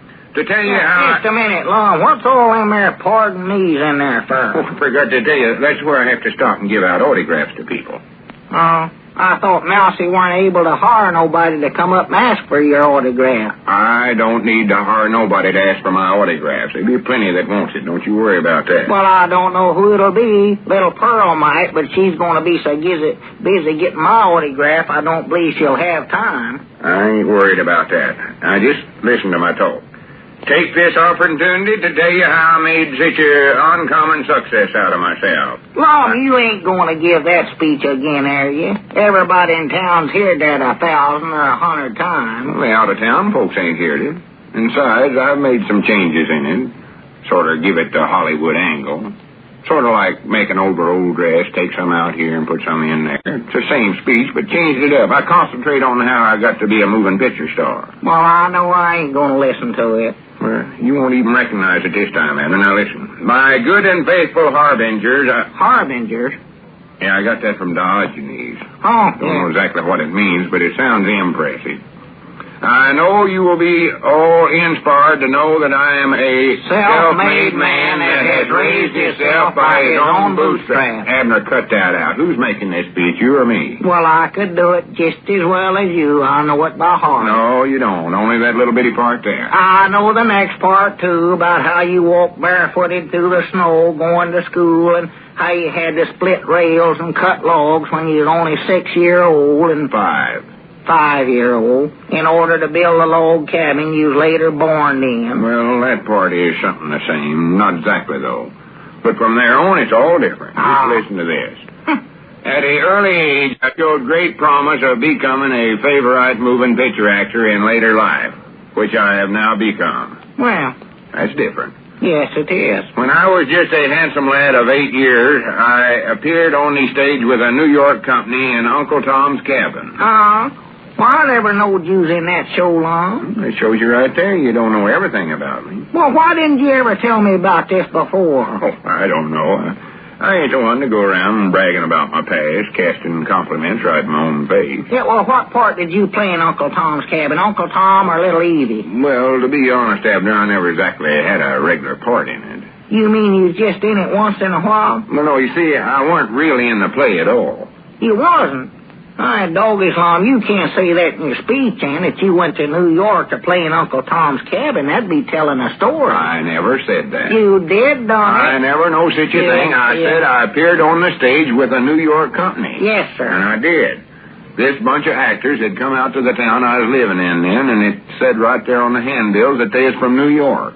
Oh, well, what about I'm coming to that. Huh? There was such a big crowd that went to see the play that night that they had to put chairs up on the stage, and that's where I had to sit. So, you see, I appeared on the stage with them. You mean you just sat there and watched? Yeah. Of course, I know if any of them actors had fell down and broke a leg or something, I could have jumped right in there and done the part for them. Well, just sitting there watching ain't nothing. I could have did that. Even Cedric could have. You better leave that part out, Lum. Abner, I'm making this speech, not you. Now, just leave me alone. After this first triumph in the theater, I then took up enough elocution, and in a few short weeks... Mom, I believe that's all right. Telephone. How can I ever memorize my talk if everybody keeps interrupting me? Glad it's wrong. Hello, jot 'em down, store and library. Tyrone Eddard's talking. Tyrone? Oh, hello, Ezra. Now, where did he get that name? You understand what? Tyrone. Oh, yeah, that's right. It's going to be Friday night. Big lights out in front and all that sort of thing. Set you to do. Yeah, tickets are selling like hotcakes. Huh? Of course it's going to be at the schoolhouse. Well, no, Ezra, I never, but I figured it'd be all right with you if we held a premiere at the schoolhouse. Yeah, I know that, but... Well, Ezra's sister Simpson's already started on the decorations for it. No, been working 2 days. Oh, uh-huh. Well, what condition is that? Oh. Well, I'll have to think it over, Ezra. I tell you, I'll call you back on it. Yeah, all right, Ezra. Goodbye. Swan to goodness. What's the matter, Lum? Why, that Ezra Seastrunks thinks just because he's president of the school board that you have to get permission from him before you can use the schoolhouse for anything. Narrow-minded. Well, now, Lum, he's right. We ought to ask him first, come to think about it. I recollect when you was president of the school board, you always made everybody ask you if they could use the schoolhouse. Well, yeah, but that was different. Besides, you ain't heard the worst of this. He said we could use the schoolhouse to show our picture on one condition. One condition? Yeah, if we let him make a speech. Oh, well, let him make a speech. We don't care. Or where's it over? Wonderful world. Just a minute, though, Abner. You don't realize what you're saying. One speech from Ezra would ruin the whole premiere. That's what it'd do. Ruin it? Why, sure. There's the dullest, long-windedest one out-loud talker I ever sat under. Oh. The folks are coming here to see a moving picture, not to hear him shoot off his mouth. He gets up there and says the same identical things every time he makes a speech, the same identical things. Well, now, Lum, so do you. Listen, Abner, has he got anything interesting to tell, like being in Uncle Tom's cabin when he was just a young'un? No, of course not. Well, neither have you. No, we ain't going to let him get away with this. Not me. Let him have his old schoolhouse. See if we care. You mean we ain't going to hold a premiere after all? I mean we ain't going to hold it there. We'll have it at the Lodge Hall instead. That's where we'll have it. The Lodge Hall? Will that be big enough? We'll manage somehow. I know the folks would rather crowd in there and stand up than go to the schoolhouse and listen to Ezra. We'll show that smart aleck. Yeah, well, can we get the Lodge Hall all right? Oh, sure. Caleb Weehunt's head of the lodge now, and he'll want to have it there long as Cedric's in the picture, his own boy. Yeah, that's right. Yeah, Paul let him do that. And Grandpap's some kind of an officer, too. He'll help out. Yeah, he'll do all he can. But, say, how about that decorating that Sister Simpson's doing over the schoolhouse? Granny's, that's right, ain't we? Got to stop that. Oh, yeah. I'll ring her up right now. Yeah, you better, Lum. Yeah, better get her stopped. She's working over there. Wait a minute, Doggers. There's Mousy out there in front. I'll run out and tell him to get some paint and change all them posters we put up too long. Yeah, that's a good idea. Tell him to make them all read to the Lodge Hall instead of the schoolhouse. Hello, is Sister Simpson around there? Well, no, don't bother to call her. You can just give her the message. Tell her that Lum Eddard's called and he wants her to tear down all the decorations that's up so far. That's just what I said, tear them down. Well, it ain't going to be held at the schoolhouse. No, no. At the Lodge Hall. Yes, sir. Well, so tell her to take the decorations over to the Lodge Hall and start decorating that right away. Yeah, that's right. Oh, just changed her minds is all. Well, all right, tell her right away now. All right, much obliged. Goodbye. Did you catch Mousy all right, Abner? Yeah, I got him. He said he'd start changing the posters right away. Well, good. We'll show that Ezra Seastrunk a thing or two. Yeah, say, Lum, we ought to get them tickets changed, too. You know what? Wait a minute. Here comes Grandpappy Spears. Oh, Grandpappy? Yeah. Maybe we can get him to go to the Lodge Hall and start sweeping it out. I believe that's part of his regular duties over there anyway. Well, he won't admit to it, but he tries to make out like he's some big important officer. Mind out. Here he comes. Hey, howdy. Howdy, Grandpap. Come on in. How you feeling today, Grandpap? Oh, just tolerably, Lum. Just only tolerably. Say, what's this? I hear about you fellas running some magic lantern slides over at the schoolhouse Friday night. Slides? Them ain't slides, Grandpap. That's a real, genuine, full-length moving picture we're showing. It's called Bashful Bachelor. It's a comedy. It's a talking picture, too. Yes, sir. And in the second place, Grandpap, it ain't going to be at the schoolhouse. It's going to be at the Lodge Hall. Yes, sir. Lodge Hall? Yeah. Well, nobody said nothing about it at the meeting last night. Them things has to be took up by the head of the lodge. Well, we ain't worried about that. Maybe it just overlooked on account we had so much other business to take up. Yeah, see, you fellers ought to been there. Well, what'd you do? Well, we held an election of officers. You already heard that speech Ezra Seastrunk made. Ezra? Yep. Yeah, we elected him head of the lodge last night. Wonderful speaker, that Ezra.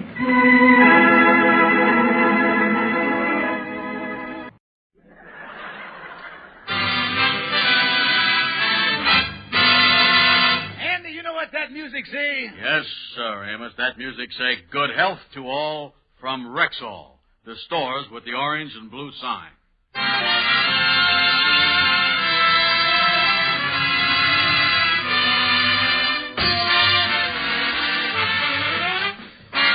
Yes, 10,000 independent Rexall druggists at the stores with the orange and blue sign bring you transcribed The Amos and Andy Show, written by Joe Connolly and Bob Mosier, featuring Ernestine Wade, Johnny Lee, Amanda Randolph, Tommy Moore, Roy Glenn, Fred Clark, Eddie Marr, Jeff Alexander's music, yours truly, Harlow Wilcox, and starring radio's all-time favorites, Freeman Gosden and Charles Correll. Amos and Andy!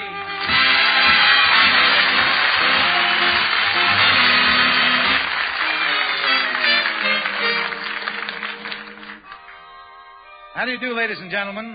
I am Freeman Gosden.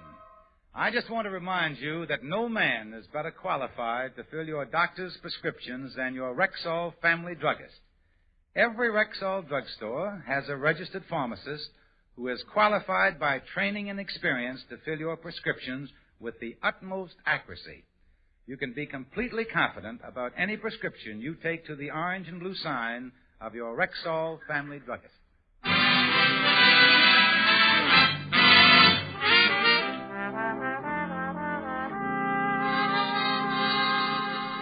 Over the 25 years of their marriage, the Kingfisher's wife, Sapphire, has left him on numerous occasions. For instance, let's turn back the calendar to 2 summers ago. Sapphire and the Kingfish had just returned from a day at the beach. As they entered the apartment, Sapphire turned to the Kingfish and said, George Stevens, I'm walking out on you right now. But listen, sweetheart, what have I done this time? I thought we had a nice day at the beach. It might have been, but for you, you spent the whole day eyeing them girls, especially the one that had on that French bathing suit. Now, wait a minute, honey. I was only following the old French custom of chercher la femme. With that French bathing suit she was wearing, there was an awful lot of femme to chercher. Well, George Stevens, as far as I'm concerned, you done cherchered your last chercher. Now, goodbye, you two-bit Casanova. Then there was a time just 5 years ago. It seems it was Sapphire and Kingfish's 20th wedding anniversary, and somehow it slipped the Kingfish's mind. And when he got home that night, Sapphire, trying gallantly to hide her broken heart, said to him, Listen, I'll teach you to forget a beautiful sentimental occasion like this. Take this, you bum! Oh, my nose! Oh, wait a minute. I ain't gonna take this from you. I is tired of you pushing me around. I is the master of this house, and I want you to know it once and for all. And sure enough, when the Kingfish asserted himself on that occasion, Sapphire didn't leave him. Instead, it was the Kingfish who left the apartment. All right, Doctor. We'll just slide him out on the stretcher here and carry him out to the ambulance. Oh, listen to all the pretty birdies. And listen to the music. It's July, but there's playing jingle bells. And then about a year ago, there was a period of 1 month when Sapphire left the Kingfish exactly 12 times. This time I ain't never coming back. Goodbye. George Stevens, I'm going now, and this time I'm going, and I ain't gonna never see you again in my whole life. This time it's for good. You'll never see me again as long as you live. George, this is really the last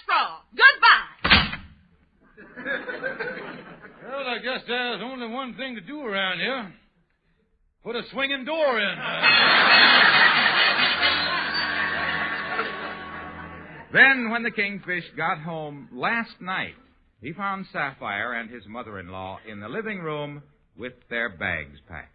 Oh, what is this, Sapphire? Is you leaving me again? That's right, George. Holy smokes, when we got married, you must have promised to love, honor, and keep moving. What?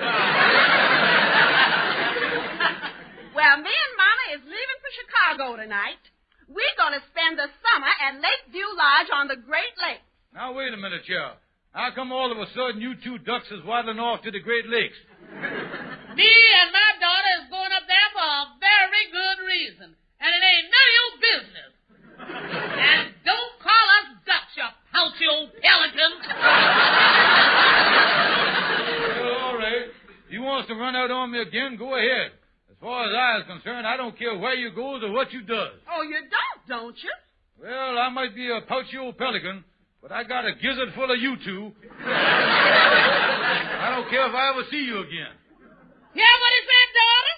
If I was you, I'd never come back to it. Mama is right. And don't be surprised if you get a letter in the mail saying we is through for good, you no-good loafer, you. Come on, Mama. Well, there they go.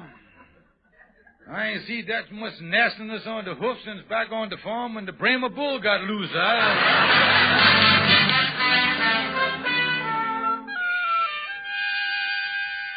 Well, Kingfish, I guess with Sapphire and her mama in Chicago for the summer, you're going to spend a lot of time here at the lodge hall, huh? Oh, yeah. What a happy summer this is going to be, Andy. I ain't enjoyed freedom like this since the time Sapphire busted a leg and was laid up in traction splints for 2 months. Yeah. But I was just thinking, Kingfish, you know how them lakeside resorts is. Always a lot of them muscle-bound wolves hanging around. What about it? Well, Sapphire liable to walk out on the veranda some dark night and find she's fighting off more than mosquitoes. Yeah, well, I don't worry much about Sapphire. That face of hers has the same effect on romance that Flit has on flies. Just the same, you can't trust this kind of weather. Spring is in the air. Nights is warm, and the moonlight starts to get you.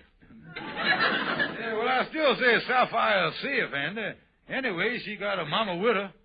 She not only keep an eye on Sapphire, but she compounds the ugliness. You see what I mean there? Yeah, well, I hope you was right, Kingfish. Oh, of course I is. And don't forget, Sapphire's married to me. And there's an old saying, Andy.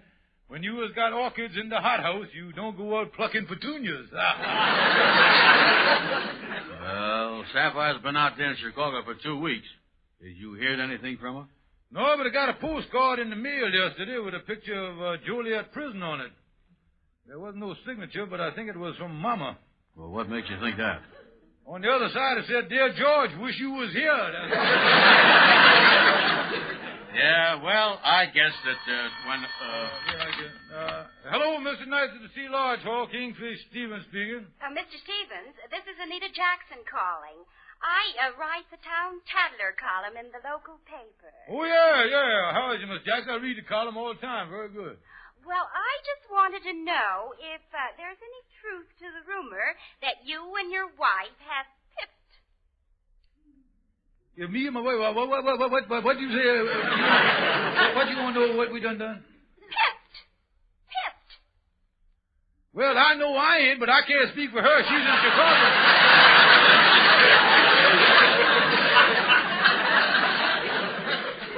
Well, I mean, have you split up? No, we ain't. She just on a vacation. Well, I was just checking. You see, our Chicago correspondent informed me that your wife has been seen 2 nights in a row at the Lakeview Lodge dancing with Fenway Williams, the wealthy playboy. Oh, Fenway Williams. Miss, I'll have to speak to you later. Oh, well, you will let me know, though, won't you, if you decide to take any action? Oh, yeah, I'll do that. The minute we piffle, you'll be the first to know about it. What was that all about, Kingfish? Sapphire has been dancing and romancing with a fellow by the name of Fenway Williams, the wealthy playboy. Holy mackerel. Looks like she done give up her orchid for a pretty powerful petunia there, boy. Andy, I is broke, but I got to find some way to get out to Chicago and find out what's going on. Yeah. And, Andy, I'm taking you with me. Well, what you want me for? Well, if Sapphire's going off the deep end, I want a witness there when she starts swan diving. I want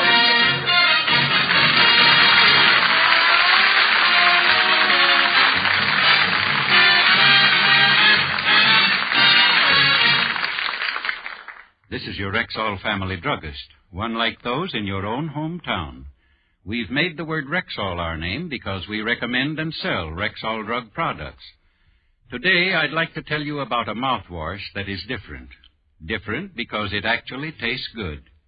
Rexall Chlorophyll mouthwash has none of the medicine taste that makes many others unpleasant to use.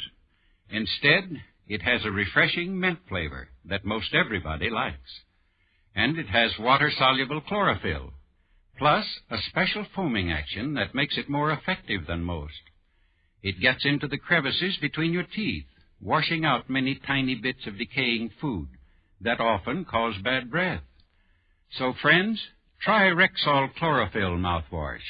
You get the full pint for only 79 cents at Rexall drug stores everywhere.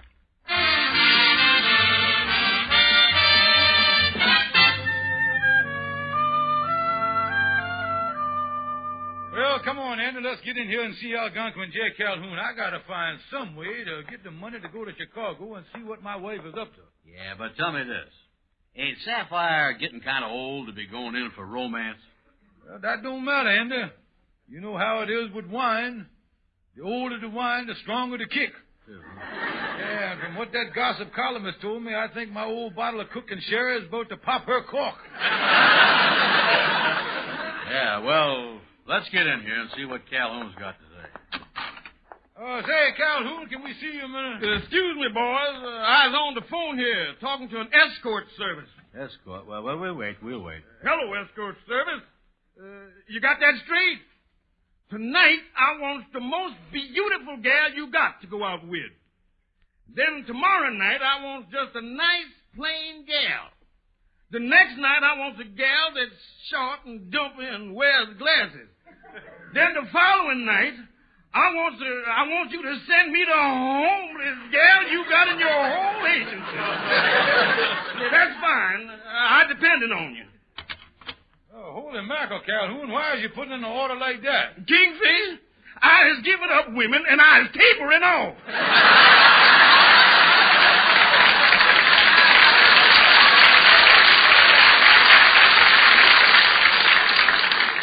Yeah, well, Calhoun, if you gotta do it, that's the best way. Yeah. Well, now, look here, Calhoun. I need advice. My wife is at the Lakeview Lodge here in Chicago smooching with Fenway Williams, the playboy. Yeah. Me and Andy got to raise $300 so we can get to Chicago and bust the thing up.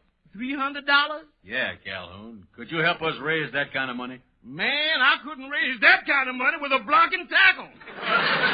Now, look here. We can't get no money neither, and I ain't got no credit at the place. Yeah. I even went to the Super Friendly Loan Company and asked them for one of their courteous friendly loans. Yeah. They throwed me down 2 flights of stairs. Well, now, wait a minute, Kingfish. I'm just thinking here.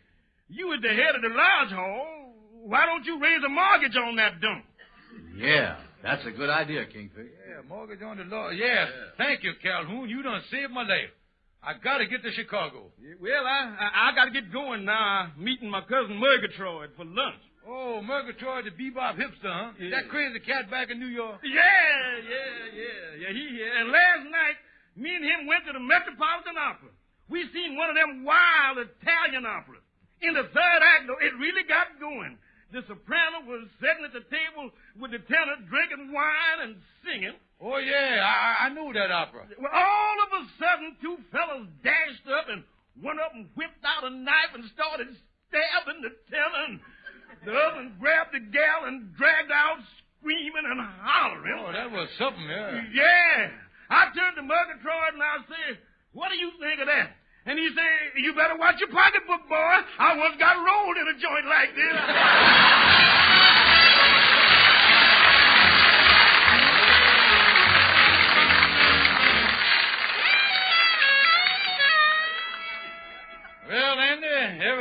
all set. I called the mortgage company, and they're sending over one of their appraisers, Mr. Montgomery. Yeah, well, I done camouflaged the meeting room here at the lodge the best I could. Yeah, did you hang the picture over the hole in the wall? Yeah, but listen. Ain't he going to think it's awful funny having 68 pictures of Whistler's mother in one room? 68 of them? Yeah. That old lady is rocking from the baseboard clear up to the steam pipe. Well, I done took care of that hole in the floor of my office. I done put a rug over the thing. Just watch your step when you go in there, Andy. Yeah. And by the way, if we go in the trophy room, don't turn the light on, Kingfish. What's the matter, Andy? Well, the moths done got at that stuffed bear.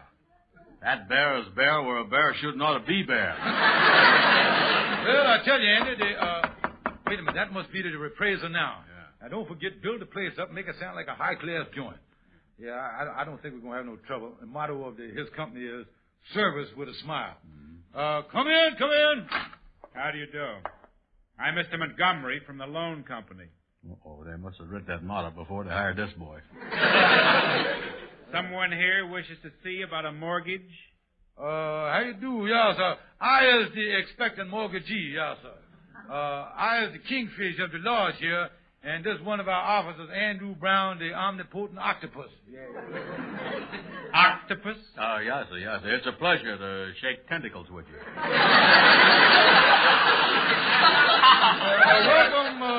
Welcome to our luxurious, well-built, and high-class lodge hall, mister. This doesn't look very luxurious to me. Well, actually, the place was designed like this by an architect to capture the old world graciousness and charm. You call this old world charm? Oh, yes, sir. This beautiful room you were standing in is an authentic reproduction of a world-famous flop house in Milan, Italy. Oh, yeah, yes, sir. They done copied it right down to the wormholes in the woodwork.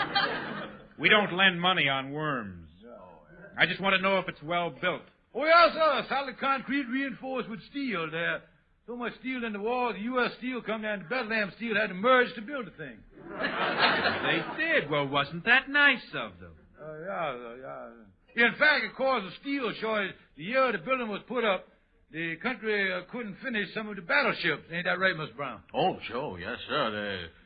Matter of fact, the year this was put up, the USS Missouri was cruising around with a knotty pine poop deck.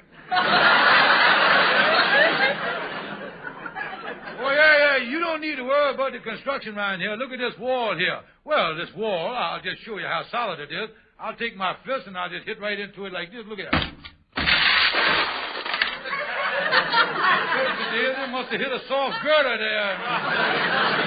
I'll tell you what, Andy, why don't you show Miss Montgomery around the meeting room while I work my arm out of the wall here? Yeah. I know this is no Empire State Building, and I'm not interested in the Missouri's poop deck. But I guess we could let you have $200. Oh, that's wonderful, mister. Just wonderful. I brought the papers with me. Can we go someplace and sign them? Oh, yes, sir. Right through the door here in my office. Yes, I'll be glad to sign the things. Yeah, here he is, right there. Step right up to the desk there, Mr. Montgomery. Yes, sir. Now, I assure Mr. Montgomery that you'll find, Andy, what happened to Mr. Montgomery? I don't know, Kingfish. He was here a second ago. Holy mackerel, look, Andy. He stepped on the rug and went right through the hole in the floor there. Yeah. Look down through the hole there. He's laying on top of the furnace. Yeah, knocked him cold. Yeah. Well, what must we do now, Kingfish? Call another mortgage company? No, we'll send lightning down with some smelling salts to the man. Yeah. Now, listen, I got to find another way to get to Chicago to break up my wife's romance with that Fenway playboy. But how are we going to raise the money, Kingfish? And I going to hock everything I own. My watch, my cufflinks, everything. I even going to hock my clothes. Hock your clothes? Yeah, I was getting there even if I becomes the first man to make a non-stop flight to Chicago in his DVDs. I go...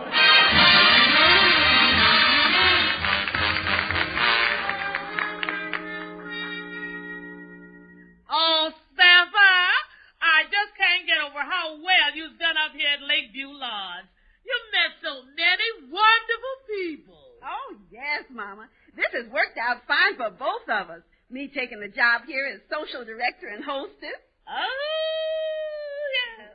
It's just been wonderful how you kept things going, organized dances and little parties. Oh, you were wonderful with that Mr. Fenway Williams. Oh, thank you, Mama. And you know, I think I found just the right girl for him. Oh, you did, daughter? Who is it? It's that little Priscilla Watson that arrived the other day. I introduced him at the dance the other night, and Mr. Williams fell head over heels in love with her.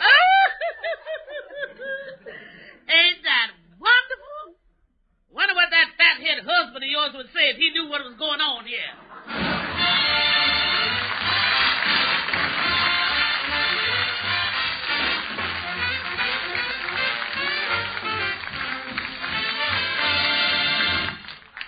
Friends, this is Harlow Wilcox reminding you to ask for your free sample packet of Bismarex, the famous Rexall formula for acid indigestion. Bismarex, you know, acts on stomach acid almost instantly, within a minute, and prolongs relief with its four-way relay action. So effective is this time-tested antacid that your Rexall druggist offers a free trial packet during May to introduce Rexall Bismarex to every family. It's yours for the asking. So be sure to ask for your free sample of Bismarex, spelled B-I-S-M-A-R-E-X, at Rexall drugstores everywhere, the stores with the orange and blue sign.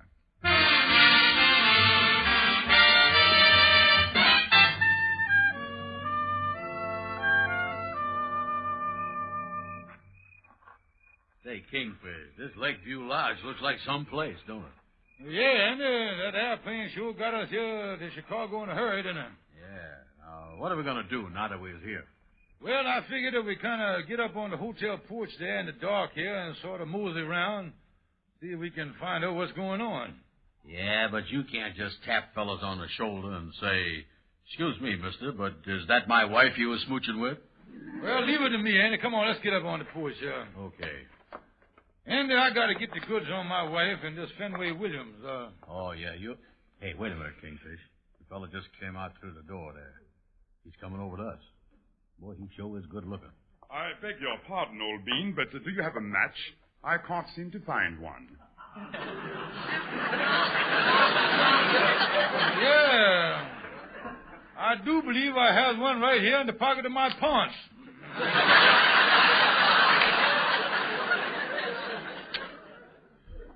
Thank you. I don't believe I've met you chaps before. I'm Fenway Williams, Esquire. No. Esquire? Uh-oh, he looks more like the woman's home companion, don't he? I beg your pardon? Nothing. So you will Fenway Williams? I don't believe I've seen you blokes before. You must have just arrived. Did you motor up by car?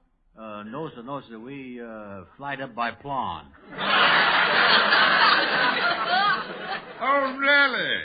You know, I'd only been here 3 days when I met the most wonderful girl the other night at the dawn. Oh, the dawn. That's all, yeah. That's when I first saw her. I just couldn't believe that anyone could look like that. Yeah, well, that's the usual reaction, all right. As we danced around the floor, I said to myself, Fenway, this is a girl you simply must take home to Papa.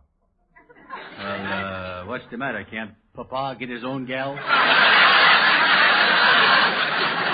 that? Oh, I get it.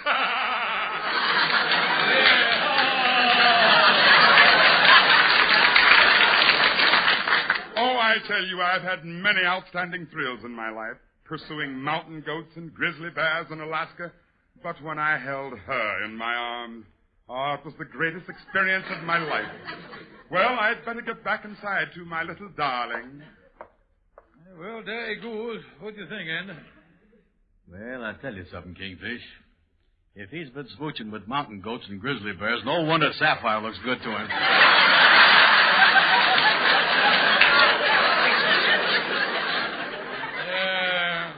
Well, come on, Andy. Let's get back to New York. Well, wait a minute, Kingfish. Ain't you going to confront Sapphire with the evidence? No, Andy.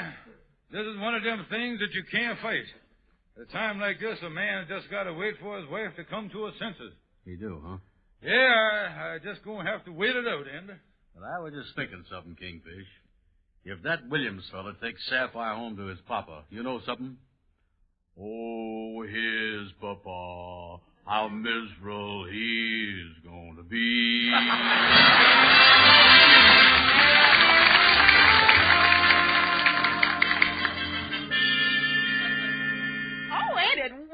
Mama. Mr. Williams done proposed to Priscilla, and they're going to be married right here in the hotel. And just think, daughter, you arranged it all. You heard from George yet? No, I haven't, and I can't understand it, Mama. I read him a letter explaining all about my job up here and the coming wedding and everything, but I never got no answer. Huh. It's just like him to let you down at a time like this, ain't it? It sure is. You see, Priscilla ain't got no family of her own, and I thought it would be nice to have George come here and help me with the wedding. Mm-hmm. You know, I think I'll have the operator put in a call to New York.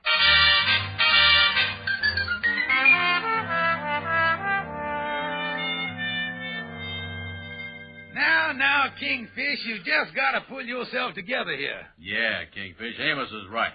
You've been moping around here ever since we got back from Chicago. Well, I can't help it, boys. My heart is busted. Well, pull yourself together, though, Kingfish. That's right. After 25 years, my darling wife Sapphire is infatuated up with another man. Yeah, but listen, Kingfish, why don't you open up the letter that Sapphire done sent you? Yeah, Kingfish, it come here 2-3 days ago. Open it up and see what you got to say. Yeah, go on. No, I know what it say, boys. It's the letter Sapphire says she was going to write me. The letter of goodbye. I couldn't bear to read it. Well, I tell you, Kingfish, I know Sapphire's falling for another man, you say, but it just ain't like her. Especially for a younger man like that. I just can't believe it. Yeah, but Amos, we was both up there together. Now, we heard it with our own ears. Yeah, boys, the only thing I can hope for is that it's just a summer's romance and she'll come back to me someday. That's the only thing that just keeps me together. I tell you, one little thing I felt hello? I have a long-distance call from Chicago for a Mr. George Stevens. Hi, George Stevens. It's a call from Sapphire, boy. Go ahead, please. Hello? Hello? Hello, George? George, did you get my letter? Yes, I did. I got it. Then you understand about everything. Yes, I do. Oh, George, I never thought I could arrange a marriage with a rich man so easy. Now, the wedding is set for Thursday, and I want this to be a family affair. You just got to be here to give the bride away. Oh, no!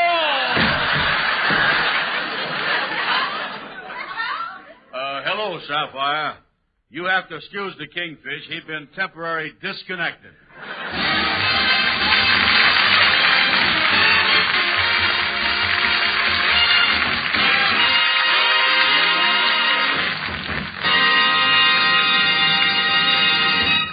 Ladies, you can lose up to 5 pounds a week without starving, counting calories, or taking dangerous drugs with the Ann Delafield Reducing Plan for Women.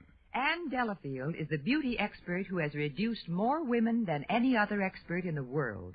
Her plan is simple, safe, and scientific. With her plan, you get 3 weight-losing helps: a big beauty book, a 30-day supply of appetite-reducing wafers, and nutrition-protecting vitamins. So, if your doctor says your excess weight is not organically caused, start reducing the quick, easy Ann Delafield way. The Ann Delafield Reducing Plan for Women is available exclusively at Rexall drugstores everywhere. Ladies and gentlemen, I'm Charles Correll. I don't know whether you know it or not, but I've got 5 children of my own, and my partner Freeman Gosden has 4. Now, naturally, there's nothing in the world we wouldn't do for them. But there are 200,000 children in our country who need treatment for cerebral palsy. You can help them with your contribution to United Cerebral Palsy. Why don't you send in something, folks? This cause is worthy of all the support you can give it. Thank you and good night. See you next Sunday.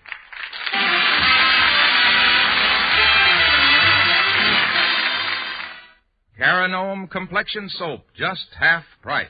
Carinome Compressed Face Powder, just half price. See the Carinome half-price specials and super savings all around the store throughout the month of May at Rexall drugstores everywhere.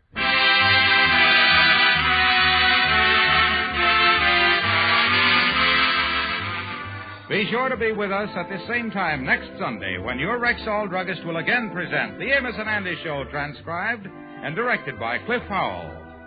Stay tuned for the Bing Crosby program, which follows immediately over most of these same stations. This is the CBS Radio Network.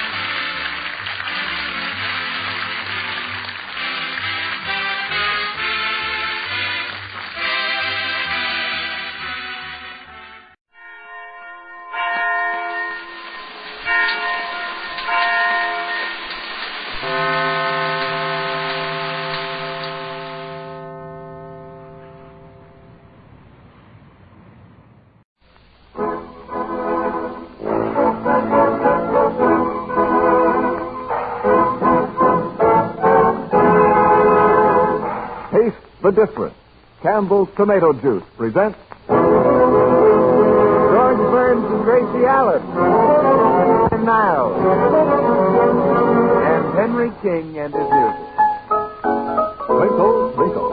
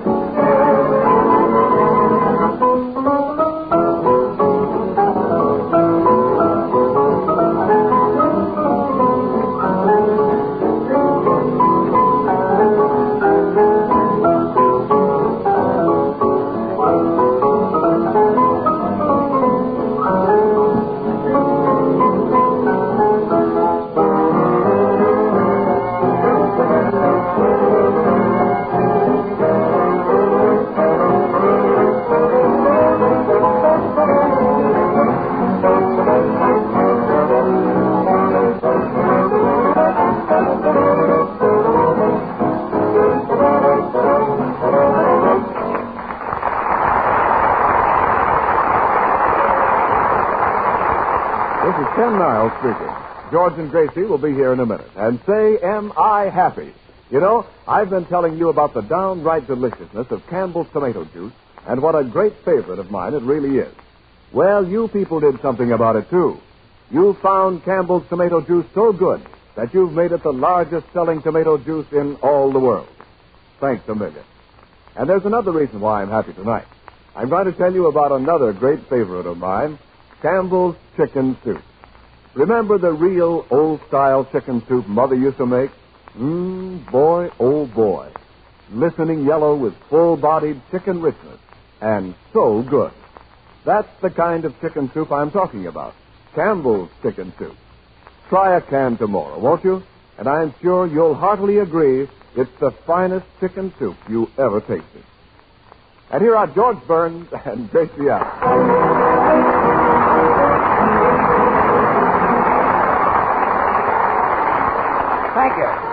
Thank you very much.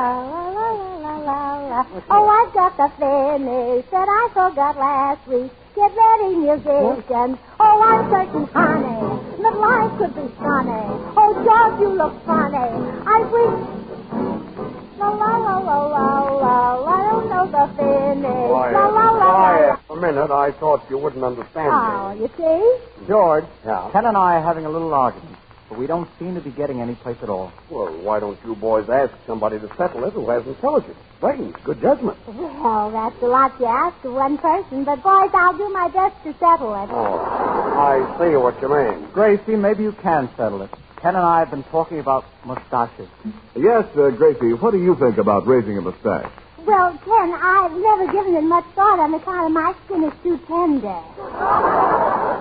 Well, here we go again. Oh, Had to get that in, yeah. No, I mean, Gracie, what would you think about me growing a mustache on my face? Well, if you're going to grow a mustache, that's the place to grow it. Boys, Gracie will probably finish up by telling you that her granddaddy has whiskers on his feet. He has. He has? Yes. Your granddaddy has whiskers on his feet? That's what Grandma said in a letter. She said, Gracie, since you last saw Granddaddy, he has grown 2 feet of whiskers. 2 feet of whiskers. We're talking about mustaches. So I must ask you to remember that. Oh, you certainly not the one, George. Yes, I'm really a clip. I know. You know, if it wasn't for my uncle's mustache, my aunt couldn't tell if he won or lost at the racetrack. What has a mustache got to do with winning or losing at a racetrack? Well, when Uncle comes home from the racetrack, if the ends of his mustache are pointing up, then Auntie knows she won. Well, that's a cute little system. Yeah. And if the ends of his mustache are pointing down, then Auntie knows he lost. Quite interesting. Yes, I think so. But yesterday when he came home from the racetrack, he had one end pointing up and one end pointing down. What happened? He broke even. He broke even? Yes. Say, boys, what caused all this mustache talk anyway? Well, I went out dancing with a girl last night, and she said I'd look good in a mustache. Well, Henry, you better raise a beard. You couldn't hide enough of that face with a mustache, could he, Joe? Quiet. So you tripped the light fantastic last night. Well, he must have. When Henry dances, he trips everybody. Does he really? Yeah. Oh, yeah? Well, the girl I danced with last night said I was grace personified. She said what? She said I was grace personified. Oh, and you don't look a bit like her. Henry, who was that girl you were out with last night? Oh, a swell little blonde. Irene. How old was she? 25. How old? I told you twice. 25. Twice 25. Oh, she's 50 years old. Well. Well, 50 years old. Well, Ken, you've met Irene. How old would you say she is? Oh, about 60. Stop ribbing, Henry. Henry wants to find girls 70 years old. That's his business. Yeah, and he finds them, too. He does, Well, let me tell you something. If I go out with older women, it's because they have brains. As I said to the girl I was dancing with last night, give me brains. Oh, a gigolo. A gigolo? Well, brains are my weakness, too. Yeah, I know. Quiet. Say, George, we're pretty near ready for Tony Martin's song, and he's not here. He's not here? No. What do you mean he's not here? Well, who does he think he is? He's not here. He's not here? He's got a lot of nerve to be late. And he just came on the program, too. Who said it? Why, we've been on this program for 5 years, and we've never been late. Certainly. Who does he think he is? Not here. Well, then when he comes, I'll tell him a thing or three. A finger three? Yes. Gracie, you mean a finger two? I'm madder than that. Who does he think he is? Gracie, maybe I'd better sing the song tonight. No, I'm not that man. Oh, it's Ken, here comes Tony now. Oh, I see. Hello, Ken. Am I terribly late? Late? Oh, Tony, you're in for it. Hello, Tony. Boy, is George Burns wild. Well, I'd better get it over with. Hello, George. Well, say, Martin, what's the idea of coming late when you know that we go on the air at 8:30? Oh, I was working on a picture till just now. I brought my director with me to prove it. Yeah? Prove it. Frank. Well, you prove it to Gracie. She'll tell you a finger three. Gracie, here's Tony. Yeah. Right here. Oh, hello, Tony. You didn't have to rush over. Huh? After all, we've been on this program for 5 years, so what difference does an hour or two make? That's telling him, Gracie. Gracie, I want you to meet my director, Frank Mitchell. Frank, this is Gracie Allen. Well, how do you do, Miss Now, Allen? listen here, Mr. Mitchell. Where do you get that stuff coming in late like this? Who do you think you are? We've been on this program for 5 years. This man is a motion picture director. Well, ignorance is no excuse.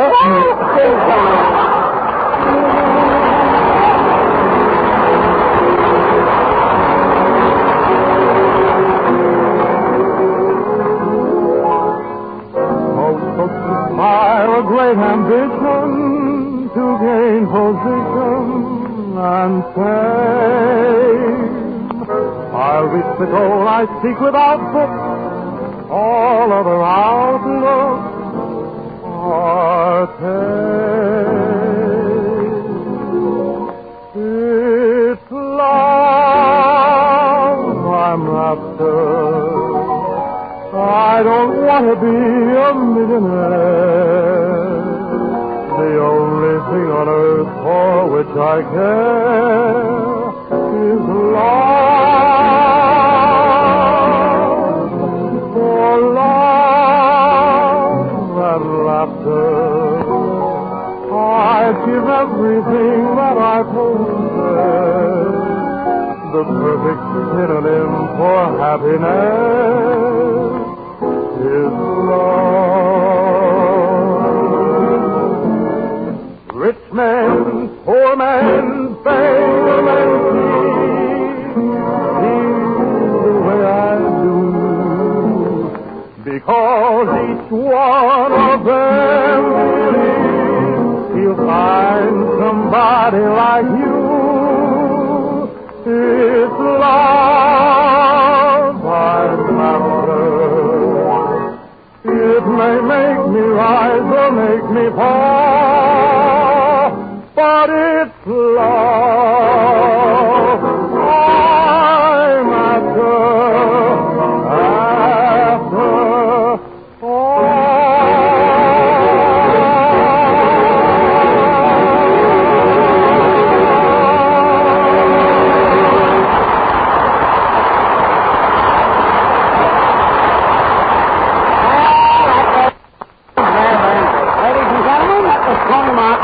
I'm after singing, it's love I'm after. I'm glad you liked my song, George, but really, I'm sorry about being late tonight. You see, I was doing a scene on a bridle path, and I was working with an awfully stubborn horse. A horse? Well, Tony, that horse got face powder all over your coat. Tony, it looks like a horse on you. Hey, Mr. Burns, I'm considered a pretty good picture director, but this broadcasting business is really Greek to me. I wish I knew something about it. Yeah, Judge wishes he did too, huh, Judge? Thanks. Don't mind her, Frank. She's not. Cut. You didn't read that line right, George. What line? Well, the last one you said, don't mind her, Frank, she's nuts. Yeah. Now, you should have said, don't mind her, Frank, she's nuts. Yeah. And when you say Frank, she's nuts, that's bad English. You mean Frank, he's nuts. He's right, George. You mean it was bad English? No, I mean Frank, he's nuts. Well, you brought this on yourself. Well, I don't know what's the matter with me. I'm certainly getting to be a ham. You might not believe this, but last night I was held up by two men and forgot myself and started directing them. Oh, I don't believe it. You don't believe it? No. How could he direct anybody when he was so drunk that two men had to hold him up? Well, Tony, here goes your job. Mr. Mitchell, answer this. Yes. Look at me and my band. We've got youth, we've got talent, we've got sex appeal. Why can't we get into the movies? What do we need to get into the movies? 40 cents a piece. 40 cents a piece, huh? Mr. King, did you and your band ever make a cast? Oh, sure. Paramount. Mr. Mitchell, Henry is quite a comedian, too. Henry, will you tell him what you said to Mr. Zucker, the head of Paramount? I'll kill you. Well, I was only kidding, George. I've got too much of a sense of humor, I guess. Well, I walked into his office with my agent, Max Selznick, and I said, if I don't get a job, Mr. Zucker, I'll take a bromo Selznick. Oh, yes. And he took one, too. Oh, Henry, you went to the wrong man. Walt Disney is the man who could put you in pictures. Just look what he did for Donald Duck. A Donald Duck? What have Donald Duck and I got in common? You both lay eggs. I say. Only Donald Duck doesn't lay them in Zucker's office. Yes. Gracie, when you were a baby, why didn't something happen to you or did it? Cut. George, when you read that line, you punched it too hard.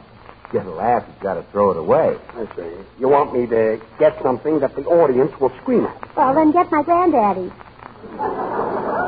People scream at your granddaddy? Yeah, on account of his death. Why don't you have his ears fixed? Well, why dig him up just for that? Well, see, your granddaddy is dead. Cut. George, don't say, I see your granddaddy is dead. Show more interest and say, your granddaddy is dead.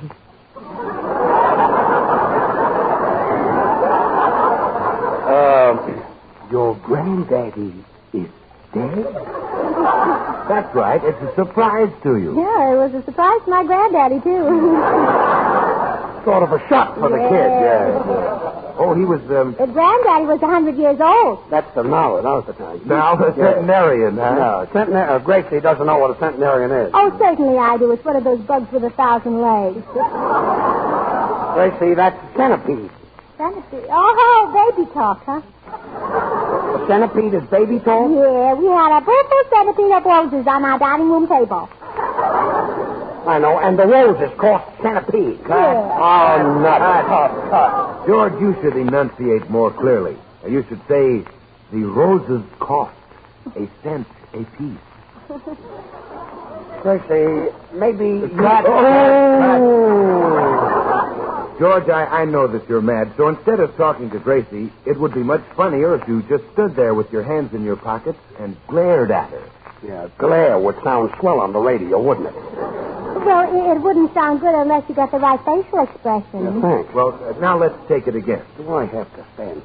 Where Gracie says centipede, and George, don't forget your diction. No. Then you say, the roses cost a cent apiece. All right, take it, George. Well, George, are you asleep? George, why don't you say something? I can't. I'm glaring at you. Oh! Well, that's better. Yeah. You know, this is my first experience with radio. I sort of like it. Maybe I found a new field for myself. Well, Mr. Mitchell, if you found a new field for yourself, why don't you go out there, lie down in it, and close the gate? That's an idea. Henry King and his orchestra will now play a medley of popular tunes. Cut. Henry, that isn't the way a great pianist sits down at his piano. Now, first you brush off the keys. Then you pick up your coattails, arch your back, run your hand through your hair, and start to play. Then your audience will expect something great. Now, don't you see what that does to the audience? Yeah, it builds them up to an awful letdown. Henry, the music.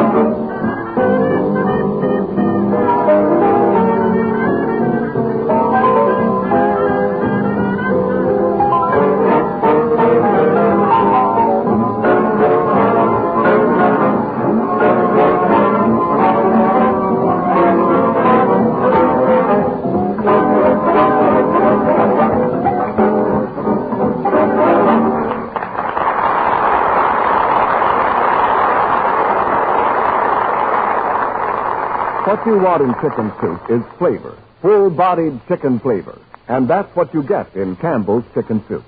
You can actually see its deliciousness in its golden, glistening richness long before you dip your spoon into it. The reason is that Campbell's use all the meat of plump, tender chickens and simmer the broth long and slowly, for that's the only way to make chicken soup at its best. Now think of the finest homemade chicken soup you ever tasted. with snow-white rice and plenty of pieces of tender chicken meat in the nourishing broth. That's the kind you can have any time you wish, simply by asking for Campbell's Chicken Soup. Say, there's an idea. Why not do that very thing tomorrow? If you'll do that, I promise you'll find Campbell's to be the chicken soup treat of your life. And here are George and Gracie.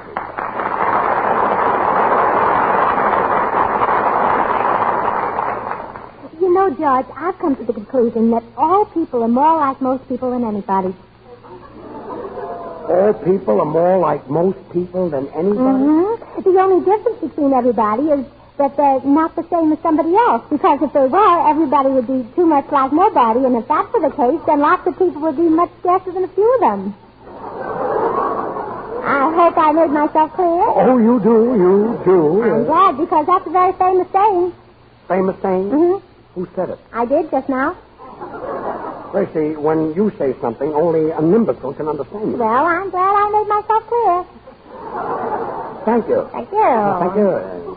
I guess that's because I'm Irish. Oh, yes. And all great things are done by the Irish. Uh-huh. Now take those famous composers, Gilbert and Sullivan. Gilbert and Sullivan. That great watchmaker, Time O'Day.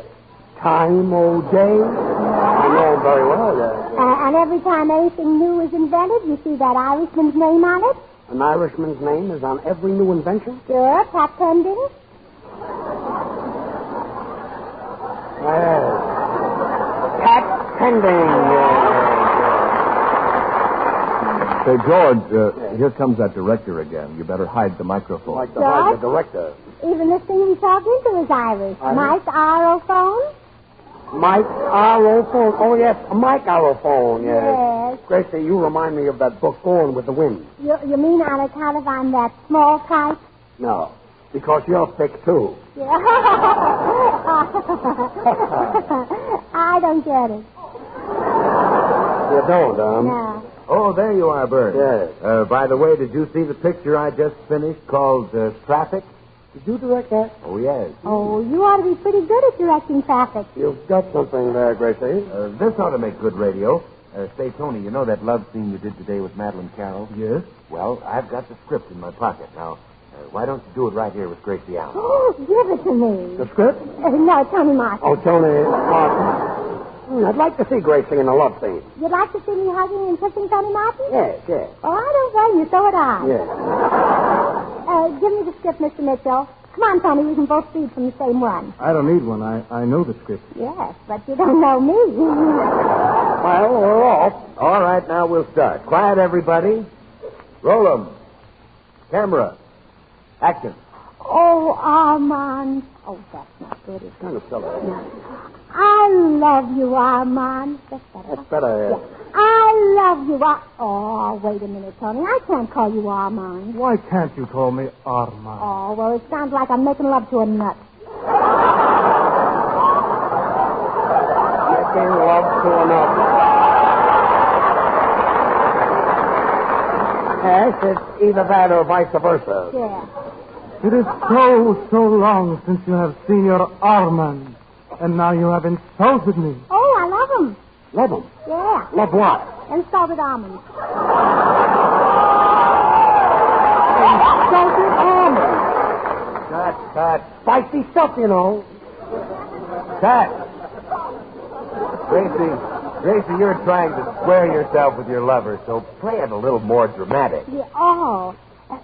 Armand, I love you more than life itself. I love you more than anything in this world. Oh, I love you almost as much as my dog. That's nice. If you made love to your dog the way you're making love to Armand, the dog would probably bite you in the neck. Oh, sure. He's got more sense than Armand. I guess so. Oh, Armand. I think you're awfully sweet, Toots. I think you're awfully sweet, Toots? Well, yes, I thought I'd use a little French. A little French? Yeah, Toots sweet. Oh, Toots sweet. Oui. Yeah, oui, yes. I can't stand this much longer, Suzette. Suzette? Oh, that's my favorite song. Suzette, I love you. Suzette knocking at my door. Suzette knocking at my door. Quiet. I can't stand any more sorrow. My cup is running over. Well, then, Armand, drink out of the saucer.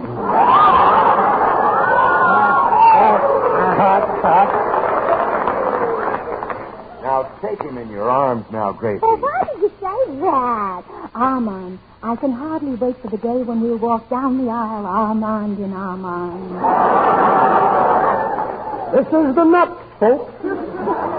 Oh, Suzette, your caresses bring me pain. You are tearing at my heartstrings. I do what, Armand? You pain me with your caresses. Oh. You are tearing at my heartstrings. Oh, I'm sorry I hurt you. I didn't know they were your heartstrings. I thought they were your trousers.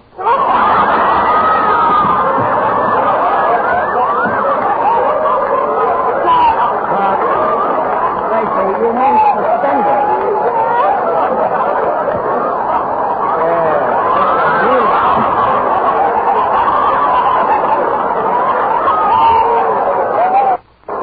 Watch me, Gracie. Suspended, Gracie. Suspended. That's what I said. Cut. Gracie, now please watch me. I'll show you what I mean. Watch me. That's right, Mr. Mitchell. Show her how to do it. All right, Mr. Burns. Now get ready, Tony. Okay. Oh, my darling, ever since the first time I met you, you have been the only one in my life. I, too, love you. You are the only one who has meant anything to me. And I love you with a love that is enduring. I will never look at anybody else as long as there's a breath of life in me. Well, that's that. There you are, Gracie. Did you learn anything from that? Oh, I'll say I did. I've learned that an actor can't even trust his own director. He can't, eh? Take it away.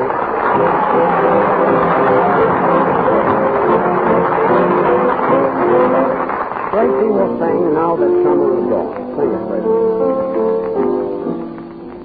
All summer long we seem to care, but when the north wind blows, will the north shore get our love affair like your summer clothes? Who is my baby gonna play with? Who will my baby have a way with? Who is my baby going to be all winter now that summer is gone? Who is my baby going to get with? Who is my baby going to pet with? Where is my baby going to be all winter now that summer is gone? Like on the tennis court, or with my golf for reason. But when it's time for winter sport, will I be out of season? So who is my baby gonna cling to? Who is my baby gonna cling to? Who is my baby gonna love all winter now the summer is gone? Who will snuggle close to you each winter at the Rose Bowl? Who will cheer your hockey team to make its winning field goal? Who is my baby going to love all winter now that summer is gone? Who will nestle in your arms when you are on the dance floor? Who will watch the adoration while you're at the bridge score? Who is my baby going to love all winter now that summer is gone? You like me in our bathing suit, or was the heat the reason? But when it comes to indoor sports, will I be out of season? Who will fix hot toddy for you when you can't stop sneezing? Who will fix your mustard plaster when you can't stop wheezing? Who is a baby going to love all winter? Down that summer is gone.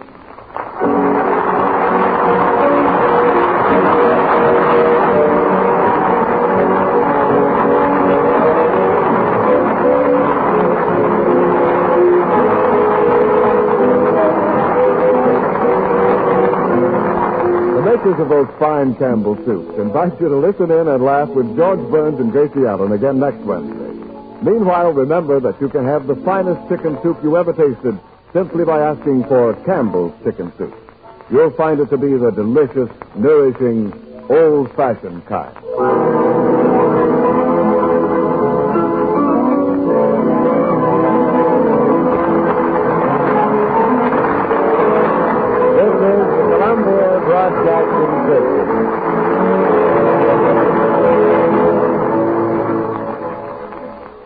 Today David Ongley, stage in Los Angeles.